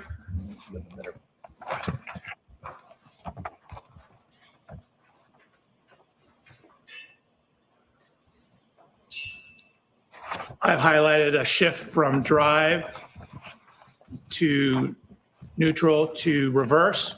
I'm sorry, Again. you're gonna need to zoom that in so we can see it. Absolutely. We have information on the brake switch, brake oil pressure. We have the acceleration data here. And then from that information and using the acceleration data, calculating the speed at which it's backing up. The reason we have slightly different calculations here is we have some evidence that the wheel's slipping on the ground. So we need to use the accelerometer because the wheel speed is simply telling you the speed of the wheel. It's like if you're stationary burning rubber, the speedometer reads a certain speed, but you're not going anywhere. But the accelerometer tells you how much the vehicle's moving. So from all that information, we get information on how far the vehicle's traveled. We've done it in terms of total travel distance. We've done it relative to the start position. I'm gonna ask you to start on the columns on the left and take us through the information that you have regarding this second triggering event. So if you can scroll all the way to the left. All the way to the left. So the first column regarding time, could you remind us again what that is? So again, that's the continuous running clock. And the second column in blue? That's where I take that time and convert it to what we more commonly use, minutes and seconds. And now we have a key cycle event, different than the 3-point turn. What's the number? So this is now 1162-2. And So again, it's technically in the system the same key cycle. I've called it 1162-2. and the red number next to it to the right. That's the mileage. So it's actually at the same mileage as 1162-1. So we know, obviously, they're within the same mile. If you can scroll over a couple of columns. From your data, can you tell during that event how far the Lexus traveled during Yes. that event? Yes. And how do you do that? So we have accelerometer data. We have velocity data or speed data back here. I've corrected for what you see down here is, and I go through this on a later slide, but right here you can see a significant increase in RPMs, but yet the acceleration is dropping. So what that means is if your RPMs are going up and the speed's going up, that means you should be accelerating more. But what happens because the acceleration is dropping, that means what's actually happened is the wheel's slipping. So what I've done is I've used the accelerometers data to calculate the speed once the vehicle is put into reverse. And once we know the speed, again, feet per second, we know every data point is half a second. So speed times time tells you how far you moved. Feet per second, feet divided by seconds times seconds gives you feet. That's how far you went. So you get how far you went in each interval. Then you get the total distance traveled. And so this is relative to the start. So 0 is the start. The vehicle goes forward about 34 feet. Then you can see it basically stops in this area here, then begins to back up and ends up backing a total of 53 back from where it originally started. So if you add 53 to 34, you get 87. So the total motion, 34 forward, 53 back, the Lexus moved 87 feet total. Dr. Welcher, when you say the Lexus moved 83 feet total, is that according to the data or is that the entirety of the movement of that Lexus? No, that's just from when the data starts to when the data ends.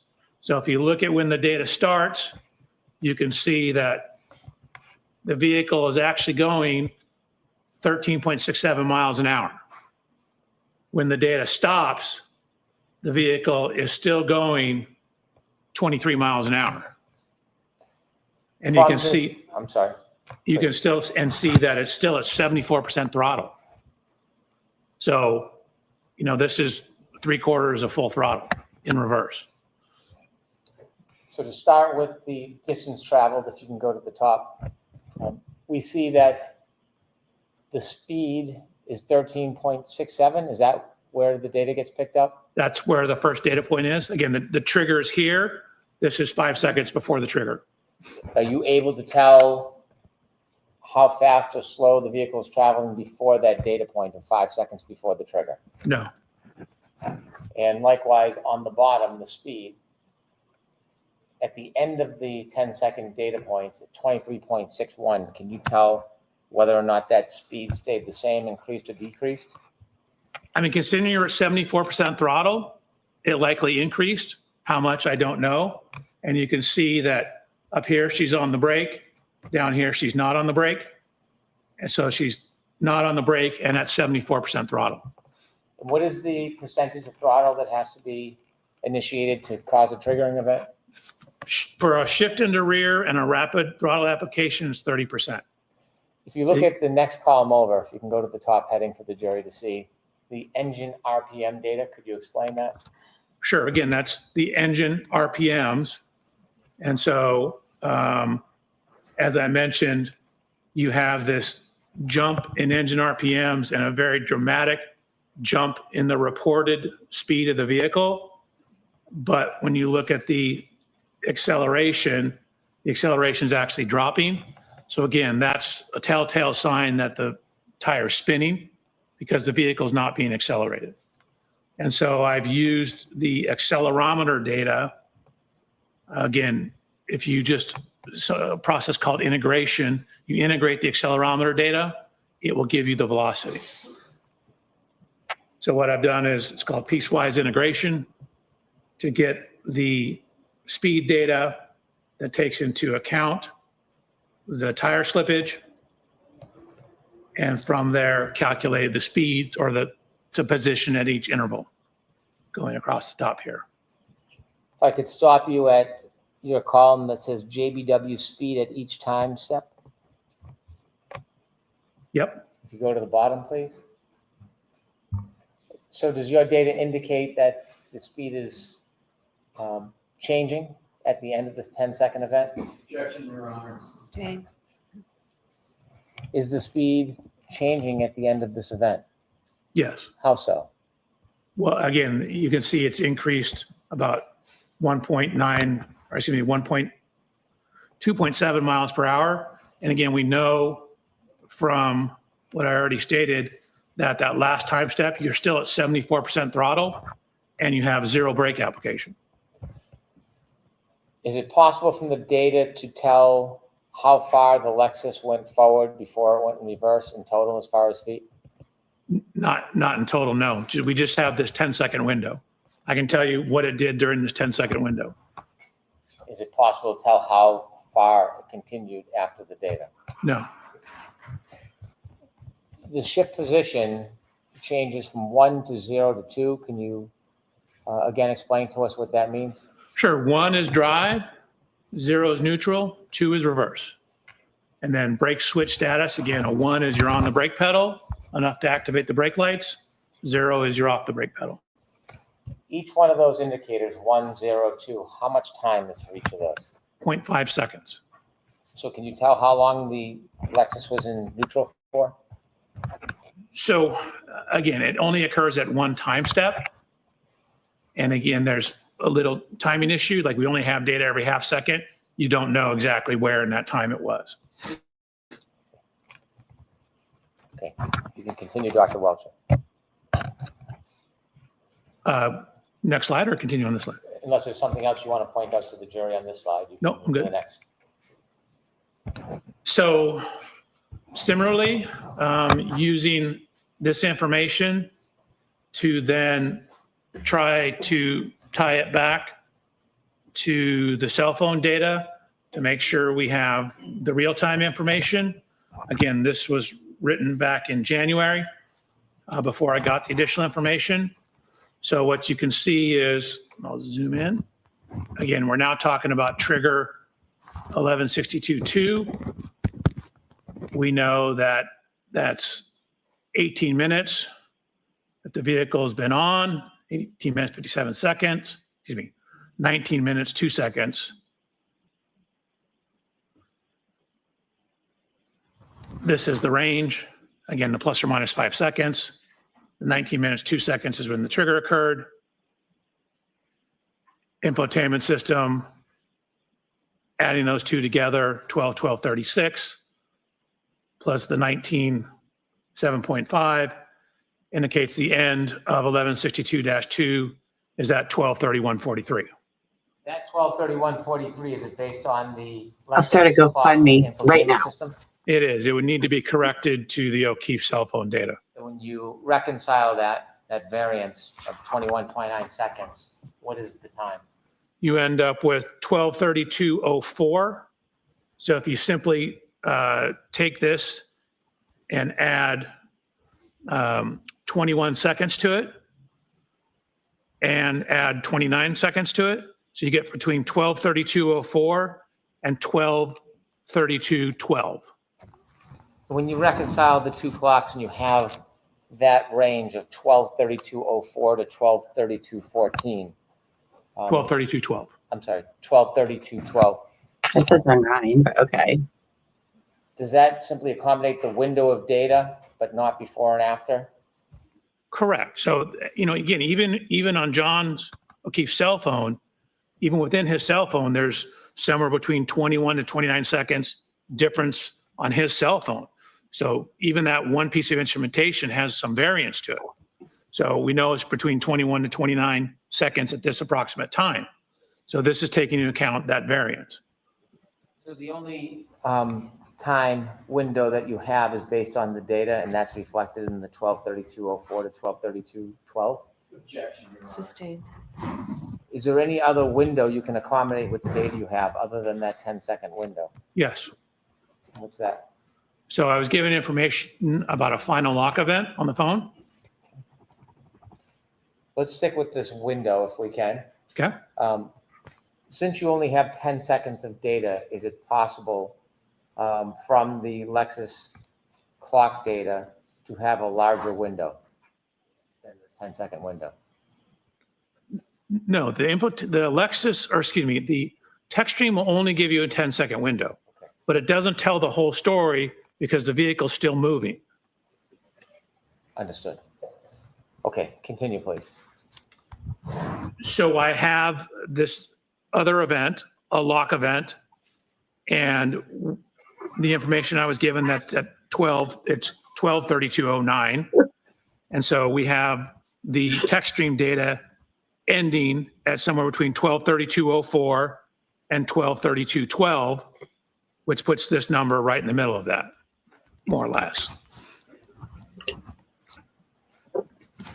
Continue. Amber Is this a Heard. good place to take a luncheon break? Sure, Bev, why not? So why don't we do that, George? So Why not? 45 minutes for lunch. Yeah. So that's an hour. Super cool. Thank you, Your Honor. Thank you very much.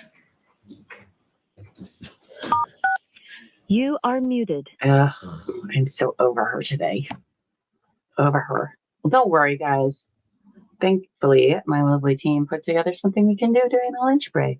She says 45 minutes. We all know it's not going to be till like 2:15. So forget about that. I'm going to have to, not loving the black background and white text with red. Oh, I hate the red too. It's so hard to see. All right, let me change this banner that the jury's on break. There we go. Okay. Let's see. Stop the screen. I'm gonna have to present this way. Okay, so what we can do in the meantime, because I have no commentary on anything this guy says, because I don't know. We know a 3-point turn happened, but we already knew that. Oh, Where is that music coming from? Okay, that's interesting. Get rid of that real quick. I don't know if you guys heard it, but it was setting a mood over here. Oh, this guy's gonna shit the bed. Oh shit. Speaking of, I don't know what I'm doing over here. First interview, there we go. All right, got it. Let's play caption this.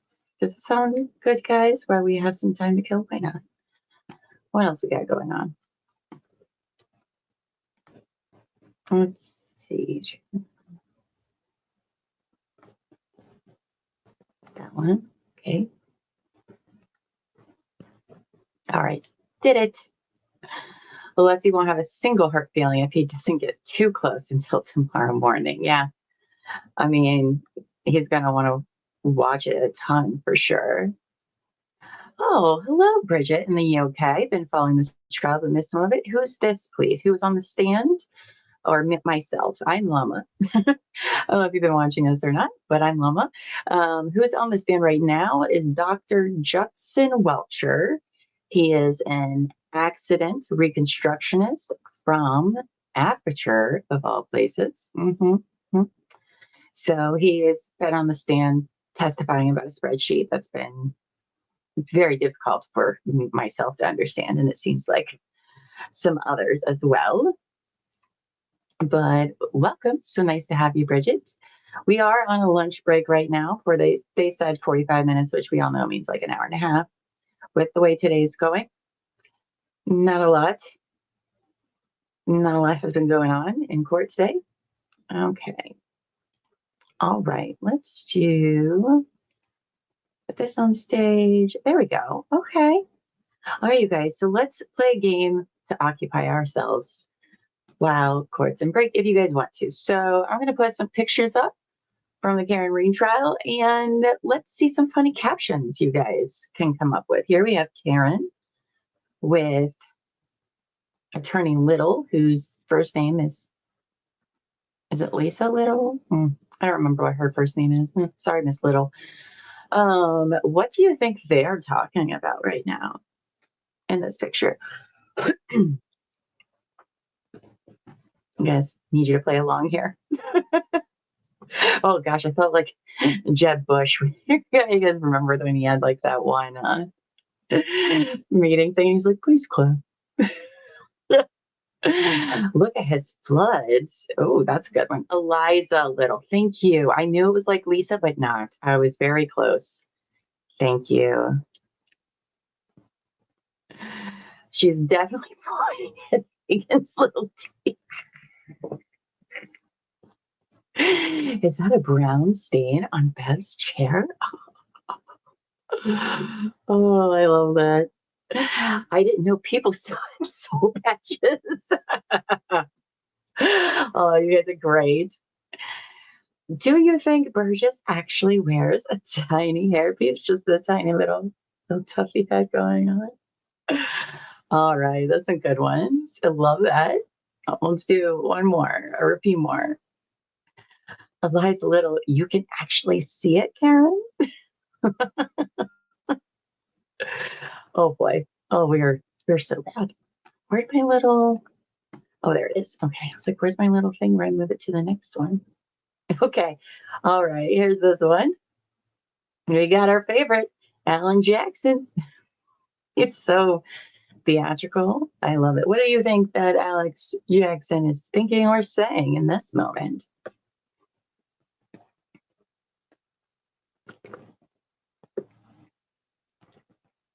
I love that guy. Enough said.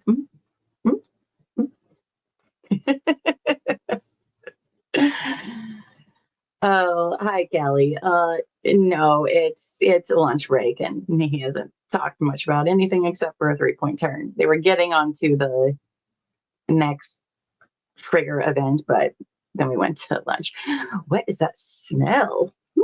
As Lally walks by. Who effing knows? That's a good. Who even knows why we're here? This is ludicrous. What you talking about, Yuri? That's good. That's good. Of course you'll allow it. Very good. What do soccer moms actually do? That's a good one. That's a good one. Your lunch looks like shit. You want to fight? Fight me? What? I wonder if he was making that face with Colin. Commonwealth has no case. Love it.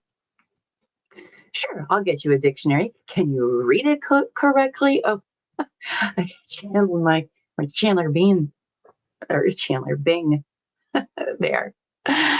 Okay, Commonwealth has no case, so I guess defense rests. What up, Piggy? I love it. Have they proven anything? Did they prove anything? I don't know if that's your quote for Jackson here. If you're just asking about the day so far, she did a 3-point turn, which we all know. All right, let's move on to the next one. Oh my, there's a lot of these. Thank you, Amos, for putting these together for me. Oh my gosh. Oh, what is Karen thinking about right now? Or Yannetti, you can see Yannetti's face as well. No, Bev, I don't know how many drinks I gave over the weekend.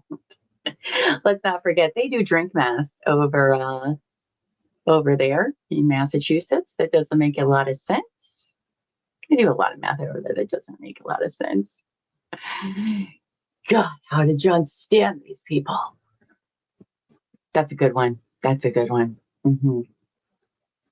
Good one there. I wish I was at the beach right now. Yes, girl, you need a vacation. Beige. I think the ceiling needs paint. Karen. Of course we were all drinking. Maybe she's just checking out the fan. I don't know. Why is my hair sticking up? Yannetti, I'm not sure, but it's distracting. Your little. Well, don't you hate those when you get those little things? I don't know what Logan's eyeing about. I really love that ceiling fan. Stole my joke while I was typing it. Oh. Too bad. For fuck's sake, Jen is still here. Oh, I made that face a lot when Jen was on there. This mother effer asked me if I could handle him. Bless his heart. Oh, we got some Southern in there. Wow, that really is a photogenic ceiling fan. Is he single? Does he like Smirnoff screwdrivers? All right, let's move on to the next one, you guys. Oh, we got one more by Shanka. We'll read Shanka's before we go over there. Sure, Bev. All right, who's the next picture here? Oh boy. Okay. Oh, our favorite disgraced former trooper, Michael freaking Proctor and Bev. Oh boy. That guy. Ugh. Garbage guy. All right, what do you think they're saying, you guys?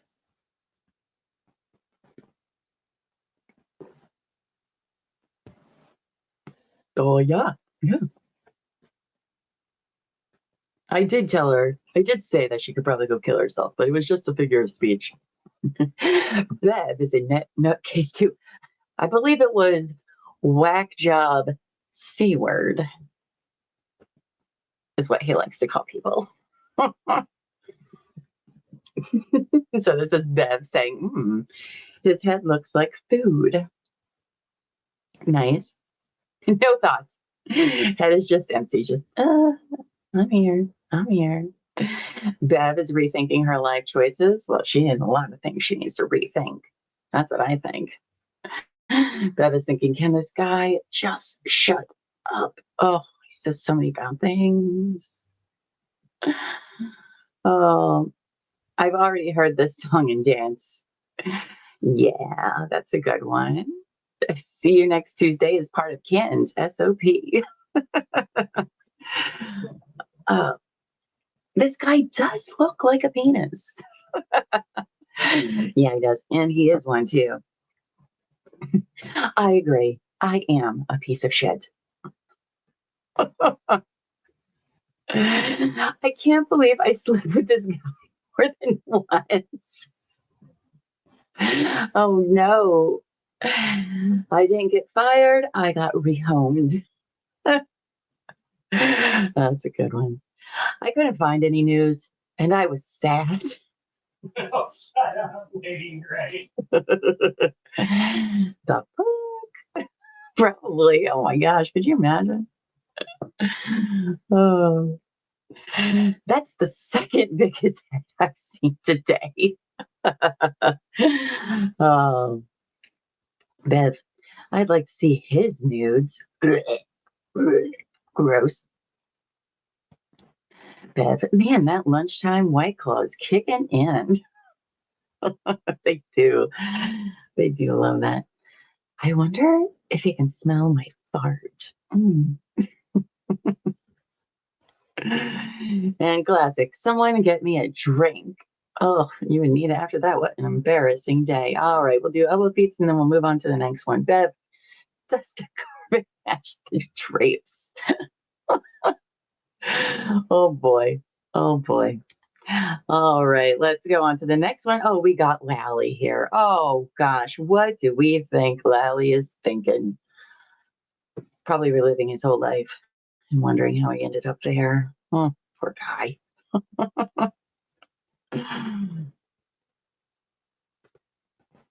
All right. What about prosecutor Lally? What is Lally's first name? I don't know if I know that. His name, I don't know what his name would be. Oh, there we go. For fuck's sake, why am I here? It looks so tense. Oh, my life is over. Yeah, buddy. I tried to do my worst first trial. Why am I still here? Right? I'm never going to financially recover from this. Nice Tiger King reference there. What the fuck did I get myself into? Yes. Yep, my career is fucked. Just fucked. I forgot to put the fries in the bag again. Is that what he's doing for his new job? Oh my gosh. Oh, true wine and crime is going to rail. Oh my God, true crime and wine time is going to rake me over the coals. Yes, yes, we are. I want a refund on those hair plugs.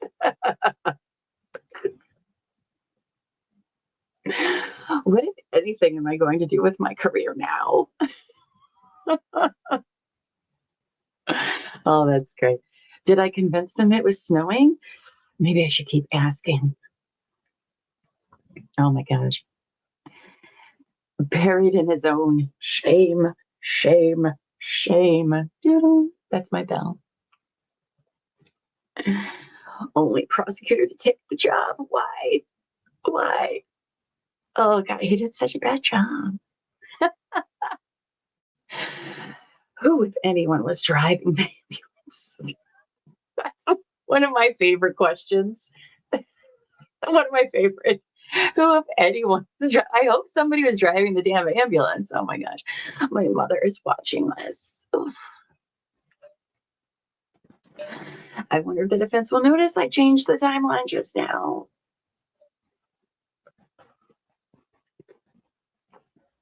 I need to find a way to finally introduce the truth.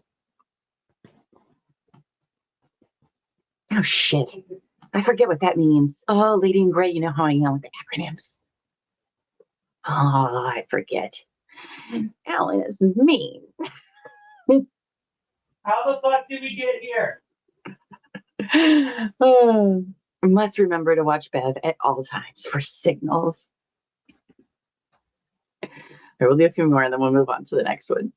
Shanka says, I wonder when the new season of Real Housewives starts. God, could you imagine Real Housewives of Canton? Oh, God. I'd watch it. Did I update my LinkedIn? Oh, wonder if Aperture's hiring. Hustle. Hustle long until the internet forgets. Oh, the internet is forever, buddy. I don't even believe this bitch. All right, one more, and we'll switch to the next one. Oh, you heard that from LP. All right, our favorite, Jen McCabe. What is she saying? Oh, this must be from the first trial because she's not wearing that giant cross on her chest. Oh, girl, get out of here.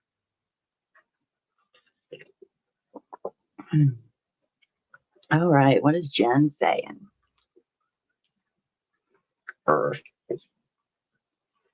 You know, Kita, you're so cute. No. Can you show me the report?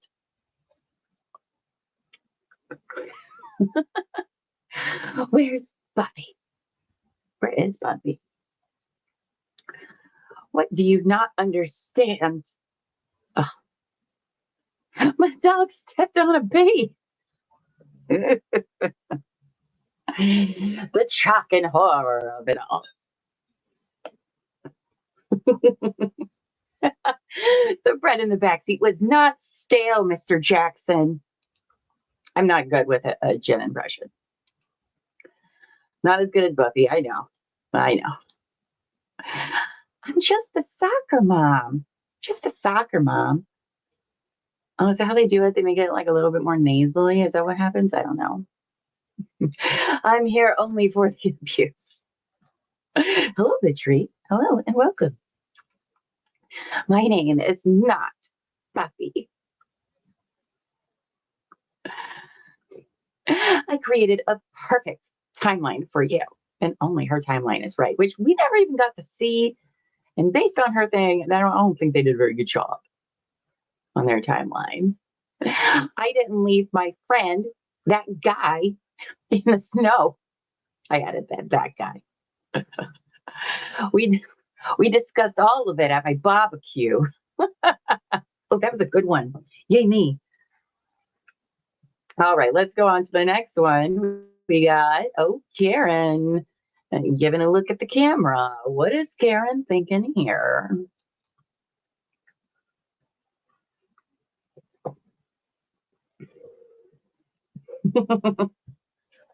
Yes, you may approach. Oh, jeez. Oh, are these for Karen? Oh, that one's for Jen. Yes, I call all my friends the guy. I can't believe they call him. That's so weird. Oh, yeah, definitely. This bitch here. I'm winning. Yeah, I think that was Jen McCabe's cross day, too, if I remember. Kiss my ass, Jen. Yeah, they do not like each other. Her and Jen do not. What does this kid know about Bang Bang? You're gonna read, yep, this is some bullshit. By the way. Dang, Jackson could be good in bed. I bet he's dramatic. Sure, Jan, Shannon, one in.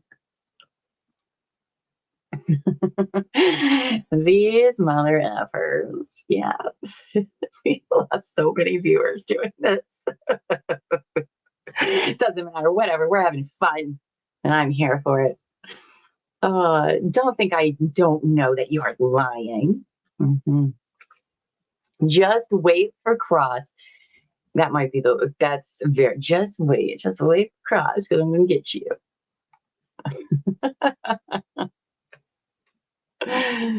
Buck, bang. Oh, I got another hair in the mouth. I am being endorsed by Tito's and Uber. Bring it. Yes, that look is a good look. All right, wait for it, and we'll do a few more. I got your shock and horror right here. Just sitting here waiting on Alessi. Alessi's such a rock star. All right, let's go to the next one.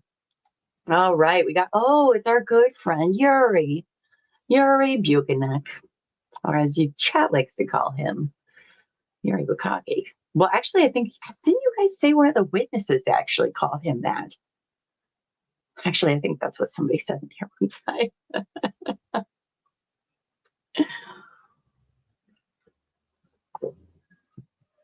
All right, what is Yuri saying here about this evidence bag? Oof.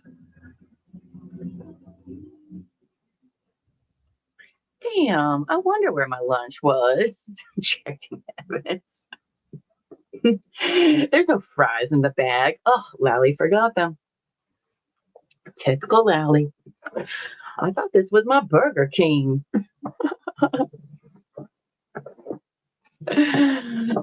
Okay. I believe this bag is from KFC. Oh, sorry. Hold on. My ear is like ringing. I forget what that means when your ear starts ringing. It's fine. All gone now. All right. In this bag is my extra Bugatti. Oh my gosh, you guys.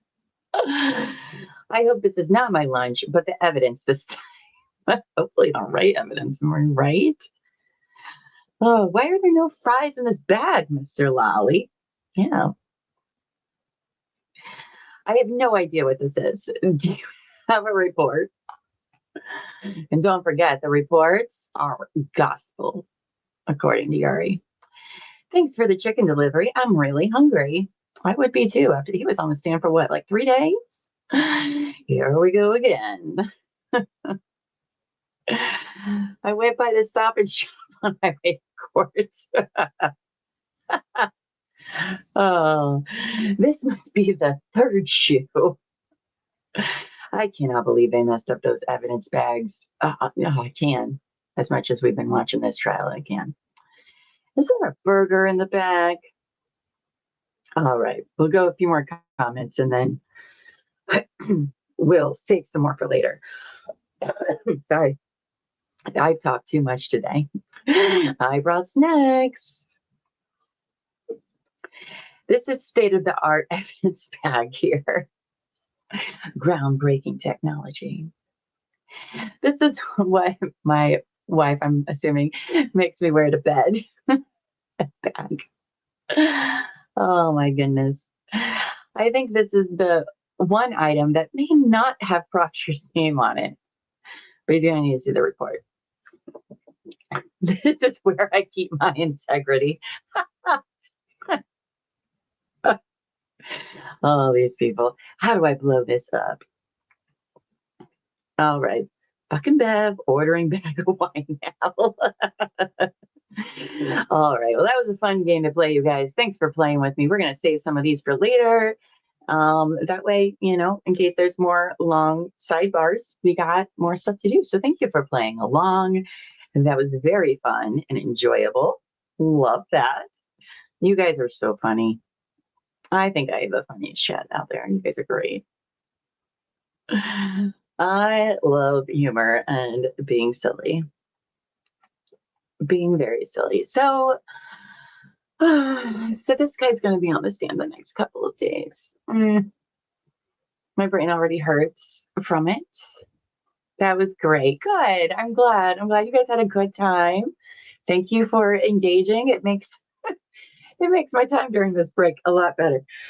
You guys did great. Stars for everyone in the chat today. Good job. Good job. And for those of us just joining us, we're just on a break from lunch, so we didn't have anything to really talk about because not a whole lot was talked about yet in the testimony.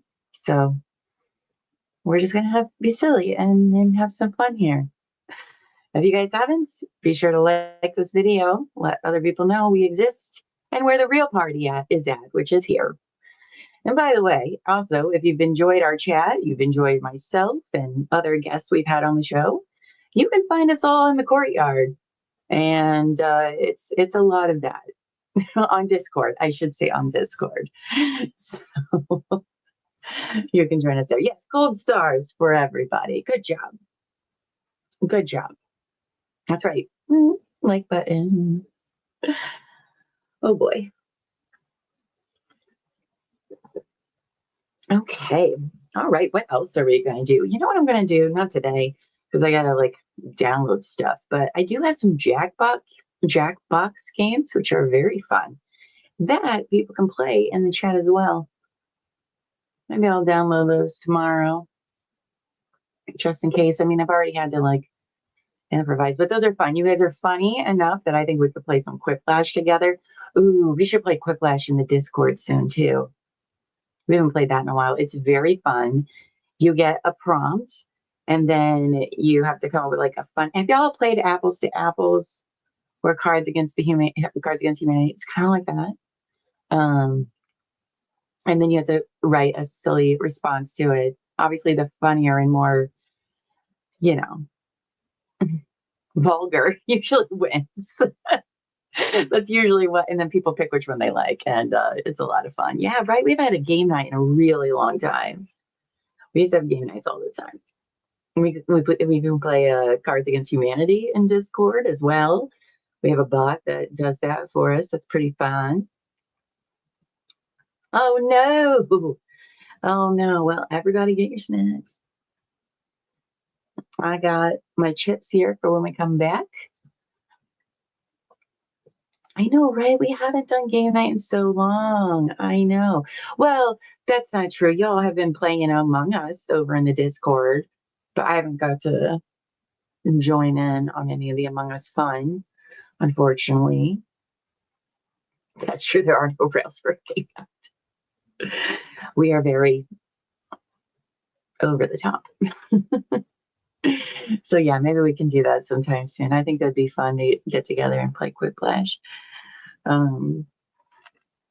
Okay, what else are we gonna do, guys? How about what is Among Us, Shanka? So it's like several of you are playing, okay, and you're like these little characters, and somebody, sometimes more than one person, is called the imposter, and their job is to go around and kill the other players, but not like, so if somebody dies, then everyone votes on who they think the imposter is. And so it gets pretty cutthroat in there. Yeah. Yeah. And then you can like blame it on other people. What's the game that it's like? Have you ever played Secret Hitler? Probably not. It's like that. Games there. I also think I'm going to be planning a murder mystery party in June is what I'm going to try for. Oh gosh, which is almost June.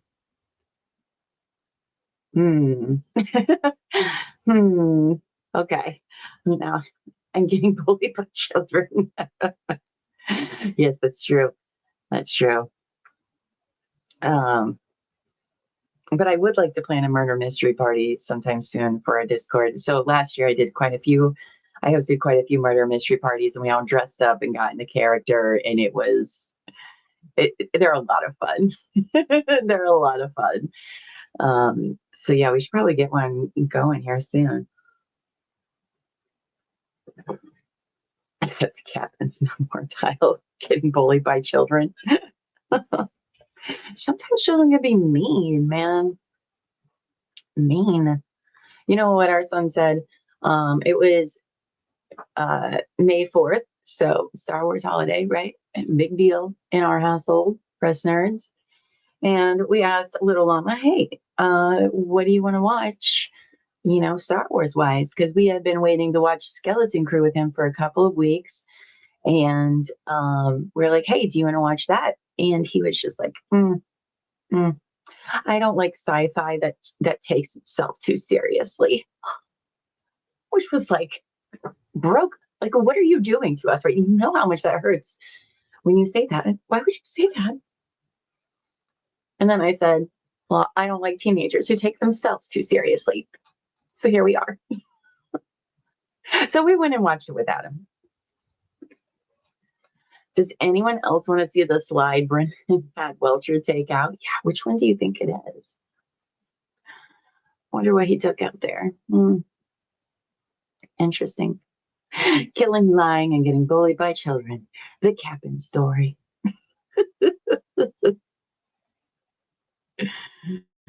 Oh, geez.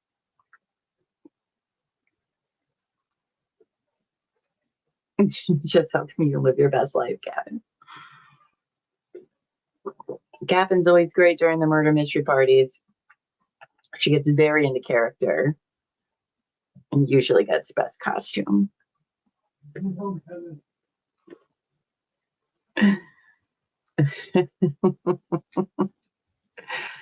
Oh, goodness, you guys. All right. What else do we want to do? Okay, over here we got, oh yeah, you guys got fun new chat commands. Let me put, there's like, you do exclamation point couch and a little thing will pop up in the chat, and there's one for lurk, for gifts. Oh, we're going to be doing a giveaway soon. Just don't have any details on it yet, but we are throwing that together for you guys. So even though I wasn't here for the weekend, I was thinking about you. We were thinking about all of y'all all weekend. So there you go. See, Angie just claimed their seat on the couch by clicking exclamation point couch. How fun is that? Fun and silly. I like it. I like it. Okay.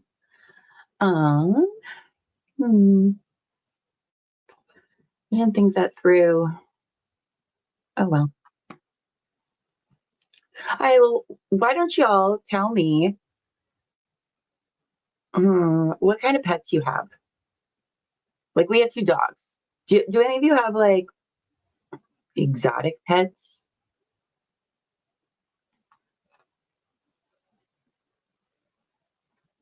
And why you guys are putting that in? Yes, you can join us Thursday at 8 p.m. for True Crime and Wine Time. It'll be Terry with the lovely special guest co-host, Cap'n, that you see in chat. She's going to be on. They're going to be talking about the case of Glennon Engelman, a dentist who also was a serial killer, because that's fun. Everybody needs more phobias than we already have. Very excited because I don't know anything about that case. So I'm very excited for that. And then I'll be on the week after that. And who are we doing? Robert Dahl is who that case is going to be. All right. So Shanka has 2 dogs, 1 cat, and the occasional black widow spider in the trash can outside. Oh, I love that. Angie has a yellow. Why are my screens cut out like that? Okay, it's just having a moment. Okay. Angie has a yellow-naped Amazon parrot and 2 cats. That's true. She has that parrot, Chester, who quotes The Wizard of Oz, which is very interesting and cool.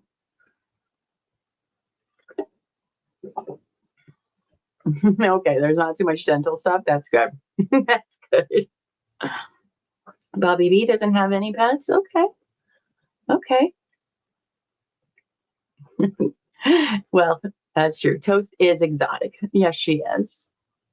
I forget what her breed's called again. She is a different kind of cat. They're the kinds with like no tails or something. Oh, Kelly wants to know, did the last guy on the stand sound legit? I mean, I guess. I guess he did. I mean, he talks about his freaking resume for like an hour and a half, it felt like. He's really just been going over a lot of the same stuff that Burgess did, because remember, this guy's report is based on Burgess' report. Why do my monitors keep going black all of a sudden? That's weird. So we'll see, but just, we've thought along the way that, well, me and some others who didn't see the other one, we were like, oh yeah, this person seems legit. And then defense comes and you're like, what? Not even close. Not even close. Oh, oops. Sorry, Polly. You go ahead and click on whatever you need to. She's a minx. Okay, that's what she is. Sam has a miniature Duchess Sound called King Goomba the Menace. Oh my God, he is so cute. He is like so tiny. Well, he's adorable. I love him. He's very cute. All right. Oh, I'm sorry about that. You have a husky Malamute named Kobe. Love that. My one dog, Kita, is a Norwegian Elkhound, and she's losing her second coat. There's just tufts of hair all around the house, in the yard. You can make a tumbleweed out of her hair. It's crazy. Ooh, breezy. I like this prompt. What would these trial players play in the Batman franchise? Ooh, that's fun. Mm.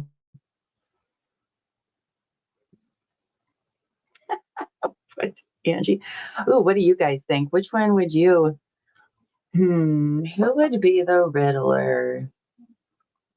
Two-Face would be Jen. Oh, anyway. That's who I think. Why do my screens keep turning black? What is happening? We haven't done that in a while. It's weird. Okay. Anyway, where were we here? Oh yes. Dr. Spencer Reed is very cute. Yeah, if you guys are in Discord, we love pet pics. We go wild over them.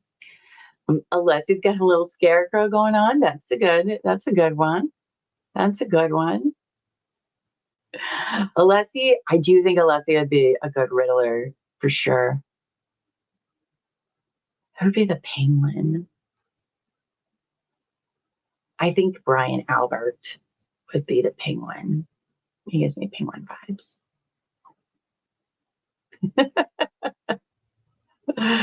Oh, Hank would definitely be the Riddler in Enigma. Oh, that's a good one. That's a good one. I think Brennan would be Two-Face, since Two-Face was a good player that is bad now. That's a good one. That's a good one. What is his bullet head could be, Mr. Freeze? I don't even want to say. I don't even want to say the joke I had because it's dark and it's not great. I'll let you use your minds on who I think should be Mr. Freeze. It's horrible and I shouldn't say it out loud. Nope.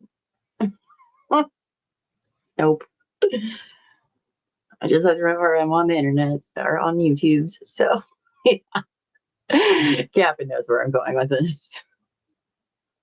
Anyway, Welcher said hitting John wouldn't be a triggering event because of 260 pounds, and yet it was an impact enough to shatter the taillight. That makes no sense. I know. I don't understand. I don't understand. Julie Albert could be Poison Ivy, which we have not watched Julie Albert's testimony from the first trials. So I think I want to watch Julie and Nicole's soon. Next time we don't have court, I think that's probably what we're going to watch next when we have the time.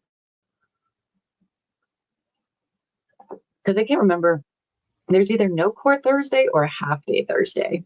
Something's going on Thursday. Higgins could be the Hamburglar. Not Batman, but that's good. Oh, jeez. You guys are great. Well, court's supposed to be back in 4 minutes. Does anyone want to take a bet? But that's not what time it's going to be. I just feel like they've wasted so much of today. Buffy says, hey, y'all, had to play catch up. These kids being home for summer are getting in the way of my trial fixation. So now I am finally caught up. Yeah, I think you're going to have to rehome them. I'm just kidding. Oh, just kidding. I know our kid's not out of school yet, so. But he's pretty chill. Bev uses time drift, yeah.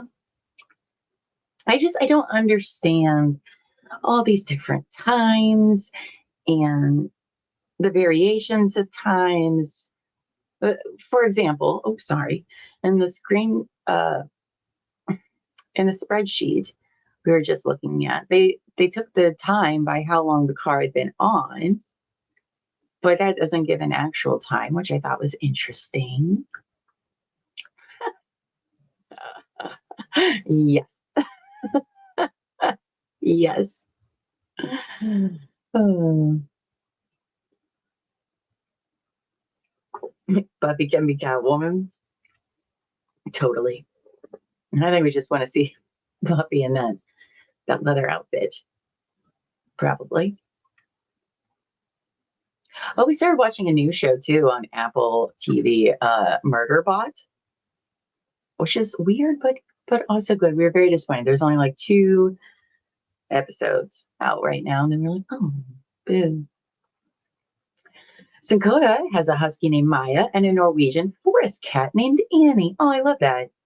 A tabby cat named Amuro, and Manx named Buffy, and an ankle biter dog named Cooper. I love that. Oh my God, you have like all the pets, and you have a Manx too, just like Captain, named Buffy. Interestingly, 2 of your animals are named after our friends. Oh goodness. The whole Lexus thing is a distraction to what really happened in the house. I mean, could be. I mean, I'm not seeing how like there's more steps being taken after, because it's what, 12:31, I think is when they say it happened. I don't know. This timeline's a friggin' mess. I hate it. Alan Jackson is polka dot man since he pokes holes in the Commonwealth case. Nice. Yannetti as Batman. Okay. Or maybe he's more Alfred. I don't know. Yes, Skarsgård. Yes. His murder bot. But he sounds like, who does he sound like? Oh, he sounds like Owen Wilson. It's very weird. I thought Owen Wilson was narrating, and no, it was just him. Anyway, so Walter was all over the place for me. Me too, Buffy. Me too, girl. It's not easy to follow or understand for me anyway. Let me put this back up in here so I'll know when it's ready. Still playing music. Neat. Okay. Oh, where were we, chat?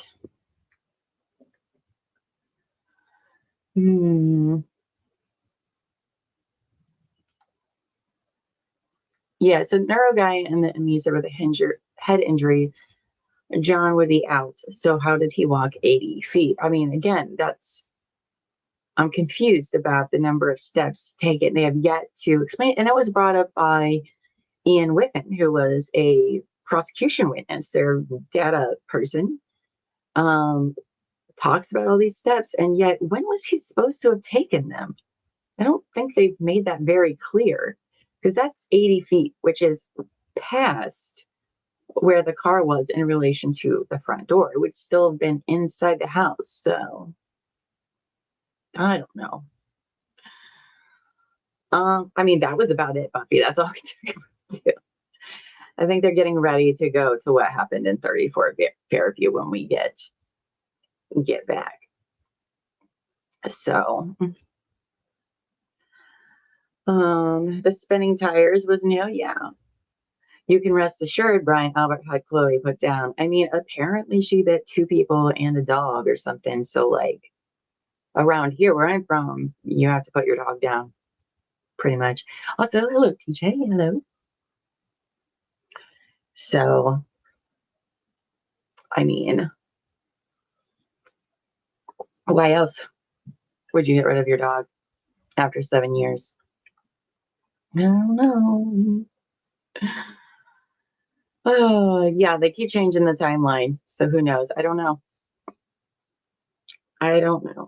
Because they even messed up, right? So, like, For a period of time, they say Brian Higgins' Jeep was parked in the mailbox, but then they had Karen arriving, and then you had the truck with Nagel and Maxon in it, which was supposed to be there at the same time. I don't know. It's very, I don't know what's going on with it all.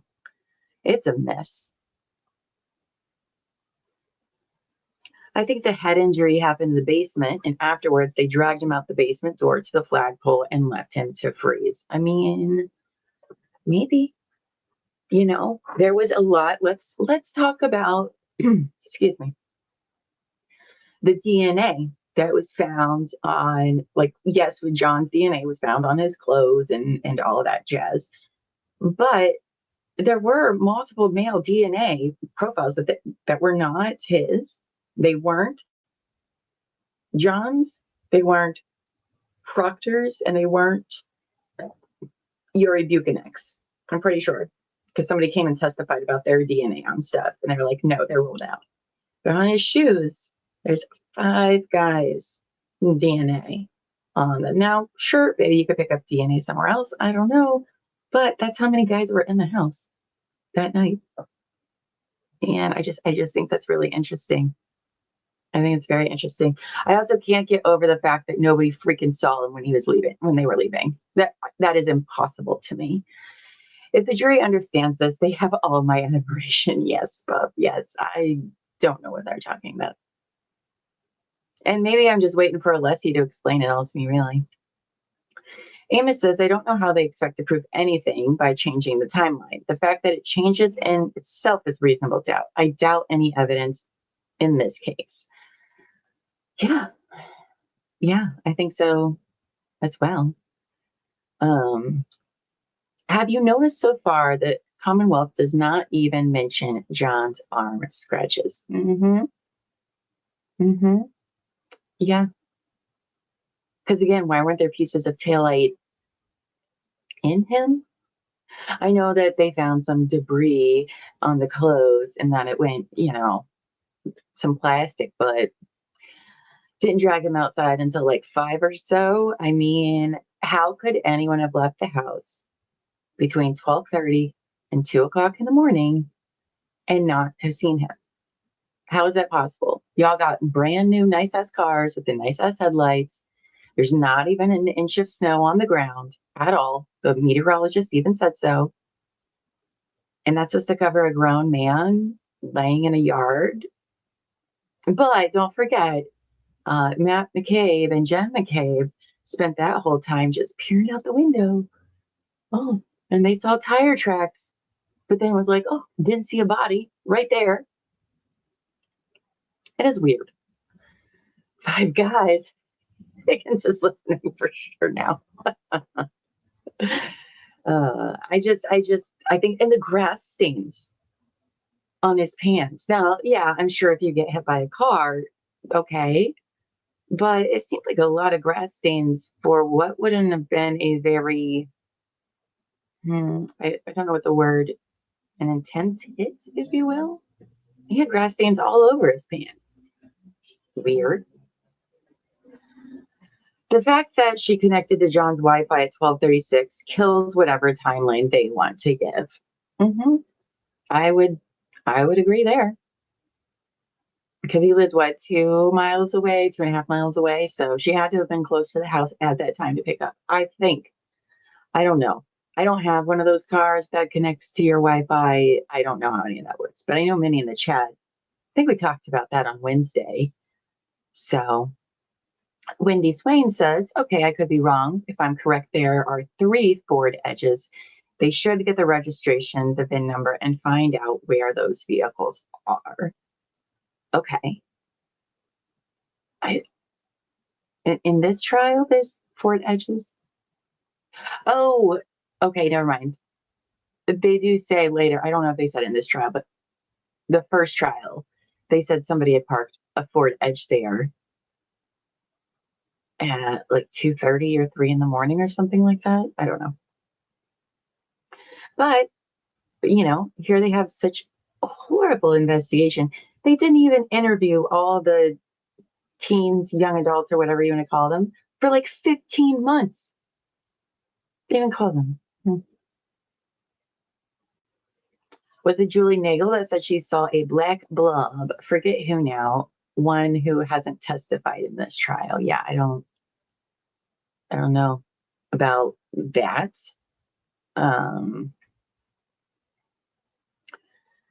Oh, you have a doctor's appointment? Well, we'll be here, Amy Beth. We'll fill you in whenever you need. Good luck with your doctor's appointment, babe. Hope it goes well.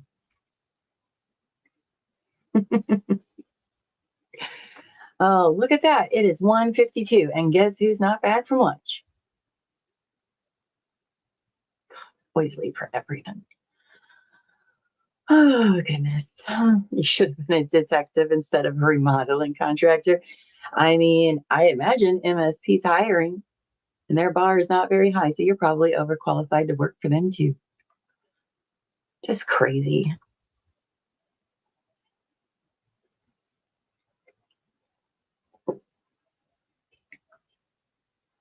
But yeah, the grass stains bothers me.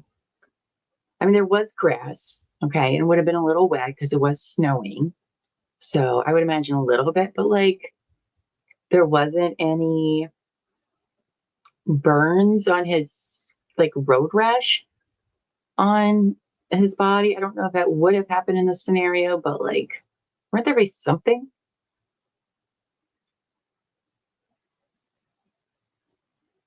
I don't know. Let's see. The investigation was nothing more than a pile of cartoon level fuckery. It really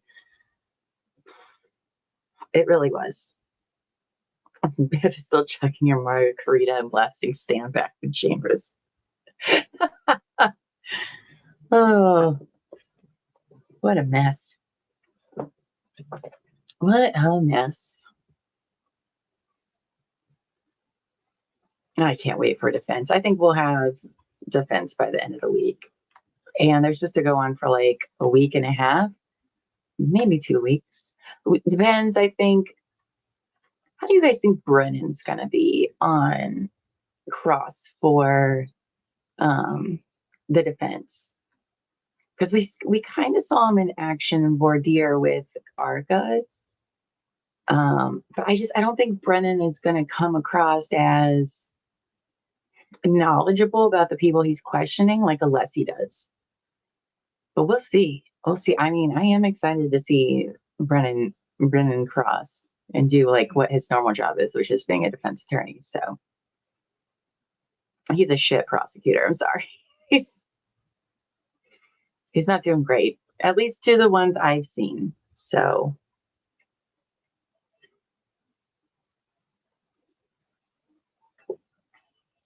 he is something else. Boy.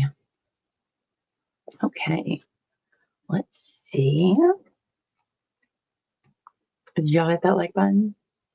I hate that I have to say it so many times, but apparently that's what you gotta do.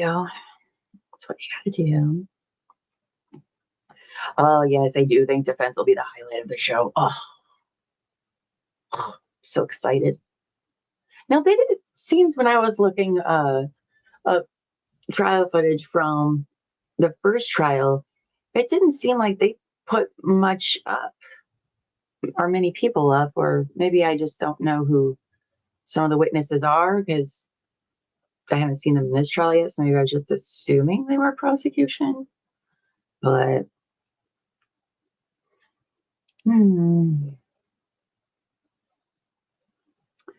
okay. I'm ready for it. You know who I haven't heard a lot from in this trial is Yannetti. But I understand that it was him and Jackson in the first trial, and then Alessi has come in for this second trial. Is like Alessi just doing more of Yannetti's stuff, or what's going on with Yannetti? I feel like he's only handled the very not super important witnesses.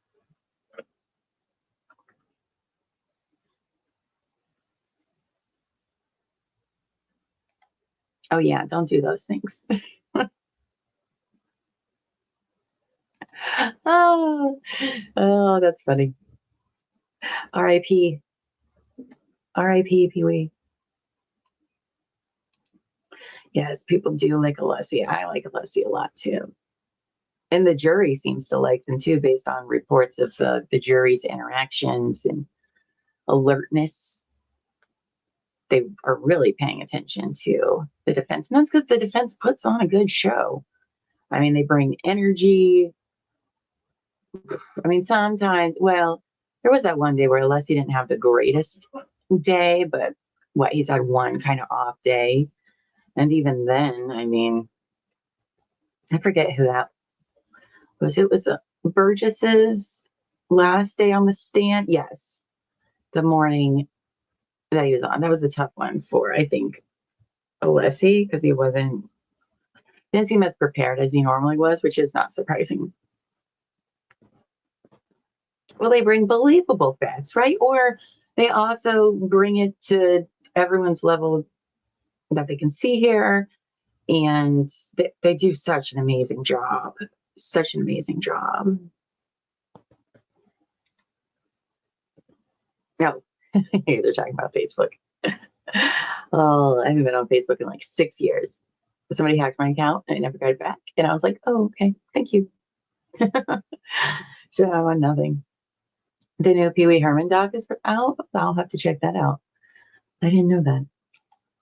All right, so Shanka says Yannetti is the reason AJ and Alessi could pro hoc Bison. Alessi is really good with the technical stuff. I think we will see more of Yannetti in defense. Oh, okay. Okay. Interesting. Interesting. Because I mean, I saw a lot of them in the documentary, the Karen Reid documentary. I just wondered why he kind of took a little bit of the backseat on this one. I'm sure he's still doing a ton of stuff. I don't want to make it seem like I think Yannetti's not doing anything. Clearly, he's doing a lot of stuff as well. I just kind of wondered why he wasn't, testifying as much. Oh, we got the fan back. Oh, only 15 minutes behind already. Thanks. Thanks, Bev. All right, Chad. Thanks, Bev, in all caps.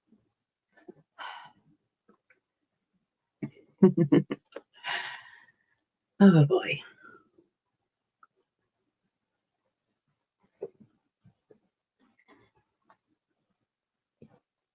AJ is like a hammer of a team. Yeah, that he is. Cool. Oh, yeah, that's right. I don't believe Little has done anything in regards to questioning in this trial yet. I don't think I've seen her. As a matter of fact, I didn't even know she had done that with any before. So that's interesting. Words are hard right now, I guess. My dream fact, Alessi walks in with Chloe and dental prints from O'Keefe's body and Chloe teeth. I mean, maybe, because I'll tell you what, Alessi, he lives for his Matlock moments. It is not very often in trials I've watched where they actually have like a perfect TV like moment. Except for Alessi, he'll do it. Remember the reflection in the car with the glass on the bumper, which also the glass on the bumper matches no glass found anywhere. That's convenient. Half the glass they find, don't even know where it came from. It was not the bar glass. Very interesting. But remember when he pointed out that it was a reflection to that lady, and he like led up to it, and it's a reflection, isn't it? It was amazing. Oh. So Little did like 2 in trial 1. Okay. Hey, not all lawyers are great with questioning. They're better as like, writing motions and researching and preparing things like that. So I just assume that's kind of what her job was. Interesting. That was perfect. Thank you. I'm a little delirious. I've had to talk so much today. I don't even know what I'm going to talk about tomorrow or even later. So hopefully they come back. Or I'm just gonna have elbow feet sit his ADHD butt down here and entertain you guys for a while. And then they'll be like, okay, Llama. Okay. All right, let's put the fan back up on here. There we go. Oh, I should probably turn the volume on too, because I muted it because that stupid music. All right. There's our fan. Our besties. Unless he has argued before the Supreme Court. That's cool. You're listening though, they are wild. They're just like interrupt you as you're trying to make a point. It's very interesting to watch. Well, you can't watch it. It's not, but you can listen in.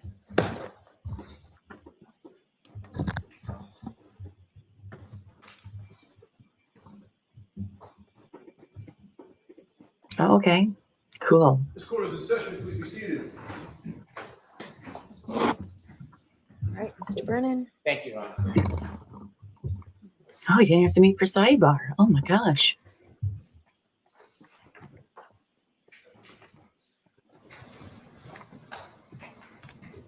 All right, I'm gonna pee and go get more coffee.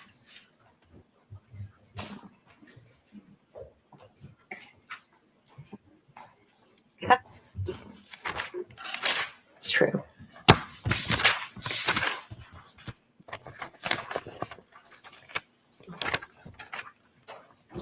Dr. Welcher, when we left off, you had given us your opinion on this slide. Could we proceed to slide 35, please? Slide 35. I believe the next slide is 35. Correct. Okay. Now, when we look at this slide, I'm going to ask you to zoom in, and if we can start from left to right, and we can identify each category as you discuss it and explain to us the importance of the columns. So we already touched on this from left to right. The first column is the continuous running clock. Second column is where I converted it to minute and seconds. You can see we're on trigger 1162.2. This is the second trigger.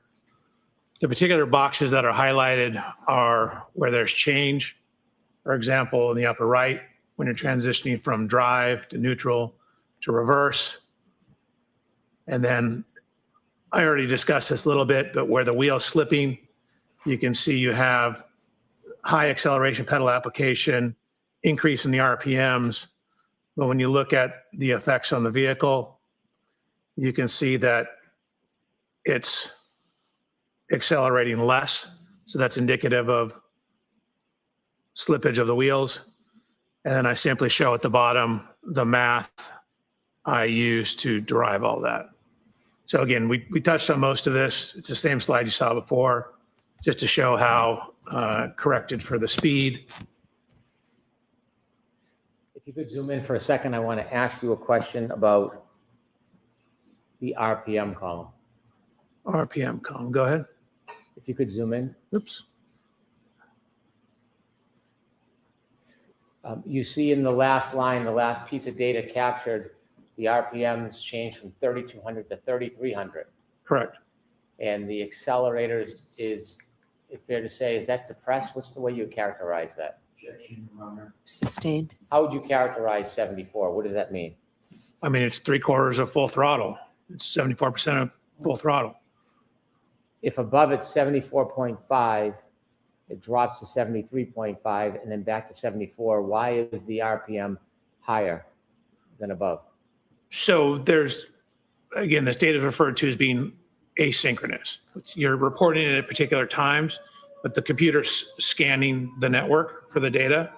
So it's not all on exactly the same time step. Not only that, but there's frequently, oh, sorry, I'm sorry.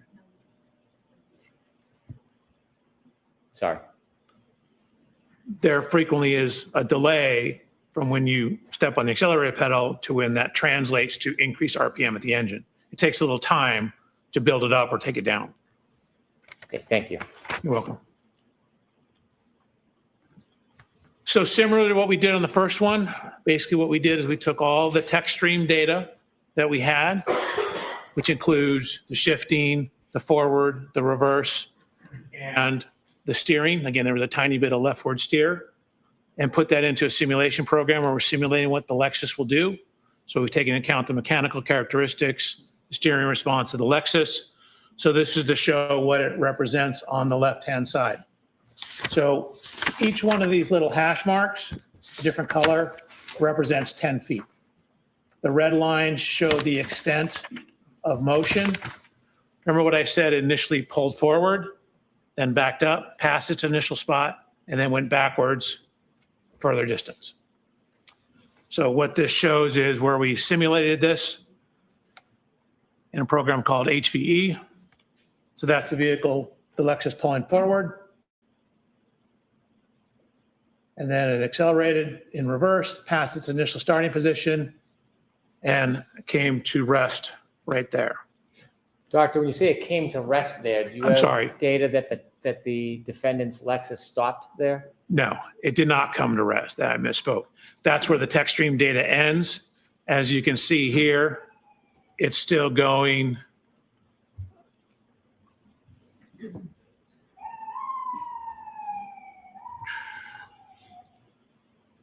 It's still going approximately 23 miles an hour when that ends. You'll have to zoom in on that so the jury can see what you're referring to. Please. So again, as I mentioned, the text stream's taking a window of data. It doesn't take anything outside the window. You can see that when we account for the wheel slippage, that the vehicle at the time of the last data point, again, is at 74% throttle, 3,300 revolutions per minute, and is going backwards approximately 23.9 miles per hour. And you can see it's traveled a total distance backwards of 53 feet back from where it initially started. Or if you consider where it pulled forward 34 feet and then backed up 53 feet, add those two together from the point it pulled all the way forward.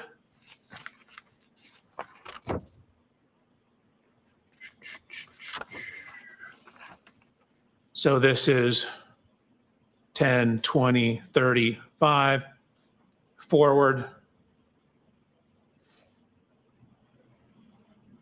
And then I'll go 10, 20, 30, 40, 53 back for a total of 87 feet. So from the maximum point it pulled forward to where it backed up, again, that was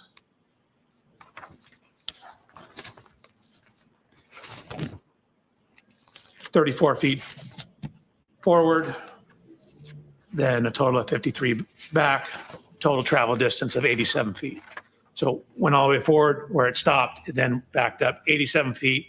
And when the text stream data stopped, it's still moving. It's still moving about 23 miles an hour, and you're still at 74% throttle and 3,300 revolutions per minute on the tachometer, RPM gauge. Is that Turn the light on for a moment. in front of 34 Fairview? Dr. Welcher, in your analysis of the data and the information you acquired and the evidence that you relied upon, did you come to some conclusions and opinions regarding the defendant's Lexus that evening? I did. As part of that opinion, you mentioned that you considered mileage to map distances as one way of mapping the location of the vehicle. Do you remember that? I do. If you could provide us with slide.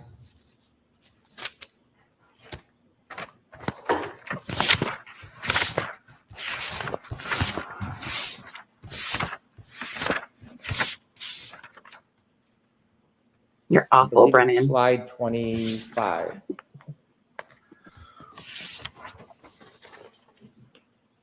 And could you widen the left-hand box a little bit? And you mentioned you measured or you ran information about distances between different routes, Correct. specifically regarding Fairview to Meadows, the first box. Do you see that? I do. There are 3 different mileage numbers. And Yes. then there's streets to the left. Can you explain what's set out in that box? Sure, that's basically 3 different routes you can go. Sherman Street, Pleasant Street, Washington, and Sherman Street.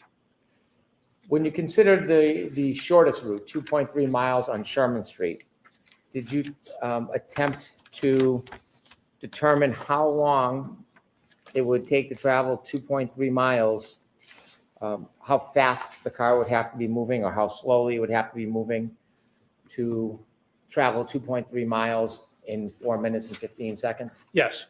And what did you determine?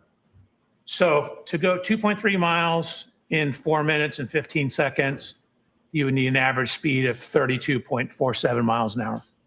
What if you took the longest route, 2.8 miles, and you considered 2.8 miles in 4 minutes and 15 seconds? Did you make a determination? I did. Could you share that with the jury? It's 39.5 miles per hour. Is that what the average speed of the Lexus would need to be to travel that distance in that Correct. time? That's not that fast. Now, turning to your study of these tech stream events, do you have an opinion to a reasonable degree of engineering certainty how many triggering events occurred? How many triggering events occurred in that ignition cycle 1162? Objection, Your Honor. I'm going to allow that. In 1162, the tech stream recorded 2 triggering events. And do you have an opinion as to the type of triggering event, the type of movement of the defendant's Lexus in those 2 triggering events? I do. Regarding the first triggering event, 1162-1, do you have an opinion to a reasonable degree of engineering certainty what type of event the first triggering event was? Objection, Your Honor. I'm going to allow that. The actual trigger was excessive rearward acceleration. The event was during the course of a 3-point turn. And do you have an opinion to a reasonable degree of engineering certainty the time between triggering event 1 and triggering event 2 in that cycle 1162? Yes. And could you share with the jury your opinion to a reasonable degree of engineering certainty the time between those 2 triggering events? Approximately 8 minutes and 5 seconds. Do you His have an body would've opinion went to a reasonable degree of flying. engineering certainty as to the type and triggering event of the second event, 1162-2? I do. And could you share with the jury your opinion to a reasonable degree of engineering certainty the type of event to that second triggering event? Objection, Your Honor. I'm going to allow it. It's, again, the trigger event itself was a transition into reverse and then high throttle application. It's a forward motion followed by a lengthy high-speed rear impact or rear motion. Your Honor, I'm going to move to strike that portion of the answer. Yes, I'm not going to highlight it. I So appreciate it. get the answer again. Would you like me to ask the question again, Your Honor? Yes, Mr. Lessie, yes, right? I'll strike the previous answer. Go ahead and ask the question again. Okay. Do you have an opinion to a reasonable degree of engineering certainty as to the nature of the second triggering event, 1162-2? Just for the record, Your Honor. Yes. Could you share your opinion with the jury? The triggering event was high throttle opening in a transition to reverse. It's a forward motion followed by a higher speed rear motion. And at the end of the trigger event, you're still at 74% throttle. Do you have an opinion to a reasonable degree of engineering certainty the entire distance captured in that 10-second window during the back maneuver or 1162-2? Do I have an opinion about it? Do you have an opinion to a reasonable degree of engineering certainty about Yes. the entire distance that is captured in that 10-second window of the second triggering event, 1162-2? So it obviously only captures what's going on during the trigger. It doesn't capture before or after the trigger.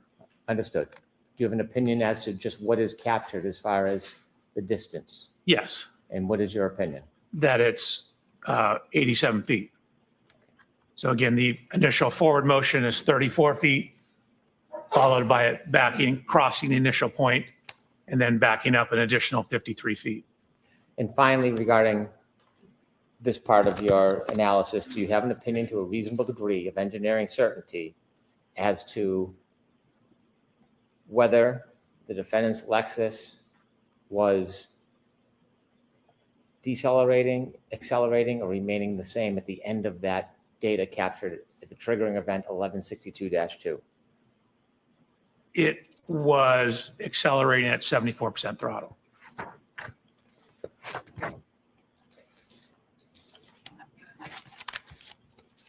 In addition to your analysis of the text stream data,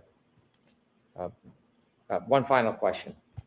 Do you have an opinion to a reasonable degree of engineering certainty the relative time this backing maneuver occurred with the defendant's Lexus that you just spoke about? Yes, And could you share with the jury your opinion to a reasonable degree of engineering certainty? sure. It matches the window of the cell phone data for Mr. O'Keefe that puts it in front of 34 Fairview. So the backing event occurred somewhere between 12:32:04 and 12:32:12. So I now end of the want to event. turn to a different part of your study of this case. Okay. At some point, did you try to determine whether there was an intervening event that could have caused damage to the defendant's right rear taillight separate from a collision at Fairview? I did. Objection, Your Honor. So the form of the questions to Brennan. Okay. At some point, when you looked at the data and analyzed this case, did you consider including or excluding evidence, or did you analyze evidence to reach a conclusion, including or excluding whether there was an intervening event that caused damage to the defendant's Lexus right rear taillight? Yes, I did.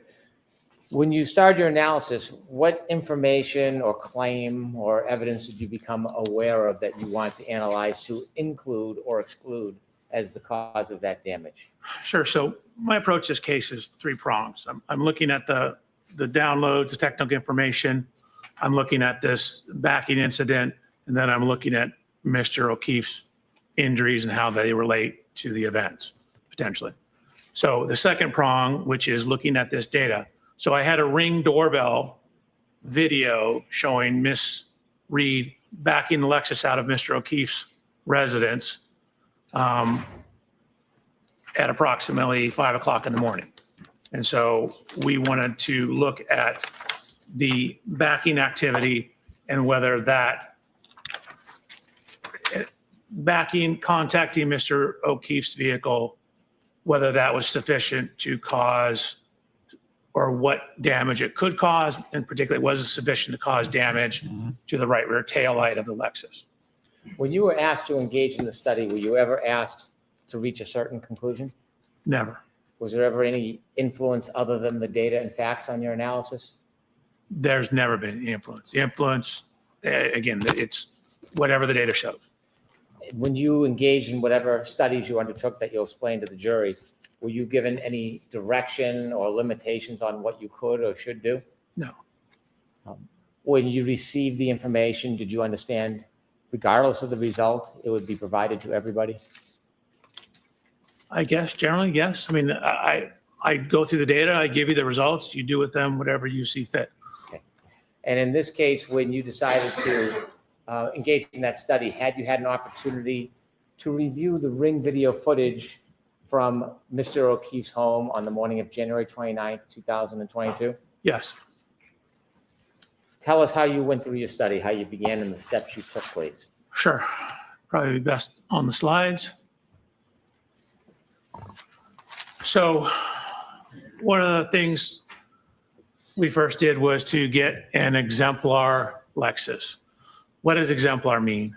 It just means I got the same exact year, make, and model vehicle as Miss Reed. So Miss Reed's vehicle is on the left-hand side, taken during my inspection. And then I found this exact same year, make, model, manufactured at the same plant, everything Lexus in Texas. So even though it looks like a European plate, it's a Texas plate. Purchased the vehicle, had it shipped out to California. So I verified that the Lexus is in fact the one I got, the same exact one as Miss Reed's. These are all the standard equipment. Miss Reed's is on the left. My exemplar is on the right. It says Reed Lexus TIS, that's Toyota Information Services, Toyota Information System. So I ran it through TIS, which is the umbrella program under which TechStream runs. I also ran it through My Lexus, which is the Lexus website. And then started about doing what's referred to as a photogrammetric analysis of the video. Can you explain to us what a photogrammetric, help me with the word, photogrammetry? Photogrammatic. We're doing photogrammetry is a photogrammetric analysis. What does that mean? It's just a big fancy word to saying you're looking at data and photographs. And what we're trying to do is take two-dimensional images, say you get from video or photographs, and knowing some information about the photographs and some of the dimensions of things in the image, get or convert it to a three-dimensional space. In other words, be able to get exact three-dimensional measurements out of that two-dimensional image. So I had the video, just to show the provided video that I was given.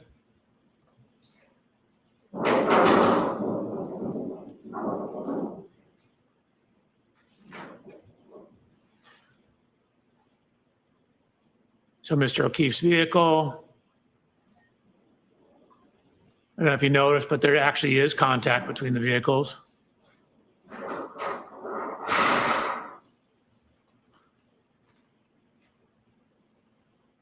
So one of the first things we wanted to do is determine the frame rate, which is how many video frames are played per second. Your normal kind of video camera has about 30 frames per second. Your standard movie is 25 frames a second. You know, a modern IMAX is like 60 frames a second. The frame rate of the camera, how many images it shows per second, because video and films are just single images played really fast. So it looks like motion. And so determining the time between each frame tells you how much time occurred. So if we know the time between each frame, and then we can figure out how far the vehicle moved, distance divided by time is speed. So we put it through a couple different programs. This is called AMP5. We got 19 frames a second. This is a specific forensic program called Axon Investigate, 19.8 frames a second. This is a publicly available program called FFMS. Same thing, 19.8 frames a second. Another program, Media Info, 19.8 frames a second. Anyways, 5 different sources, we're getting 19.8 frames a second. So then what we've done is add information now. So now that we know how many seconds each frame represents, we now put a clock back in to tie that into time. So it's the same exact video, except we have a frame counter now, and we have a time.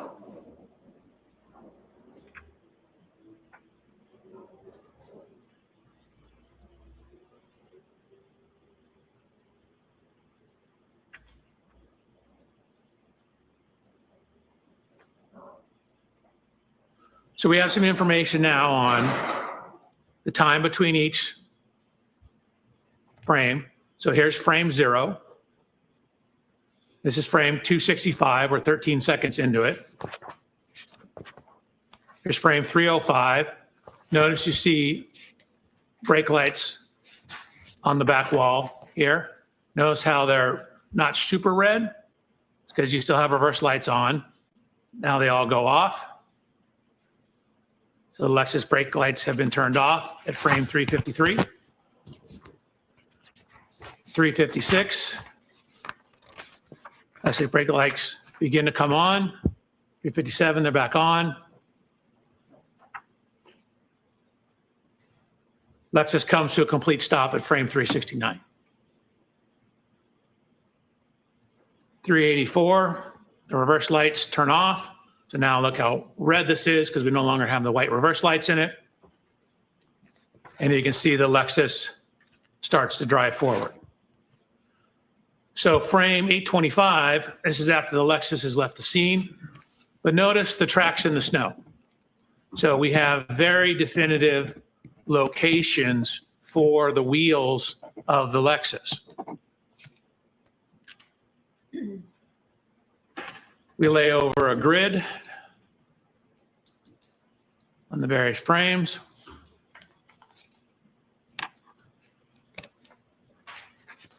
So we then took the images and did what's called clarification, which is where you overlay images from multiple versions or multiple views of the same vehicle, and it helps sharpen the image, but it slightly dulls the color.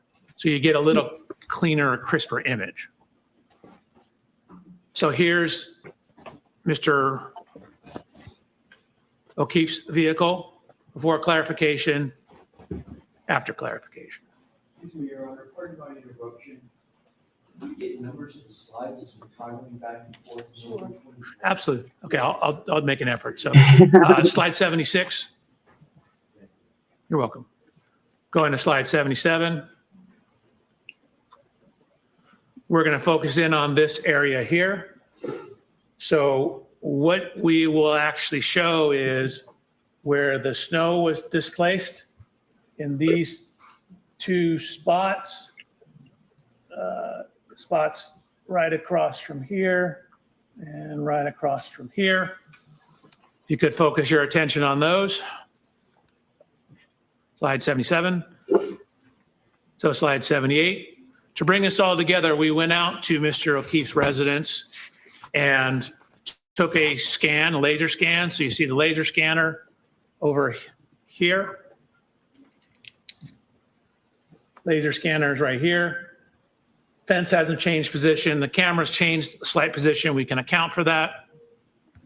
So here's the subject video. We have the correct resolution.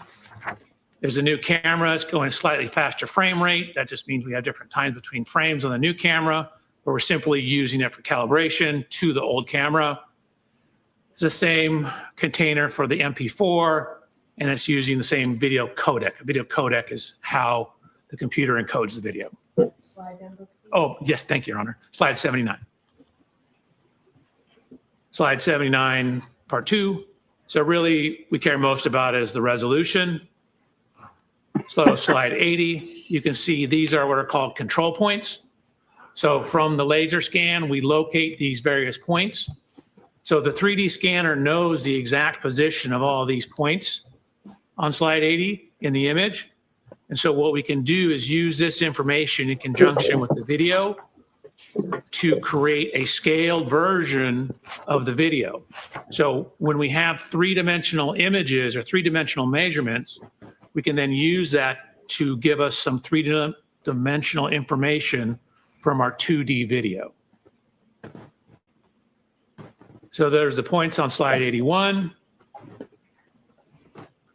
Slide 82, excuse me, slide 81, second part, we're basically just fading in. So what you see now, if I go back to the beginning of slide 81, this is the picture from the video camera. And then what you see here is, which is barely any difference, and that's because what we've done is we've now overlaid the points from the laser scan. So now each one of these little speckly points, we know the exact 3D coordinates of those. So we can now know the exact position of all these fence posts, all the positions on the driveway, and we can use that to calibrate. Going to slide 82. So using that information, it's called solving for the camera. We verify that we have appropriate residuals, meaning we don't have too much error. Slide 83. Okay, subject video. Right, Julia? Then this is the subject video with the control points overlaid on it.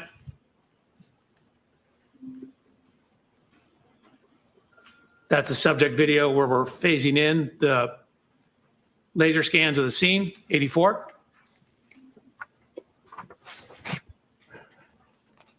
So this is both on slide 84. I'm just toggling between the point Oh, he's only cloud like halfway and the through his video. slideshow.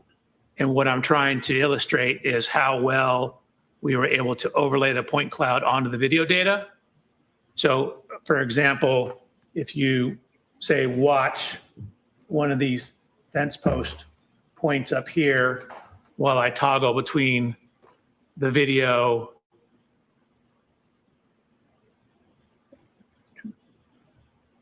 there's the laser scan, there's the video.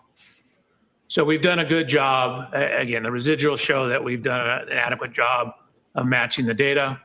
Slide 85.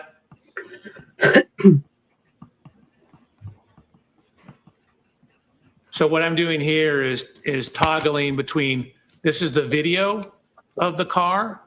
Remember I told you I went out and I inspected Mr. O'Keefe's vehicle and did a laser scan of it?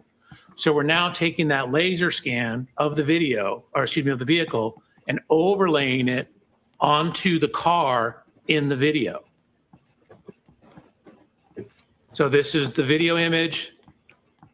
Someone is That's the writing. laser scan furiously. laid on top of it.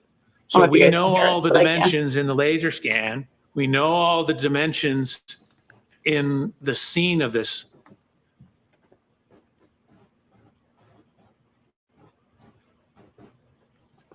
We have the tire tracks. We can create and take data points along the tire tracks. Create a map of those. So green is the right rear. Again, the vehicle's backing out, coming, slide 87, coming out this direction, backing here, stopping, pulling.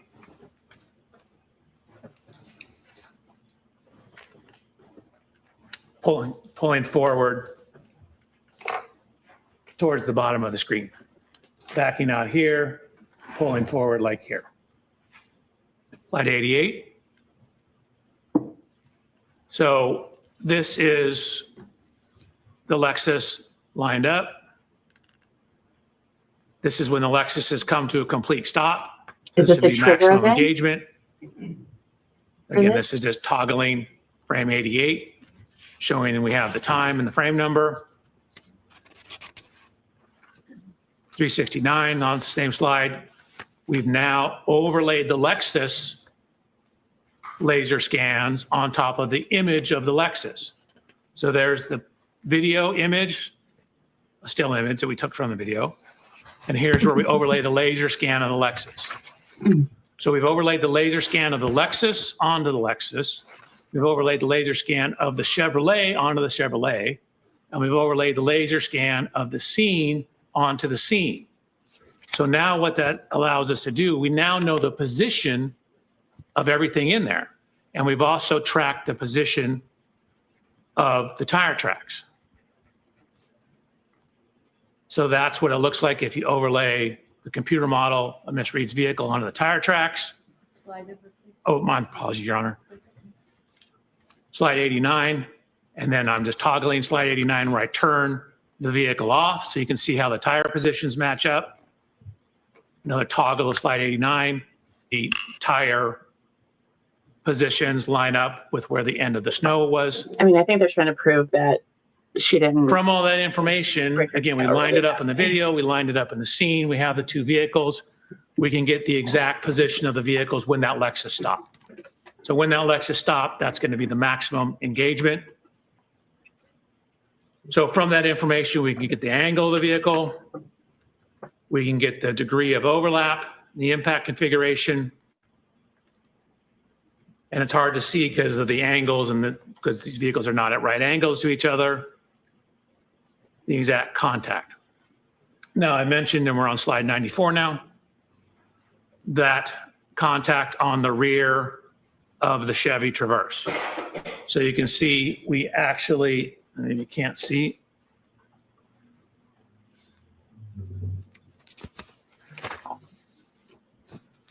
So we took a whole bunch of data points within those two areas where the snow got dislodged.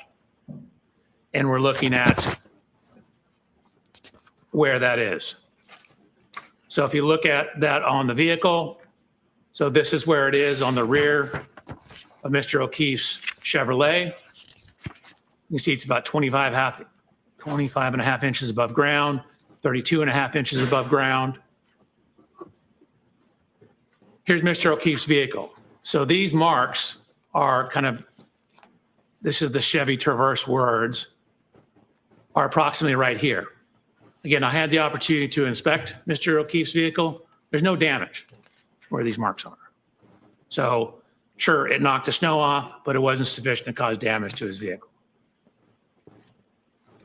We then mapped that data onto Miss Reed's vehicle to look at where that height is. So you can see the only contact marks are down at the bumper level. I mentioned how that bumper sticks out. This is exactly where you'd expect it. So the only evidence of contact is nowhere near the upper tail light. I emphasize the word upper tail light because it is right in line with the lower tail light, but yet the lower tail light also was not broken. So again, 25 and a half, that's 24 right here, 25 and a half. That's 24 right here, 25, 25 and a half. That's right where that scuff mark was. It's also right at, again, the level at the top of that light. This light is not broken. I've looked at the front of it. I've looked at the back of it. I've looked all around it. It's not broken, and it sticks out further than the light above it. So using those positions, matching the overlay of the vehicles, we can That it wasn't get broken that way. the speeds from that. We know where the Lexus is. We know how much time it is between each frame. So we know how far it moved. And so what we know is that when it first came to a stop, right before that, it was going about 0.7 miles per hour. So realistically, somewhere between a half to 1 mile an hour, just to account for some variations, but Isn't it definitely 20 going miles 1 an hour? mile an hour or less at impact. Slide over, please. Oh, thank you, Your Honor. Where's the Slide trigger? 99. Where does it say triggering event? That's the dimensions. Slide 102. Similar to what I said, no damage to that light, no damage to Mr. O'Keefe's Traverse in that area. And then if I could, I would Let me like drop to that. go back because I realized I skipped over something.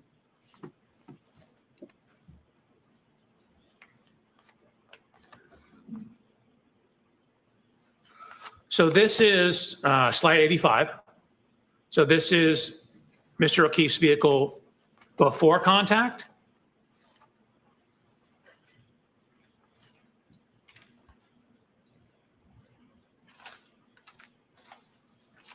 Huh.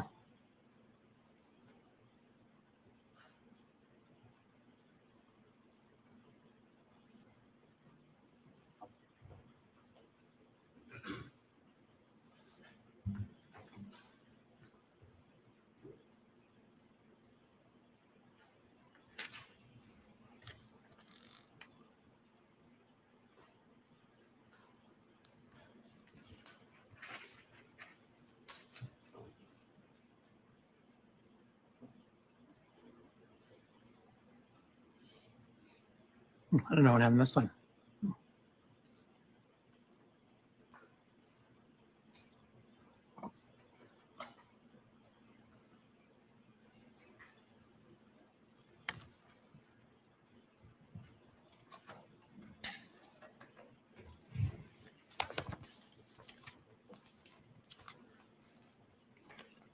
The slide shows that there was snow here, now there's no snow there. Dr. Welcher, did you look on the driveway after the touching between the two cars to see if you could see anything on the snow at the back of Mr. O'Keefe's vehicle?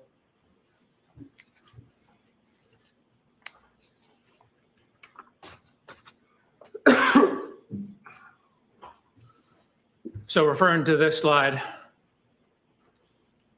this is after the Lexus has pulled away. Looking in the snow, I see nothing in the snow. Were you looking for anything in particular? Of course I was. I was looking for taillight fragments. In any of the videos that you have that show Mr. O'Keefe's vehicle after the defendant's Lexus touches it, do you ever see any remnants or shards or fragments of taillight on the ground? I do not. When you did your analysis and study, trying to include or exclude this touching as the source of damage to the defendant's Lexus rear right taillight, did you consider speed as part of that analysis? I did. Did I you considered speed, and then again, knowing we have the positions of the vehicle, we looked at the degree of overlap, and there's only about 2 to 3 millimeters of overlap between the vehicles, which is insufficient to cause the tail light that's recessed in from the edge on the right rear of the Lexus to contact the rear of the Chevrolet. Considering all the data and analysis that you did you come to a conclusion to a reasonable degree of engineering certainty whether the right rear taillight of Miss Reed's Lexus was broken or damaged during the contact with Mr. O'Keefe's car at around 5:07 a.m. on January 29, 2022? That impact did not break or crack that taillight. Is that your opinion? That's my opinion. Is that to a reasonable degree of engineering certainty? That's to a high degree of engineering certainty.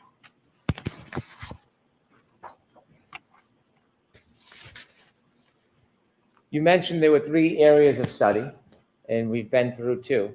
Correct. Could you tell us what you focused on your 3rd area of study regarding this case? So the third area of study, I'm now focusing in on the injuries, the at-scene physical evidence, taillight fragments, broken glass, things of that nature. Okay, and when you conducted your studies and reached conclusions, did you, in your PowerPoint, provide slides to help explain your process and inevitably your conclusions? Yes, sir. If you can take us through the 3rd section of your efforts regarding this case, specifically your efforts to identify the different pieces of evidence and your conclusions about a collision in this case. Absolutely. Slide 104. Please. So this is a, Is this 105, Dr. Welcher? I'm sorry, 105. Yes, sorry. Slide 105. This is a picture of Mr. O'Keefe's right arm, forearm, hand, and wrist. In anatomy, your arm is defined from your shoulder to your elbow, and then from your elbow to your wrist is your forearm, and then this is your hand. So technically, when you say arm, it really means from your elbow to your shoulder. Most people call this whole thing arm. It's actually the upper extremity.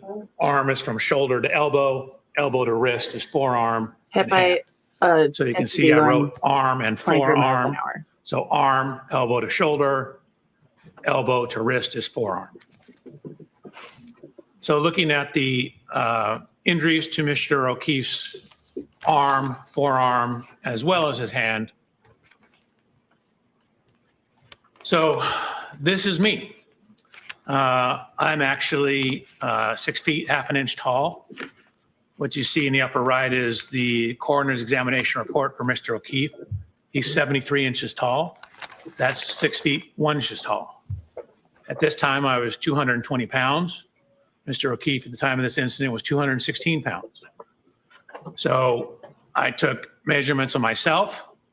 I'm actually wearing the same make and size shoes as Mr. O'Keefe, Is he the going to get hit same by a brand car? of jeans as Mr. O'Keefe, the same brand and size shirt of Mr. O'Keefe. You see the Lexus in the background. We have matched the height to the Lexus. What I'm showing here is both my height, and then keep in mind where the height of this wing is relative to my right eye.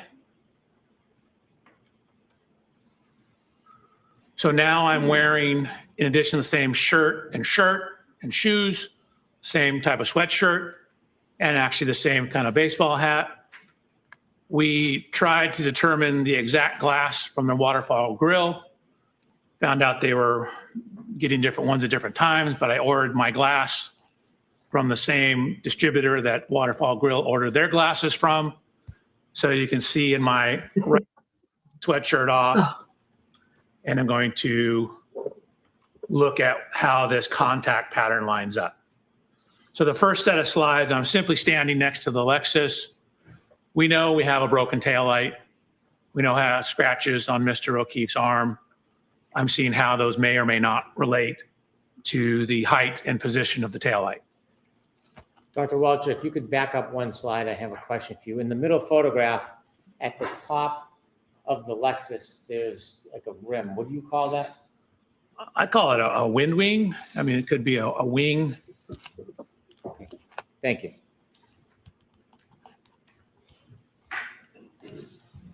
Air dam would be another. Okay, so I then set about to do a little bit of testing with the Lexus. The first test you're going to see is me just walking backwards or actually sideways into the Lexus. What I've done is I've painted the Lexus right rear tail light with what's called grease paint. Kind of sort of like paint, but it doesn't dry. And then I have backed up sideways, side shuffled into the Lexus with my arm out, see what the damage pattern looks like, or basically where someone of Mr. O'Keefe's height's arm would contact the rear tail light. So then what you see is I've shown the photographs again. I show the paint transfer onto my arm. The yellow grease paint on my hand was to show where my hand would hit the taillight. And so just kind of me walking slowly sideways into it, the approximate location of the taillight, and I'll line it up with the broken taillight in a second, lines up with the approximate location of the lacerations on Mr. O'Keefe's arm. Dr. Welcher, let me ask you a question. When you're engaging these demonstrations, are you attempting to try to show exactly how Mr. O'Keefe was struck? No. So we don't know exactly how he was struck. And pedestrian impacts are extremely sensitive to exact angles. And so where exactly your foot is, whether your foot's off the ground, can have an effect on where you end up after that. We just don't have enough information in this case to determine all that information. We know the taillight was broken. We know the glass was broken. We know we have damage to the rear of the Lexus. We know we have lacerations in Mr. O'Keefe's arm. So I'm trying to see if there's any correlation between all those. Well, can body posture on a clip or a side swipe collision change the trajectory or the injury? Of course. Can the way somebody moves or reacts before impact change it? Objection, Your Honor. Sustain. What are other things that can change the trajectory of the person and the injuries? So for example, if you get hit and knocked off balance or clipped and knocked off balance, you can take additional steps. That'll affect how far your body travels. If you have one foot on the ground versus the other foot on the ground, affects how the body rotates. If your arm is at 90 degrees or 85 degrees, will affect the kinematics. We attempted to model different possibilities, and we're getting results that were all over the map. Small changes in the pedestrian position give you huge change in the output. And so from the tech stream data, we don't know exactly when in the tech stream data he was hit. So we don't even know the exact impact speed. In most pedestrian reconstructions, you typically have a point where the impact occurred, like where the person was, like in the crosswalk, for example, and they get hit and their tire leaves a rubber scruff. That's called the area of impact or point of impact. You then can look at how far they were thrown and using some laws of physics, calculate how fast the car had to be going. Yeah, that's what I Well, want we to know. don't have that in this case. We don't know exactly where Mr. O'Keefe was on the roadway when this happened. Sorry, I'm about to go to the next slide. Without Couldn't having you use the an 23 miles exact an point hour? of impact or an exact speed or an exact body position, are you able to specifically replicate the actual collision and the way Mr. O'Keefe's body would move? Exactly replicate? No. And again, in terms of how he would move, Again, we don't know where exactly on the roadway he started. So in terms of how he moved, that's a function of where he started. We don't know if when he was clipped, he took an additional step before falling backwards. So that will change how far you are off the roadway. So the impact, which you'll see in a second, even at 2 miles an hour, will induce rotation of the body. Is he going to So, get hit at 2 miles an Depending hour? on the speed, I the hope higher so. the speed, the more rotation. So if I may, And remember, he said 23 miles an hour in reverse. so slide 111, this is simply showing where I walk sideways, how this lines up with the location of the lacerations on Mr. O'Keefe's arm. Here's the post-contact scuffing on the taillight. Here's a picture of Miss Reed's vehicle on the right-hand side. So now I said, okay, that was me walking into the car. Let's have the car drive into me. I did this at very low speeds.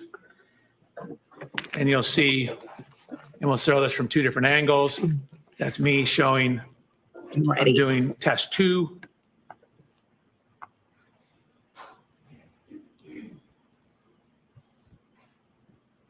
This is from a camera that we have pointing down at it. This is the speed. You'll see it's only about a 2 mile an hour impact.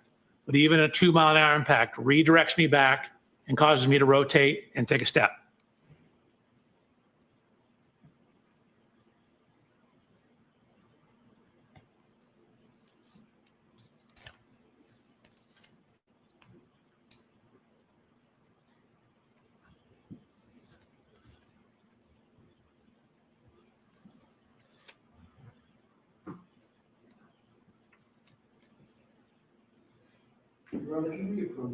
Yes.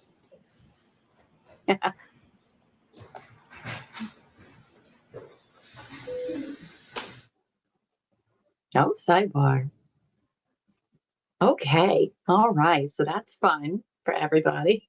I just had Chinese for lunch, opened my fortune cookie, and it says a new relationship awaits. I hope so for you, Kelly. I hope so.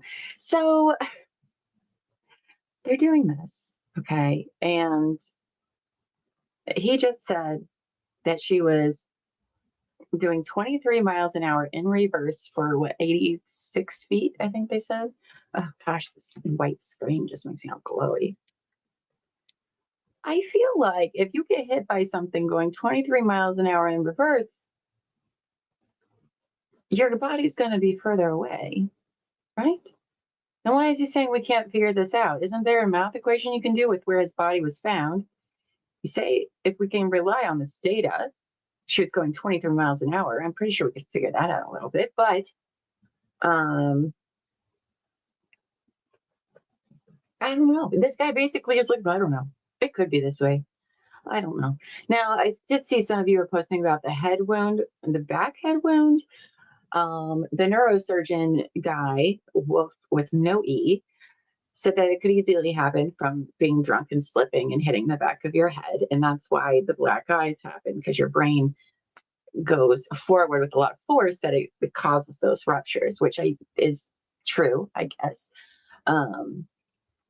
But I don't know about all this. I don't know about all this, guys.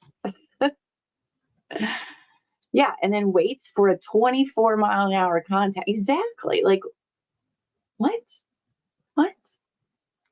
It's very weird.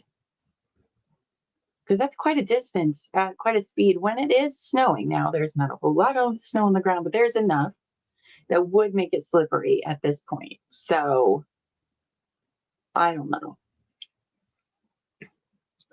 Right?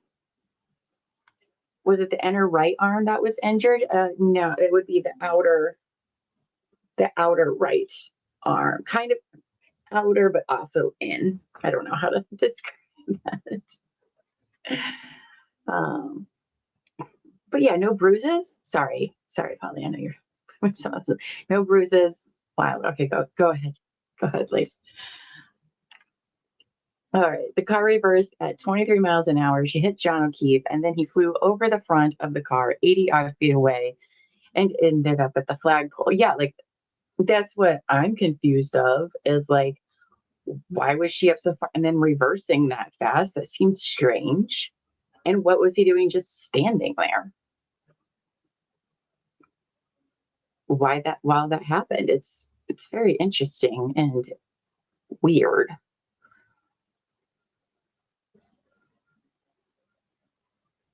I think it is a little questionable.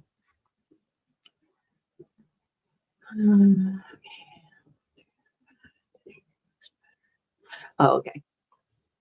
All right, sounds good, Holly. Okay, so are you aware that real doctor said he didn't have injuries consistent with being hit with a car? I mean, that's what I've been saying. I didn't even know how fast the car was actually going yet. So the fact that it's now 23 miles an hour, what? Dope Meditation says in the first trial, there was a guy who explained how the body flew and did flips. I'm sure he's not on the list. Yes. Trooper Paul, we did watch him when there was no court one day. That guy. Oh boy, that guy. The scene spoke to him, he said. It was very interesting. But also, okay, so we spent freaking all damn day on this 3-point turn triggering events. And I did have to miss little parts here and there recently because of dogs and getting snacks and going to the bathroom, all that jazz. But they did not say that her backing into John's SUV was a triggering event, right? Did I miss that? Have they said that yet? Because it bothers me. Why wouldn't you? Why wouldn't you include it to better have people understand, to solidify it? So and when they laughed out loud than we did when they were asked if Vulture's knows what he's talking about. Oh, I mean, yeah, I guess if he was drunk and just standing there, that could happen, but I don't know. It's weird. Yeah, I've heard lots of talk about this plow driver. We haven't watched him yet from the first trial, and I don't know if he's going to be in this one. I don't know. Where is his bruising on by his knee? I think it's just a little scratch, right? Isn't that what the ME said? Like a scratch. Oh, I don't remember which knee. I want to say the right one. So, right, there's no DNA, no blood, no tissue on the taillight pieces, nor the car, which is also interesting. Or embedded in his skin. I think that's weird. Okay, they said 24 miles an hour. Okay.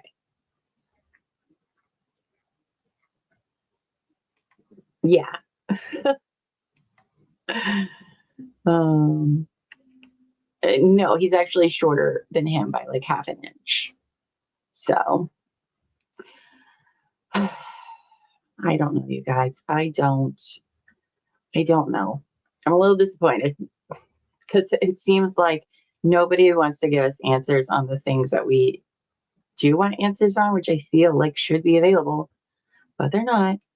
All right, Crazy Brady says at 24 miles an hour with 6,000 pounds of force, John would have sustained much more injuries. That's what I'm saying. Dave said, I just ordered a pale blue paint. I'll have results in 2 days. Thank you for taking one for the team. Thank you. Cause of death was head injury and hypothermia. Yes. So what did he bang his head on? Okay. So the cause of death is undecided. No, that's not true. Oh, I mixed them up.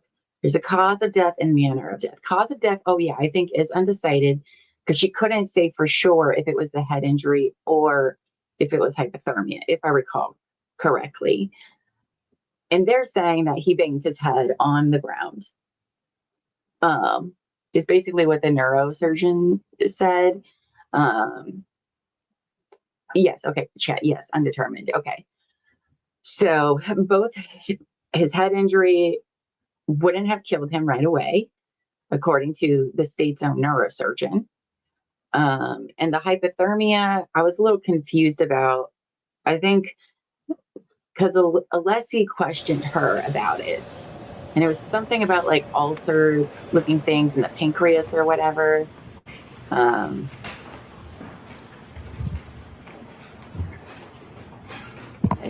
And what slide is this? I think I just can't see it. What slide is this? 114. Thank you. You're welcome. One moment, Dr. Welcher. When you were showing us this video, you walked to the side of the passenger side of the car, didn't you? I did. that And why is did you do true. that? I was discussing with them what to do. You were discussing with who what to do. The driver. In no way were you trying to imitate or give a demonstration of what you believed Mr. O'Keefe's movements to be. Oh, no. This speed's just 2 miles an hour. I was having a discussion with the driver about what we needed to do to conduct the test. So when you walked up to the passenger side, it wasn't to replicate a study or a movement or give an opinion? No, that walking had Simply- nothing to do with this case except for me instructing the driver what to do. Thank you for that clarification. Sorry about that. No apology necessary. Thank Could you, you go back to the beginning when you were explaining this so we can go through it? So this is the dynamic test 2.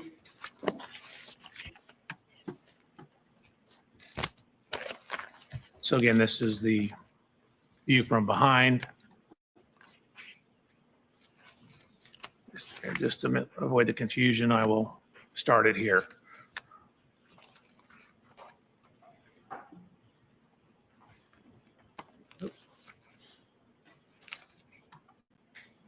What speed is the car traveling? You can see it.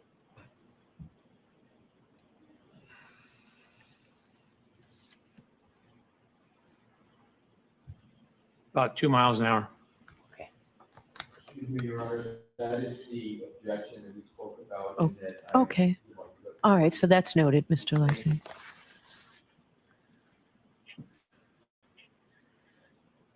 So similar to the other test, this is the post-contact image of the transfers onto my arm.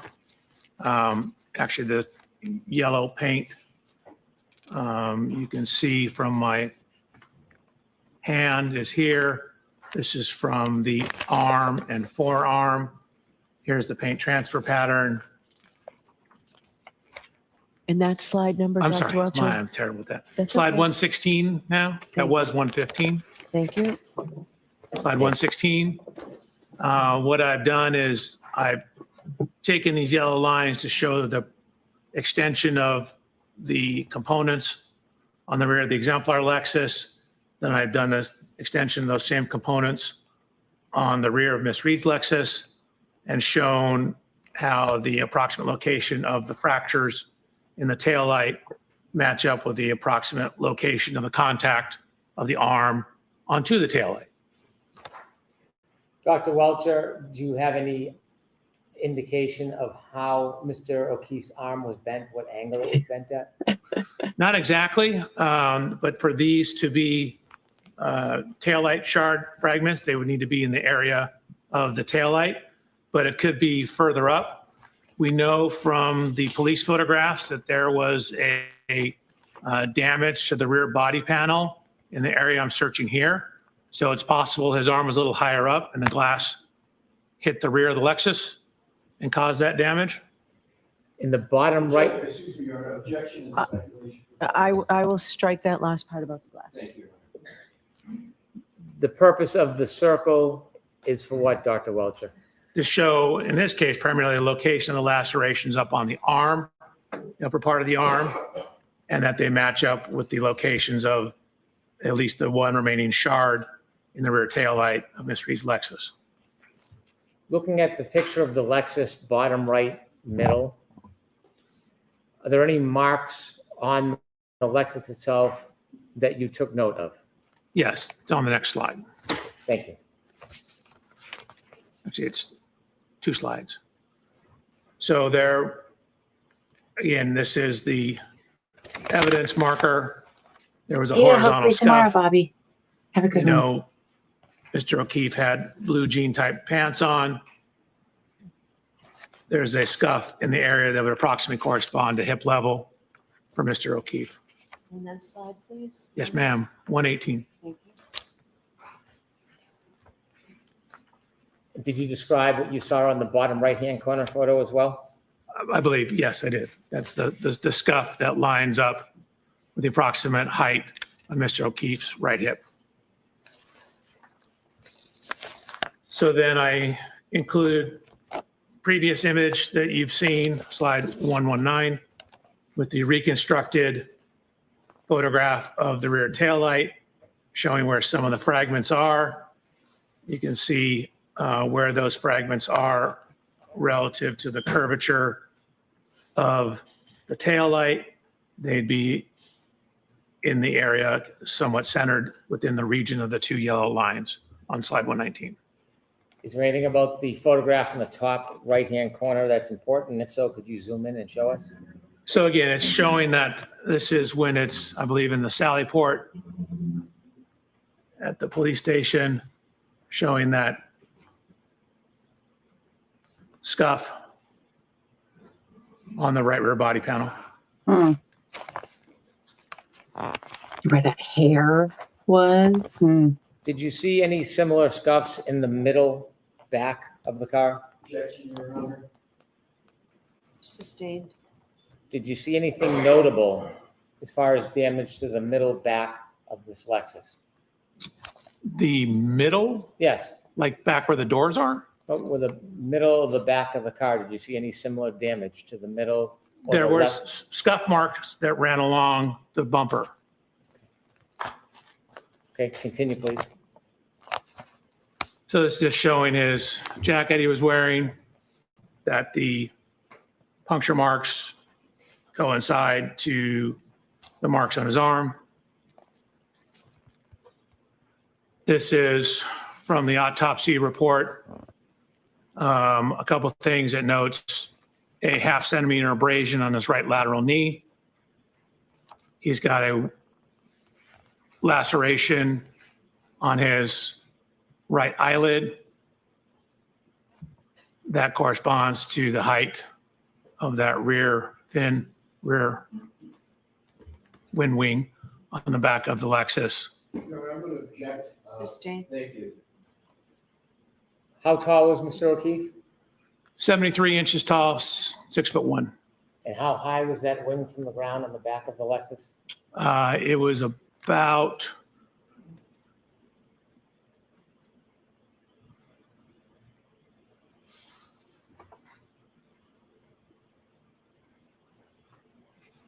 it's about 5 feet 11 inches, maybe 5 feet 10 and a half. Thank you. You're welcome.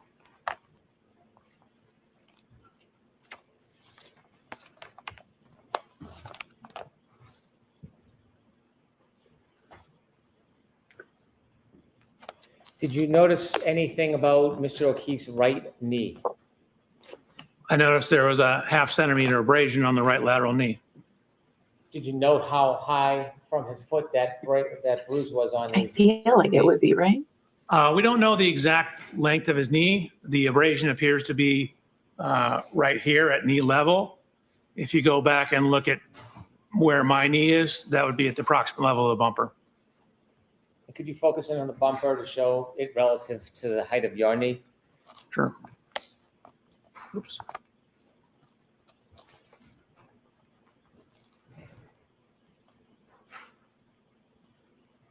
So my knee is approximately right here. This is where the bumper is. So the side of Mr. O'Keefe's knee will be in this general area. Okay, thank you. You're welcome.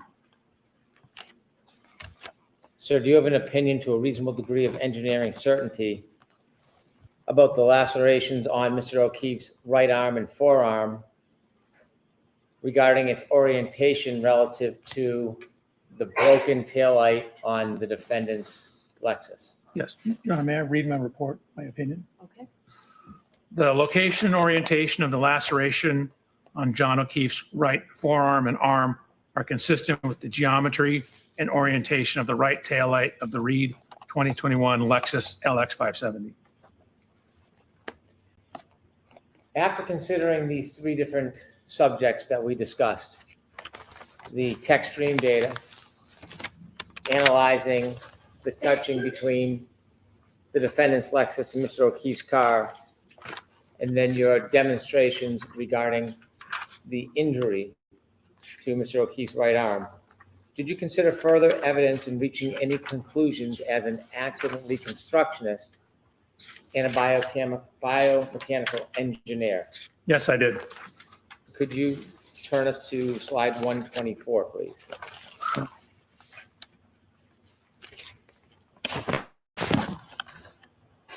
So this is some of the location of the physical evidence.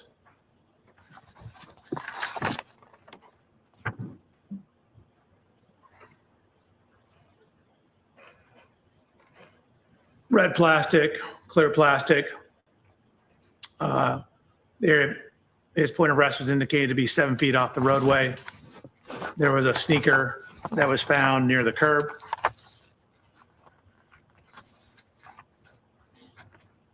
There were various fragments of taillight found in the snow on the morning of the incident, as to the afternoon of the incident.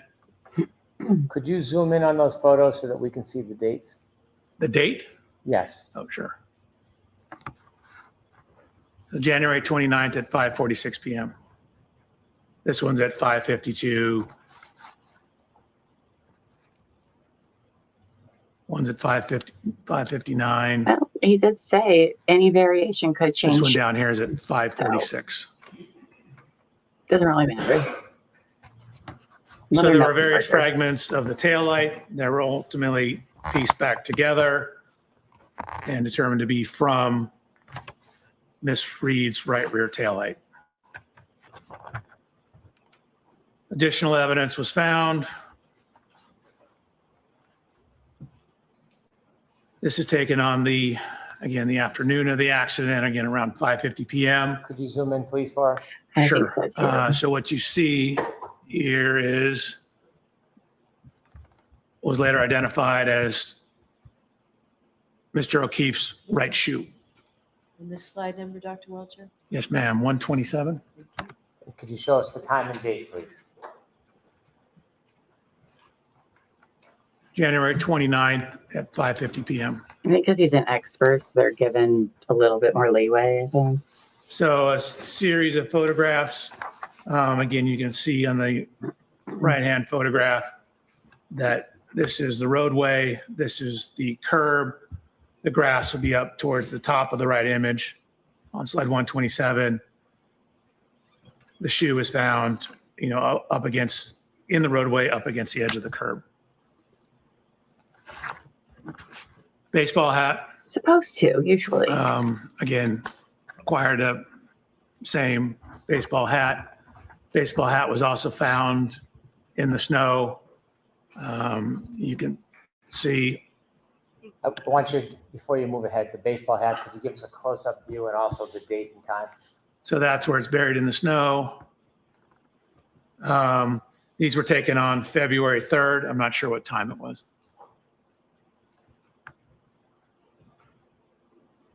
There was also red liquid identified, I believe they indicated to be blood, in the snow as well. And could you give us, So I'm going to sustain that objection and strike Mm-hmm. the last part of I it. So we understand. don't need to come to sidebar, right? Could Just be. describe the color of what you saw rather than what it was. There was red coloration in the snow. And could you give us that date if it's different than February 3rd? I thought that was February 3rd as well. Is there a date on the photograph to the left?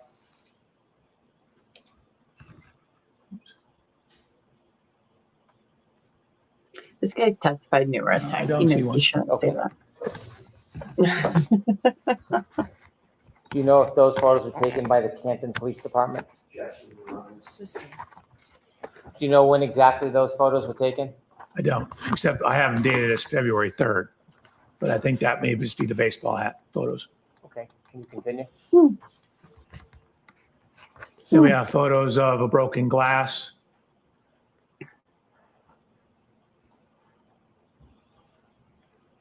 surrounded by red marks in the snow.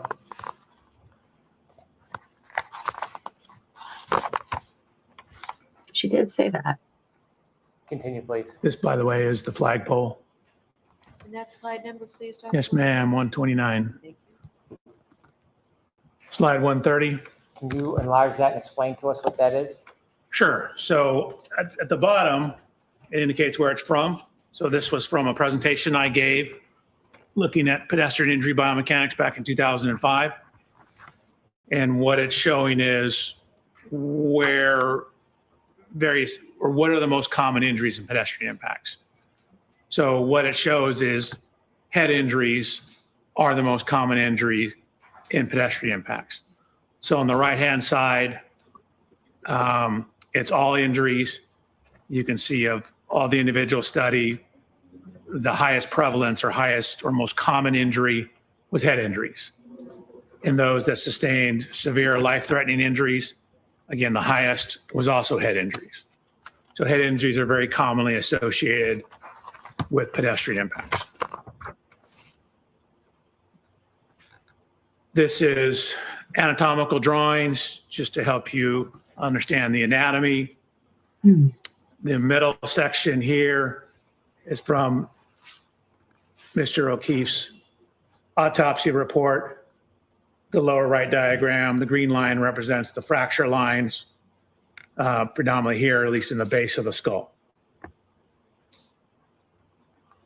So in the biomechanical and forensics just means the legal related scientific industry, there's something called hat brim line or hat line analysis. And what it is it's looking at where Could be. the hat line you can imagine is where the brim of a hat would be. Remember, there's a And bunch of what glass it that is, doesn't match. it's literature that's looking at where head injuries from falls commonly occur. I'll strike, I'm going to strike. Strike, yes, yes. So that was slide 131. No, that was 132. I Oh, moved it sorry. because you said to take it out of the screen. Your Honor, one more request if you agree. Do not take that into consideration. So jurors, when I strike something, that means don't pay any attention. Thank you, Your Honor. Continue, Dr. Welcher. So, Your Honor, I need to go past that slide. Okay, go ahead, go ahead. This is the next slide. Okay, if you can continue. Sure. So I provided peer-reviewed scientific literature that looked at a metric where they were publishing research trying to delineate falls versus blows or assaults. And so this metric is in that scientific literature. They looked at a total of 400 different events, 235 falls, 165 assaults. And so you can see where it says mandible. So mandible is your lower jaw. Can you enlarge that a little bit, please? Your Honor, pardon the interruption. I'm moving to strike. Yeah, let's take that slide down and I'm going to see you inside. No, sidebar. Just want to say this guy said he's testified in hundreds, if not 1,000 trials. I forget what the number was. Anyway, enough to know better that you can't say certain things about certain things. He should know better in some of these answers because he's not qualified to say what said thing is. For example, he's used glass that got struck, blood struck. Oh, Nikki darling. I think so. He has, didn't he say 144 slides? And we're like 10 away. So I think that I wonder if Brennan is going to wrap this up before they go home or if he's going to drag it out to maybe come back in the morning before Alessi gets a hold of them. But this guy did say literally John could have had his foot up or moved his arm even in a fraction of a hair, and it would change everything about what would happen to his body getting hit by this vehicle. So I really don't understand what this guy is adding to any of this, really. Could that seem like it was most likely what happened? Sure. But is that beyond a reasonable doubt? Maybe to some people it is. To me, it's not. Why didn't he hold the glass in his Timmo? It's a good question. It's a good question. Yeah, this is kind of the definition of yes. Yes. According to him, hundreds of times. I feel like he said 200. Okay. Oh, it is. Yes, but have your findings haven't been peer reviewed? I mean, he had a bunch of papers he said were peer reviewed, but I don't know about in regards to this. Just kind of seems like a weird cosplay scenario going on here. But okay. It's fanfic forensics. Well, let me show your comment. Upbeat. I don't. Oh, or my screen's just freezing. I don't know. My computer's been acting weird. He should have taken the 24 mile an hour. Have some pride. Get it together. I mean, neither the ME or the neurosurgeon really said anything about how he could have gotten the front cut there. And this guy is like, oh, it was the tail fin. But like, if something's coming at you 24, I don't believe there were skull fractures there. They were optimal. I forget how the neurosurgeon explained it. So like there was fracturing, but it was from, again, the back of your head hitting something. It causes your brain to like go forward really fast. And gives you Mr. the black Lessie, eyes and Mr. stuff. Brennan is going to do this in open court. Just talk to Dr. Welcher for a minute, okay? Yes. Is there any objection? I have no objection. Are we on the transcript or not? Yes. Right.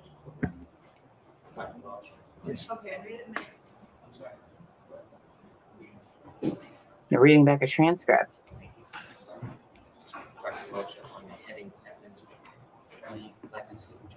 Yes,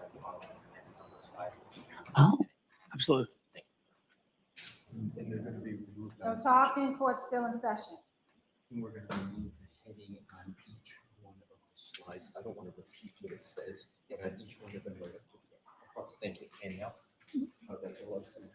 And I'm going to now use a few minutes to see if there's anything else in the report to be ready. so he's making So him it starts on remove page some heading. 124. Is that right, Mr. Brennan and Mr. Lessie? I don't have the whole one in front of me. Dr. Welcher, is that where it starts? That appears to be, Your Honor, yes. 124.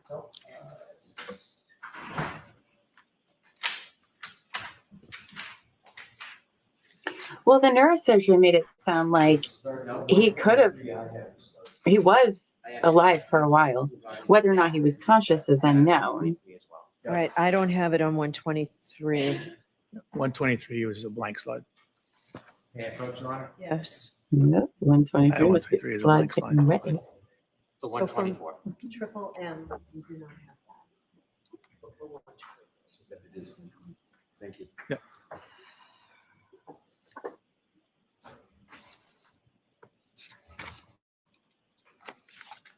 One. 124 through 138, is that accurate, counsel? Checking out what it is. Why is it being all laggy? Chrissy, do you need a break? Do you need 5 minutes? Hold on, I'm gonna pull this down and bring it right back up.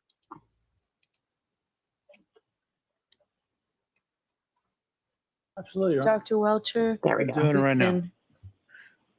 We can bring the jurors back. Your Honor, if we could just, now I just want to look at the rest. Okay. 2 minutes, and then Sure. Your Honor asks us to do that.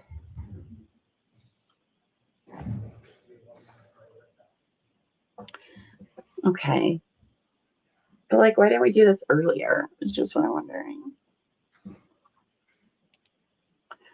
Trinka says, I can't believe they based the whole ass retrial on this guy's reconstruction that he's not sure what happened about anything except The John Chevy didn't break the taillight. I mean, but even then, was there a trigger event recorded there? We don't know. Not on the record, Chris. Oh, yes. Thank you. I forget. Oh, well, now I gotta wait till one of them says something like, oh, okay. Grab it out. Sometimes it's like fishing for them. I gotta wait till their sound again. But I would do my best. Okay, good, that did it. That's exactly what they're trying to say. It's exactly what they're trying to say. Your Honor, Mr. Brennan's giving me permission to confer with Dr. Welch about. Sure, and it won't be on the record, right? Yes. Do we need it on the record? No, thank you. Okay. Dr. Welch, Yes, sir. Please turn to slide 137. God, why'd you cut the audio? Not cool. Not cool. For that opportunity. Right? At 23, 24 miles an hour, 24 miles an hour, yeah. No, you struck one slide. I'm sorry. I didn't strike. We struck it subject to going back once the heading's gone, right? Correct. There may be, depending upon what's in the video, there may be more. That's why. Right, but the ones, all right, so. we So I can go back and show them. Yes. I don't want to offend the court. Okay. That's true. Who was saying that he was side swiped? Was it Burgess? I think it was Burgess. They were trying to get the whole side swiped thing instead So are we direct. starting on slide 132? 132, Your Honor. Okay, thank you.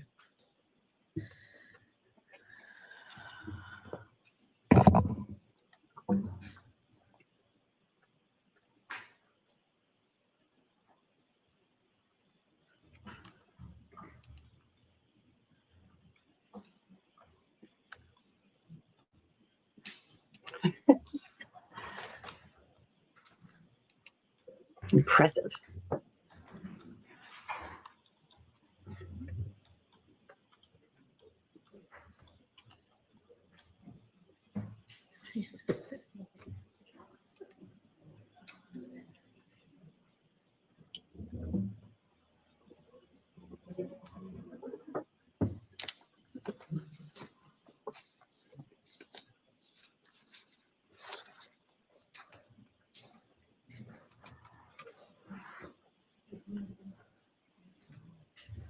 Like, I don't even know if this guy's work is bad, but like, it certainly doesn't help with the prosecution's narrative, like, at all. Ugh. Can inquire if Dr. Welch's PowerPoint is ready on the screen. It looks like it's up. Is it ready, Dr. Welcher? You got me scared when you asked me that. I need to double check. Yes, I believe I redacted everything and we are on slide 132. Thank you. And by the way, It appears that way to me, Mr. Lessie. From here. the battery died on this. Okay. Mr. Lessie. Or in charge You of see how it. she says that? I brought my Mr. own, Lessie. unfortunately, but actually, I can't find mine.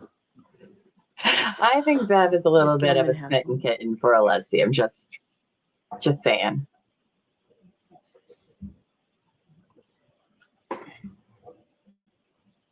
That's what I hear. That's what I hear.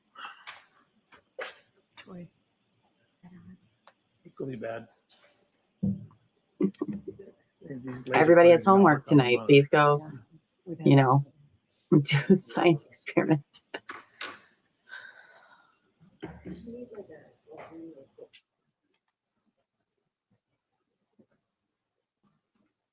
No, so there's some stuff on the slides that Alessi wants taken down. I heard something about some of the title headlines.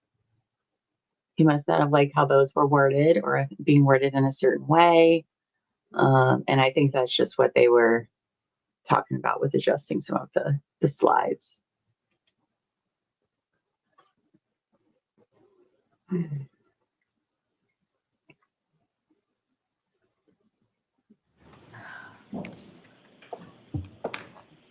My guess is it said words like crash or something like that. You're busy rage chatting. With all the medical issues Karen endured, she was very sensitive to others, especially having MS. I mean, yeah.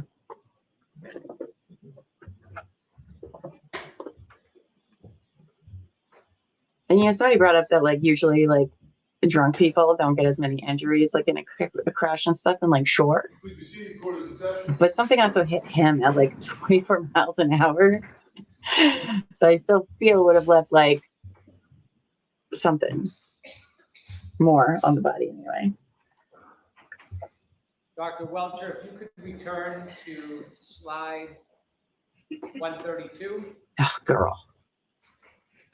actually 133, Dr. Welcher.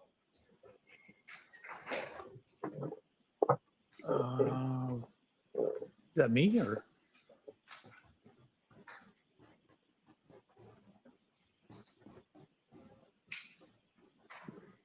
$132 or $133? 133, please. Oh, the next one after that. So we did skip over 132. So we skipped over that one as well. Keep going. There we go. If you can enlarge that just a little bit for us. Sure. Now, you mentioned that there were studies that talk about Okay. guiding the difference between potential injuries. Correct. Can you explain that? Sure. So I gave 3 papers and someone's dissertation on this issue. They were creating a analysis methodology to differentiate whether the nature and pattern of injuries are more consistent with a fall or more consistent with an assault, or they're calling it blows. Okay, can you walk us through what this chart means? Sure. So this is their flow chart in terms of their assessment. So it starts at the very top. You can see they analyze a total of 400 events, 235 falls, 165 blows or assaults. So what you do is you ask yourself on the first set of arrows, you look at the mandible, the jaw. And MRS, as you can see at the bottom down here, refers to a simple fracture or multiple fractures. A is no fracture. Mr. O'Keefe has no mandible fracture. So that means we go down It feels that this way. row. It then looks at all facial fractures. So these are the bones that constitute the face. So if you have a facial fracture, you go to your left. If you have no facial fracture, you go to the right. So if you have some event, no mandible fracture, no facial fracture, what they've indicated that is predominantly associated with falls and not assaults. Thank you. You're welcome. In addition, did you do any further study on the force of a person falling back and landing on their head? Oops, I did. Could you So what I did was I did what are called drop test. I took an anthropomorphic test device, ATD, which is just a fancy name for a crash test dummy, and dropped it backwards onto a hard surface to look at what happens if you were to say fall backwards and hit your head onto a hard surface. So on this particular photograph of Mr. O'Keefe in the upper left, there's noted to be abrasions above the fracture line in the area. You can't see that at all. You can see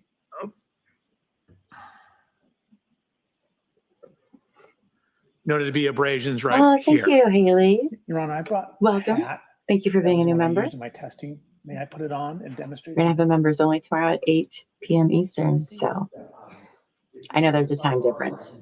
Are you objecting? That's sustained. No, you can't.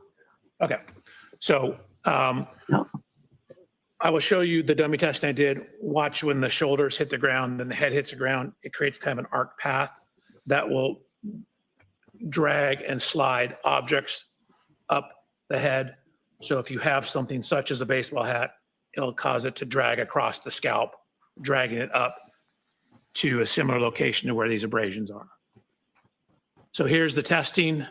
Again, this is like the crash test dummies you see on television. This is myself. Not really. Not in my opinion. Me giving me similar instructions, telling them what we're going to do. Oh, I said, and watch. Shoulders come in, then the head contacts the ground. What you see is if you fall backwards and land on a very hard surface or hard surface, you will get extremely high loads on the head. If you compare that to data in the science. I'm sorry to interrupt. Yeah. Enlarge that, please explain what the chart is before you explain. Oh, sure. This chart up here? Nope, the next page. Right. You can enlarge it, tell us what it is before you get into the details. Absolutely. So this is actually kind of a famous study that was published, one of the first studies looking at head fracture or skull fracture tolerances. So what you see, the portion at the back of your skull is called the occiput bone. So that bone, if you put your hand on the back of your head, is your occiput. So we're looking at occiput impacts. And what you can see is that when they took cadaver skulls and dropped them from as low as 40 inches onto a hard surface, they were getting linear fractures. And you can see even at 40 inches, there is called a stellate fracture. You're Stellate hard. means star-like. You get a fracture that goes out like a star. So even at a 40-inch drop height, you have sufficient force when landing on a hard surface to cause skull fracture and a level 3 type skull fracture. he did. So- Yes. Mr. O'Keefe, again, is 73 inches tall. His occiput is about 4.6 inches down from the top of his skull. That means it would fall a total of about 73 minus 5 would be 68. So just under 6 feet. So 72, 4 inches under, so 5 foot, 8 inches is the fall height. What is data showing that even at a fall height as low as 40 inches onto a hard surface, you can get fairly severe skull fractures. Thank you. Dr. Welcher, regarding your third part of your analysis, did you come to a conclusion to a reasonable degree of engineering and certainty whether or not the Good luck, defendant's girl. Lexus collided with Mr. John O'Keefe on the evening of January 29, 2022, around 12:32 a.m.? Yes. Before you give me your opinion, I'd like you to share with the jury what that opinion is based on. Sure. So it's based on the 130 slides you've seen, based on my personal inspection of the Lexus, the correlation of the text stream data with the infotainment data, as well as Mr. O'Keefe's cell phone data. It's looking at, I guess, where the taillight wasn't broken. It's looking at the physical evidence at the scene in terms of taillight fragments, glass fragments, red color in the snow. We have the cell phone data, the location and position of the arm lacerations, the air temperature at the time indicative of sufficient to freeze, the location of the fracture on the back of his head relative to the scientific literature, my testing of forces available falling onto a hard surface, published science on the fracture forces associated with falls. And I'm sorry, I'm reading from my report. Rather than I'm reading from my report. Can you answer without reading from your report? Probably it's more complete if I read my report. Any objection, Mr. Leslie? I do, on this question, Your Honor, reading from a report for this question. So I'm here to represent the feedback. So, try not to read, don't read from the Okay, doke. Okay, Dr. Butcher, let me ask you again. Based on your analysis, data available, reviews, study, based on the fact that you are an accident reconstructionist and a biomedical engineer, have you reached an opinion to a reasonable degree of engineering certainty whether the defendant's Lexus struck Mr. John O'Keefe on January 29, 2022, around 12:32 a.m.? Yes. And could you share the bases of your opinion before I ask you your ultimate opinion? Sure. So again, you've seen my slide presentation. I've inspected the Lexus. I've looked at where it wasn't damaged. I've inspected the taillight. I got an exemplar Lexus. I ran lower speed contacts to verify that the injury pattern and location on the arm is consistent with the height and orientation of the taillight. I have looked at fracture tolerance data for falling backwards onto hard surfaces. I've looked at the metrics of where his injuries were and what injuries he didn't sustain. I've looked at the cell phone data, and then I've looked at Miss Reed's interviews as well. Based on all the evidence you considered, could you share with the jury what your opinion is to a reasonable degree of engineering certainty about whether the defendant's Lexus struck Mr. O'Keefe on January 29, 2022, around 12:32 a.m.? Objection, Your Honor. Oh, to it. I can answer. Yes, based on the totality of the evidence, DNA, everything I've talked about, that is consistent with that happening with a reasonable degree of scientific certainty. That is what happened. Objection, move to strike, Your So Honor. I'm gonna strike that. I want to see Council side up for just.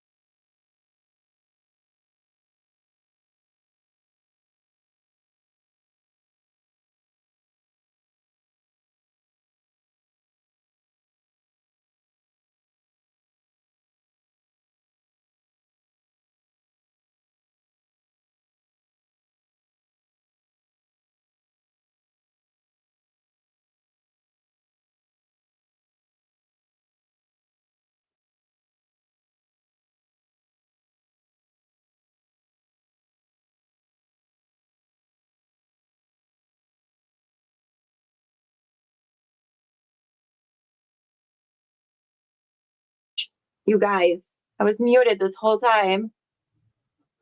Oh, thanks. Thank you guys for letting me know.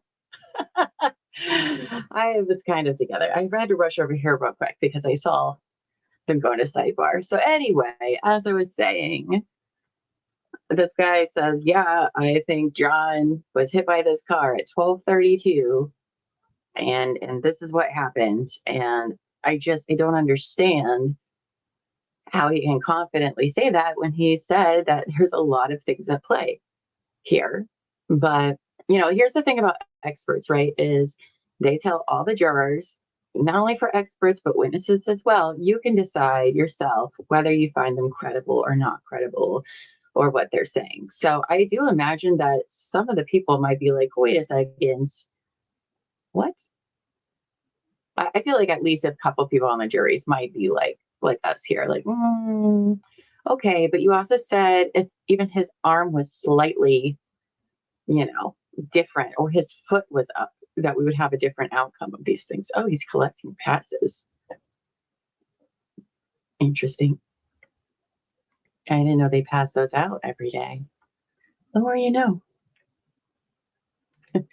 Your job is submitting appeals for miscarriage of justice, so I know a little bit. Oh, that's a cool job. Love that, Haley. Very interesting, especially you being over in the UK. Love to talk about the difference between the courts sometime. If you ever want to come on, you can always email me. We can set something up. So what happened in the last 5 minutes? I think he was just giving his expert opinion that this happened, a collision happened, and everything he said is that. Right. He also said we don't know when and where it happened. Excuse me. And this is all itchy. He couldn't say when and where it happened based on he didn't know exactly where John's body or how far he flew, which I feel like we could figure that out with some physics math or something. Two things I'm not good at. Are they done for the day? They're doing a quick sidebar, but I bet you they'll come back and show release the jurors. So we're not done quite yet. Sue, on Twitter says, Welcher says Reed's interviews were considered. Welcher's delivery of his analysis of the data is interpreted by a lessee in sidebar.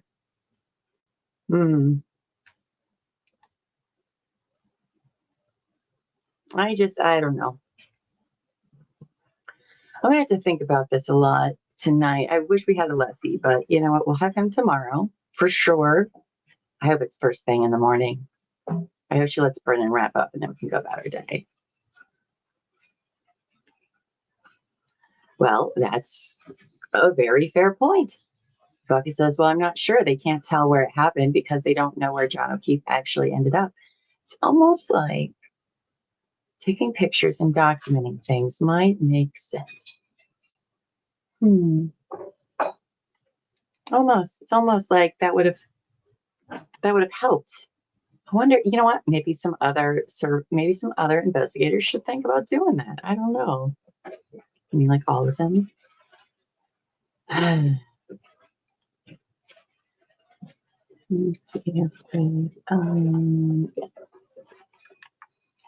Sorry. Thank you. Sorry. Okay. Anyway, where were we? Lucky is the only person in that town that is honest. That must be the tow truck driver. Yeah. Or I'm sorry, plow driver.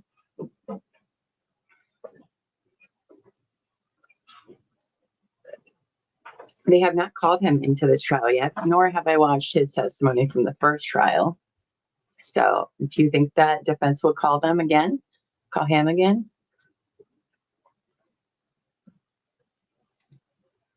Did the Alberts have Ring doorbell footage at all? No, not to my knowledge. Nope, and nope. Which is interesting, don't you think? But I mean, I don't have one, but I'm also not a cop, so my neighbors have them, so that's enough. By the way, I guess maybe I shouldn't announce to the world that I don't have one, but I can tell you right now, the neighbors surrounding me all have them. So, oh, you put a funny meme in Discord? Okay, I'll take a look at it here in a second. Kelly, thank you. By the way, if you guys haven't, join our Discord. We'll keep the conversation going after court is over with today. Most of the people you see in here are over there, so it's a good time. Angie says, lucky the plow driver and Ryan Nagel are most credible to me. I found Ryan Nagel to be credible. I mean, he seemed pretty like, yeah, this is what happened. This is kind of when I was here. I don't know. Yes. He didn't seem dodgy like every single other witness. He was the one that was sitting out in the car and picking up his sister, Julie. Yeah, Julie, I think. And Buffy says, I'm sure knowing the exact location of the pieces and correlation of the body would help too. Reconstructionists usually work backward to find out how things occurred. I know, right? Gosh, if only there was a diagram showing where all of the pieces were. Just imagine. Just imagine. Oh, they did have Ring? The Alberts did?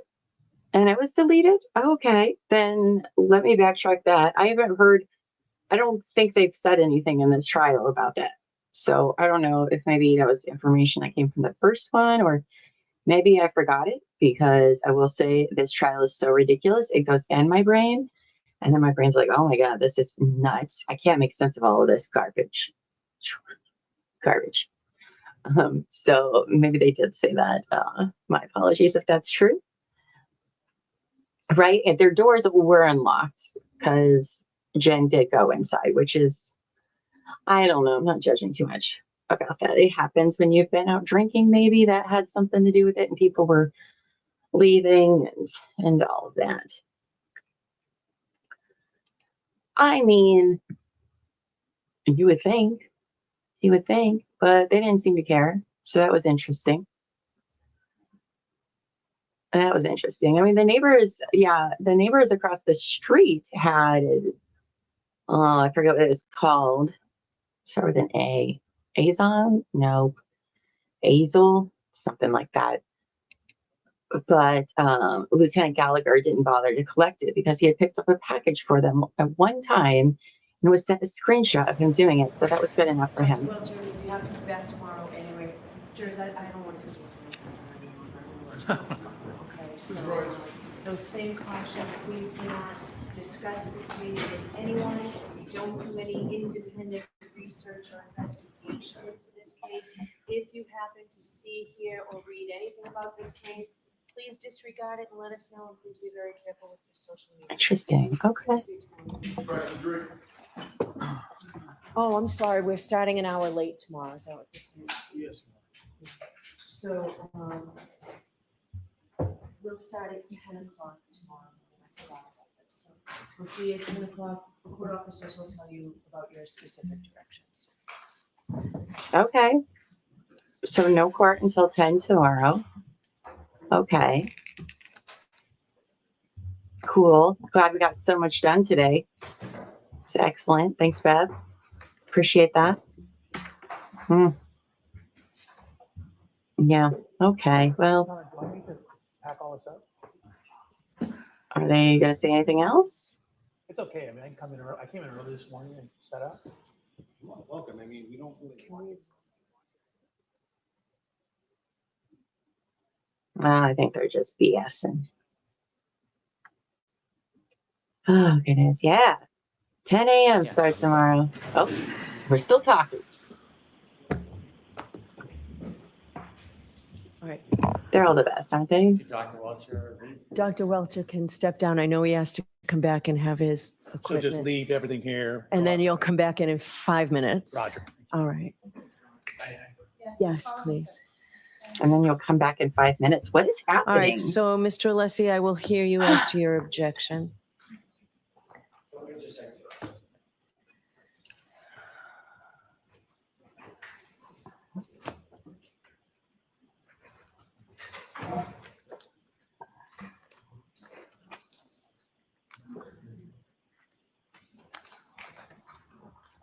What are we talking about? Sure, it's not hard to be kind. Thank you, Your Honor. Would you like me to go to the podium or stand? Right there's fine, and let's try and wrap this all up by 4 because I've already heard you at sidebar. We'll do so, Your Honor. That means both of you I'll hear from within the next 5 minutes. Go ahead, Mr. Alessi. Thank you, Your Honor. The point number 1 is the question of whether, based on a reasonable degree of scientific or certainty, he has an opinion whether a collision occurred. I'm going to give a dramatic and accurate example that happens in courts all the time equivalent. So by analogy, if the issue is whether or not a defendant has stabbed an individual and caused a certain event, that is the ultimate question for the jury. That question is never permissible in a trial. By analogy, this is the exact analogous situation. The question of whether there was a collision is the ultimate question for the jury. That is why we are having this trial. The defense strongly asserts there was no collision, and there is substantial evidence to that. We are going to cross-examine Dr. Welcher. We are going to put in our own strong case to demonstrate no collision occurred. That's no surprise. It was in our opening statement.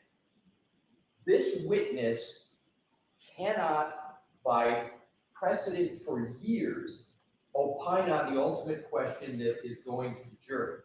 I accept, subject to evidentiary issues, the two questions that a biomechanist always answers in these situations. Is the damage to the vehicle consistent with a pedestrian hitting the vehicle? And are the injuries to the individual consistent with being hit by a motor vehicle? Those are the questions that are permissible, not the collision question. It is resoundingly improper in this trial, in any trial where that is the ultimate conclusion for the jury. Yes, an expert can offer opinions, but every expert is bounded by the extent of their opinion, and that opinion on whether there was a collision would invade the province of the jury and the whole purpose why we are here, Your Honor. Thank you. All right, Mr. Brennan. So what Mr. Lisi is arguing is that in their It's opening Alessi. statement, they repeatedly invaded the province of the jury because they must have asserted vehemently over and over again, there was no collision, over and over and over again. And he just told you that when his expert takes the stand, they'll have abundant evidence that there was no collision. This case is about the collision, but that is not the ultimate issue. The ultimate issue is manslaughter or mens rea for second-degree murder, not collision. They don't get to define the prosecution's case. They do not get to define or limit the prosecution's opinions. They have no case law. They have no study. They have no jurisdiction or jurisprudence to say what we are limited to. He's entitled to an opinion. His opinion is not limited to whether or not the defendant struck Mr. O'Keefe. That evidence is obvious. It's not whether or not there's damage to the car or Lexus. That evidence is obvious. He also is an enormous part of a biomedical engineer and an accident reconstructionist. He studied the tech stream data. They didn't, he did. And he's entitled to give an opinion. The tech stream data, based on fact and science and data, tells us when, if you put it together with other evidence, and where, when you contribute it with other evidence, this collision actually occurred. We don't have to play peekaboo and close our eyes to the reality of the fact that the evidence supports the conclusion to a reasonable degree of engineering certainty that the defendant struck Mr. O'Keefe with her Lexus in front of Fairview Road. I am not interjecting the defendant. I always refer to her car, so it is sanitized, her Lexus. I've been careful about that. I don't have to, but I'm very careful about it. He is relying on the tech stream data, the physical evidence, his independent studies. He is allowed to offer an opinion about whether the injuries are consistent with the damage to the car, whether the damage to the car is consistent with the injury to Mr. O'Keefe. And he's also allowed to answer, in his opinion, the issue of a collision, putting aside the fact that that was emphasized and repeated in the opening statement, and it's going to happen again when other people testify. It's not our fault that ARCA didn't testify or look into the tech stream data, or they don't have an expert for it. It doesn't belittle or limit that evidence. We expect to ask Dr. Welcher, does he have an opinion to a reasonable degree of engineering certainty whether the defendant's Lexus collided with Mr. O'Keefe on January 29, 2022, around 12:32 a.m. That is one of the opinions we're going to ask him, nothing to do with the ultimate opinion of guilt or innocence, or whether it's manslaughter or there's mens rea for second-degree murder. And what was your second? You said that's one of the opinions you're going to ask him. What else are you I looking will at? also ask him about the consistent with, whether the injuries are consistent with. With what? I'm going to ask him after this part about the difference between a clip or a side swipe as opposed to a full-on injury, pedestrian collision from a front or back of a bumper. And there are further slides to emphasize that point. And so there'll be an opinion regarding that as well. And you, Consistency with a side swipe or a clip. okay, so So this we is are not the going end to of satisfy- Dr. Welch's testimony. He's just moving on to another area. It's close, but it's not the end. Okay. Go ahead. Yeah. Your Honor, here's a case. Attorney Brennan said, go to case law, here it is. Commonwealth v. Coleman, 366 Mass 705. And it stands with the proposition exactly that I articulated. I won't repeat it. Secondly, Your Honor, we practice what we preach. Oh, I have the ARCA report right in front of me. tell us, And I Alessi. have the report of. Is that a new one or is that This is the new one. Okay. It's also, the old one is the same. So either one is the same. They do not, Mr. Brennan incorrectly said what our experts are going to do. I don't know why he did that, because he has these in writing. Neither Dr. Wolf or Dr. Rentschler talk about a collision or conclusion. It's consistency. It's those two questions I said in sidebar. And for reference, Your Honor, for the most recent is page 15. There is no. I don't have that report, so I'd like a copy of that report. Your Honor, a copy, and I also, Your Honor, refer Your Honor to ARCA's existing report, which I'm going to do from memory. I think is February of 2024 that was done for the U.S. Department of Justice and FBI, where they basically said and gave opinions on those two items I spoke to you with sidebar. So Attorney Brennan is incorrect when he says what our experts are going to say or not. We've already committed in writing to what they're going to say. We're consistent. We practice what we preach. All right, so we will discuss this tomorrow before we start. I'll tell you my ruling tomorrow before we start. I need to go back and see what exactly came in to evidence today. All right, so I'll see you in the morning. Okay, but like what time? Like, are you guys coming in early to talk about stuff, or are we not starting until 10? Annoying. Okay, you guys. Well. There we got that. We got some arguments going on. Love that. Basically, they're trying to stop this guy from saying that he thought a collision took place, which I agree. I don't see how I can say that, but okay, here we are. I don't know. What do you guys think about that? Brennan is he's so interesting. The things that he argues about sometimes just really get me. Oh, goodness. Yeah, I don't know. Let me decide if I'm going to start at 8:30 in the morning or 9:30 tomorrow. Make sure you hit the subscribe button and hit the notification bell, so that way you'll know if I do change times. You'll see it, because we already have that up for tomorrow, but I might change the time. We'll see. Or yeah, I can entertain you guys, I guess. I did it today for like 2 hours. I guess I could do it again tomorrow. Make Elwoofy get on here for me. Oh, you'll be there early as it starts at 2 your time. Oh yeah, because you guys are like 6 hours ahead of me, I believe. Oh, she'll probably, yeah, I feel like it's going to be 10. There's no way they're coming in early. Tonight I'll be releasing a new episode of Couch Court with Llama After Dark about the Sean Diddy Combs trial. Who knows what they got into today? I am so excited to find out. By the way, I do cold read those.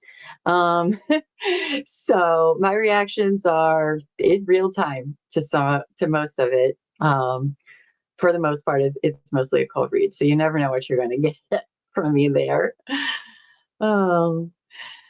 Breezy breeze. I like to teach the world to sing in perfect harmony. Oh, nice. I like that. Yeah, Brennan did break for a second. Both Bev and I were like, and what? Oh, you guys, maybe 9. You know what? Yeah, that's true. I don't know. We'll see what happens. Starting at 9 instead of 8:30. You guys want to do that? I can do that. We'll do that. We'll move it to 9 p.m. or 9 a.m. 9 a.m. Eastern tomorrow morning is when we'll get here. We'll hang out a bit. And just in case court starts early. Oh, no. I was about to play one of my games. No, I don't want to hear my voice in real time. Oh, thank you, Lady in Gray. They're pretty authentic. So Hank did glitch out a little bit. All right, you guys. Well, that's our day for today. There isn't much to say, but you guys become prepared for all the snacks tomorrow, because it's going to be a Lesion Cross. And I think he's going to be fired up, and I can't wait for it. So make sure you bring some snacks. I will see you all tomorrow at 9 a.m. Eastern Time for more of the Karen Read. Until then, everyone, thank you for being here. Thank you to our chatters, our lurkers, yes, you guys too, and our replay crew. We appreciate all of your views, your likes, your sharing. It's been making a huge difference for us on the channel. So keep doing that. Keep being you. Until next time, you guys, go forth and be amazing. You all have a great day, and I'll see you guys later. Bye.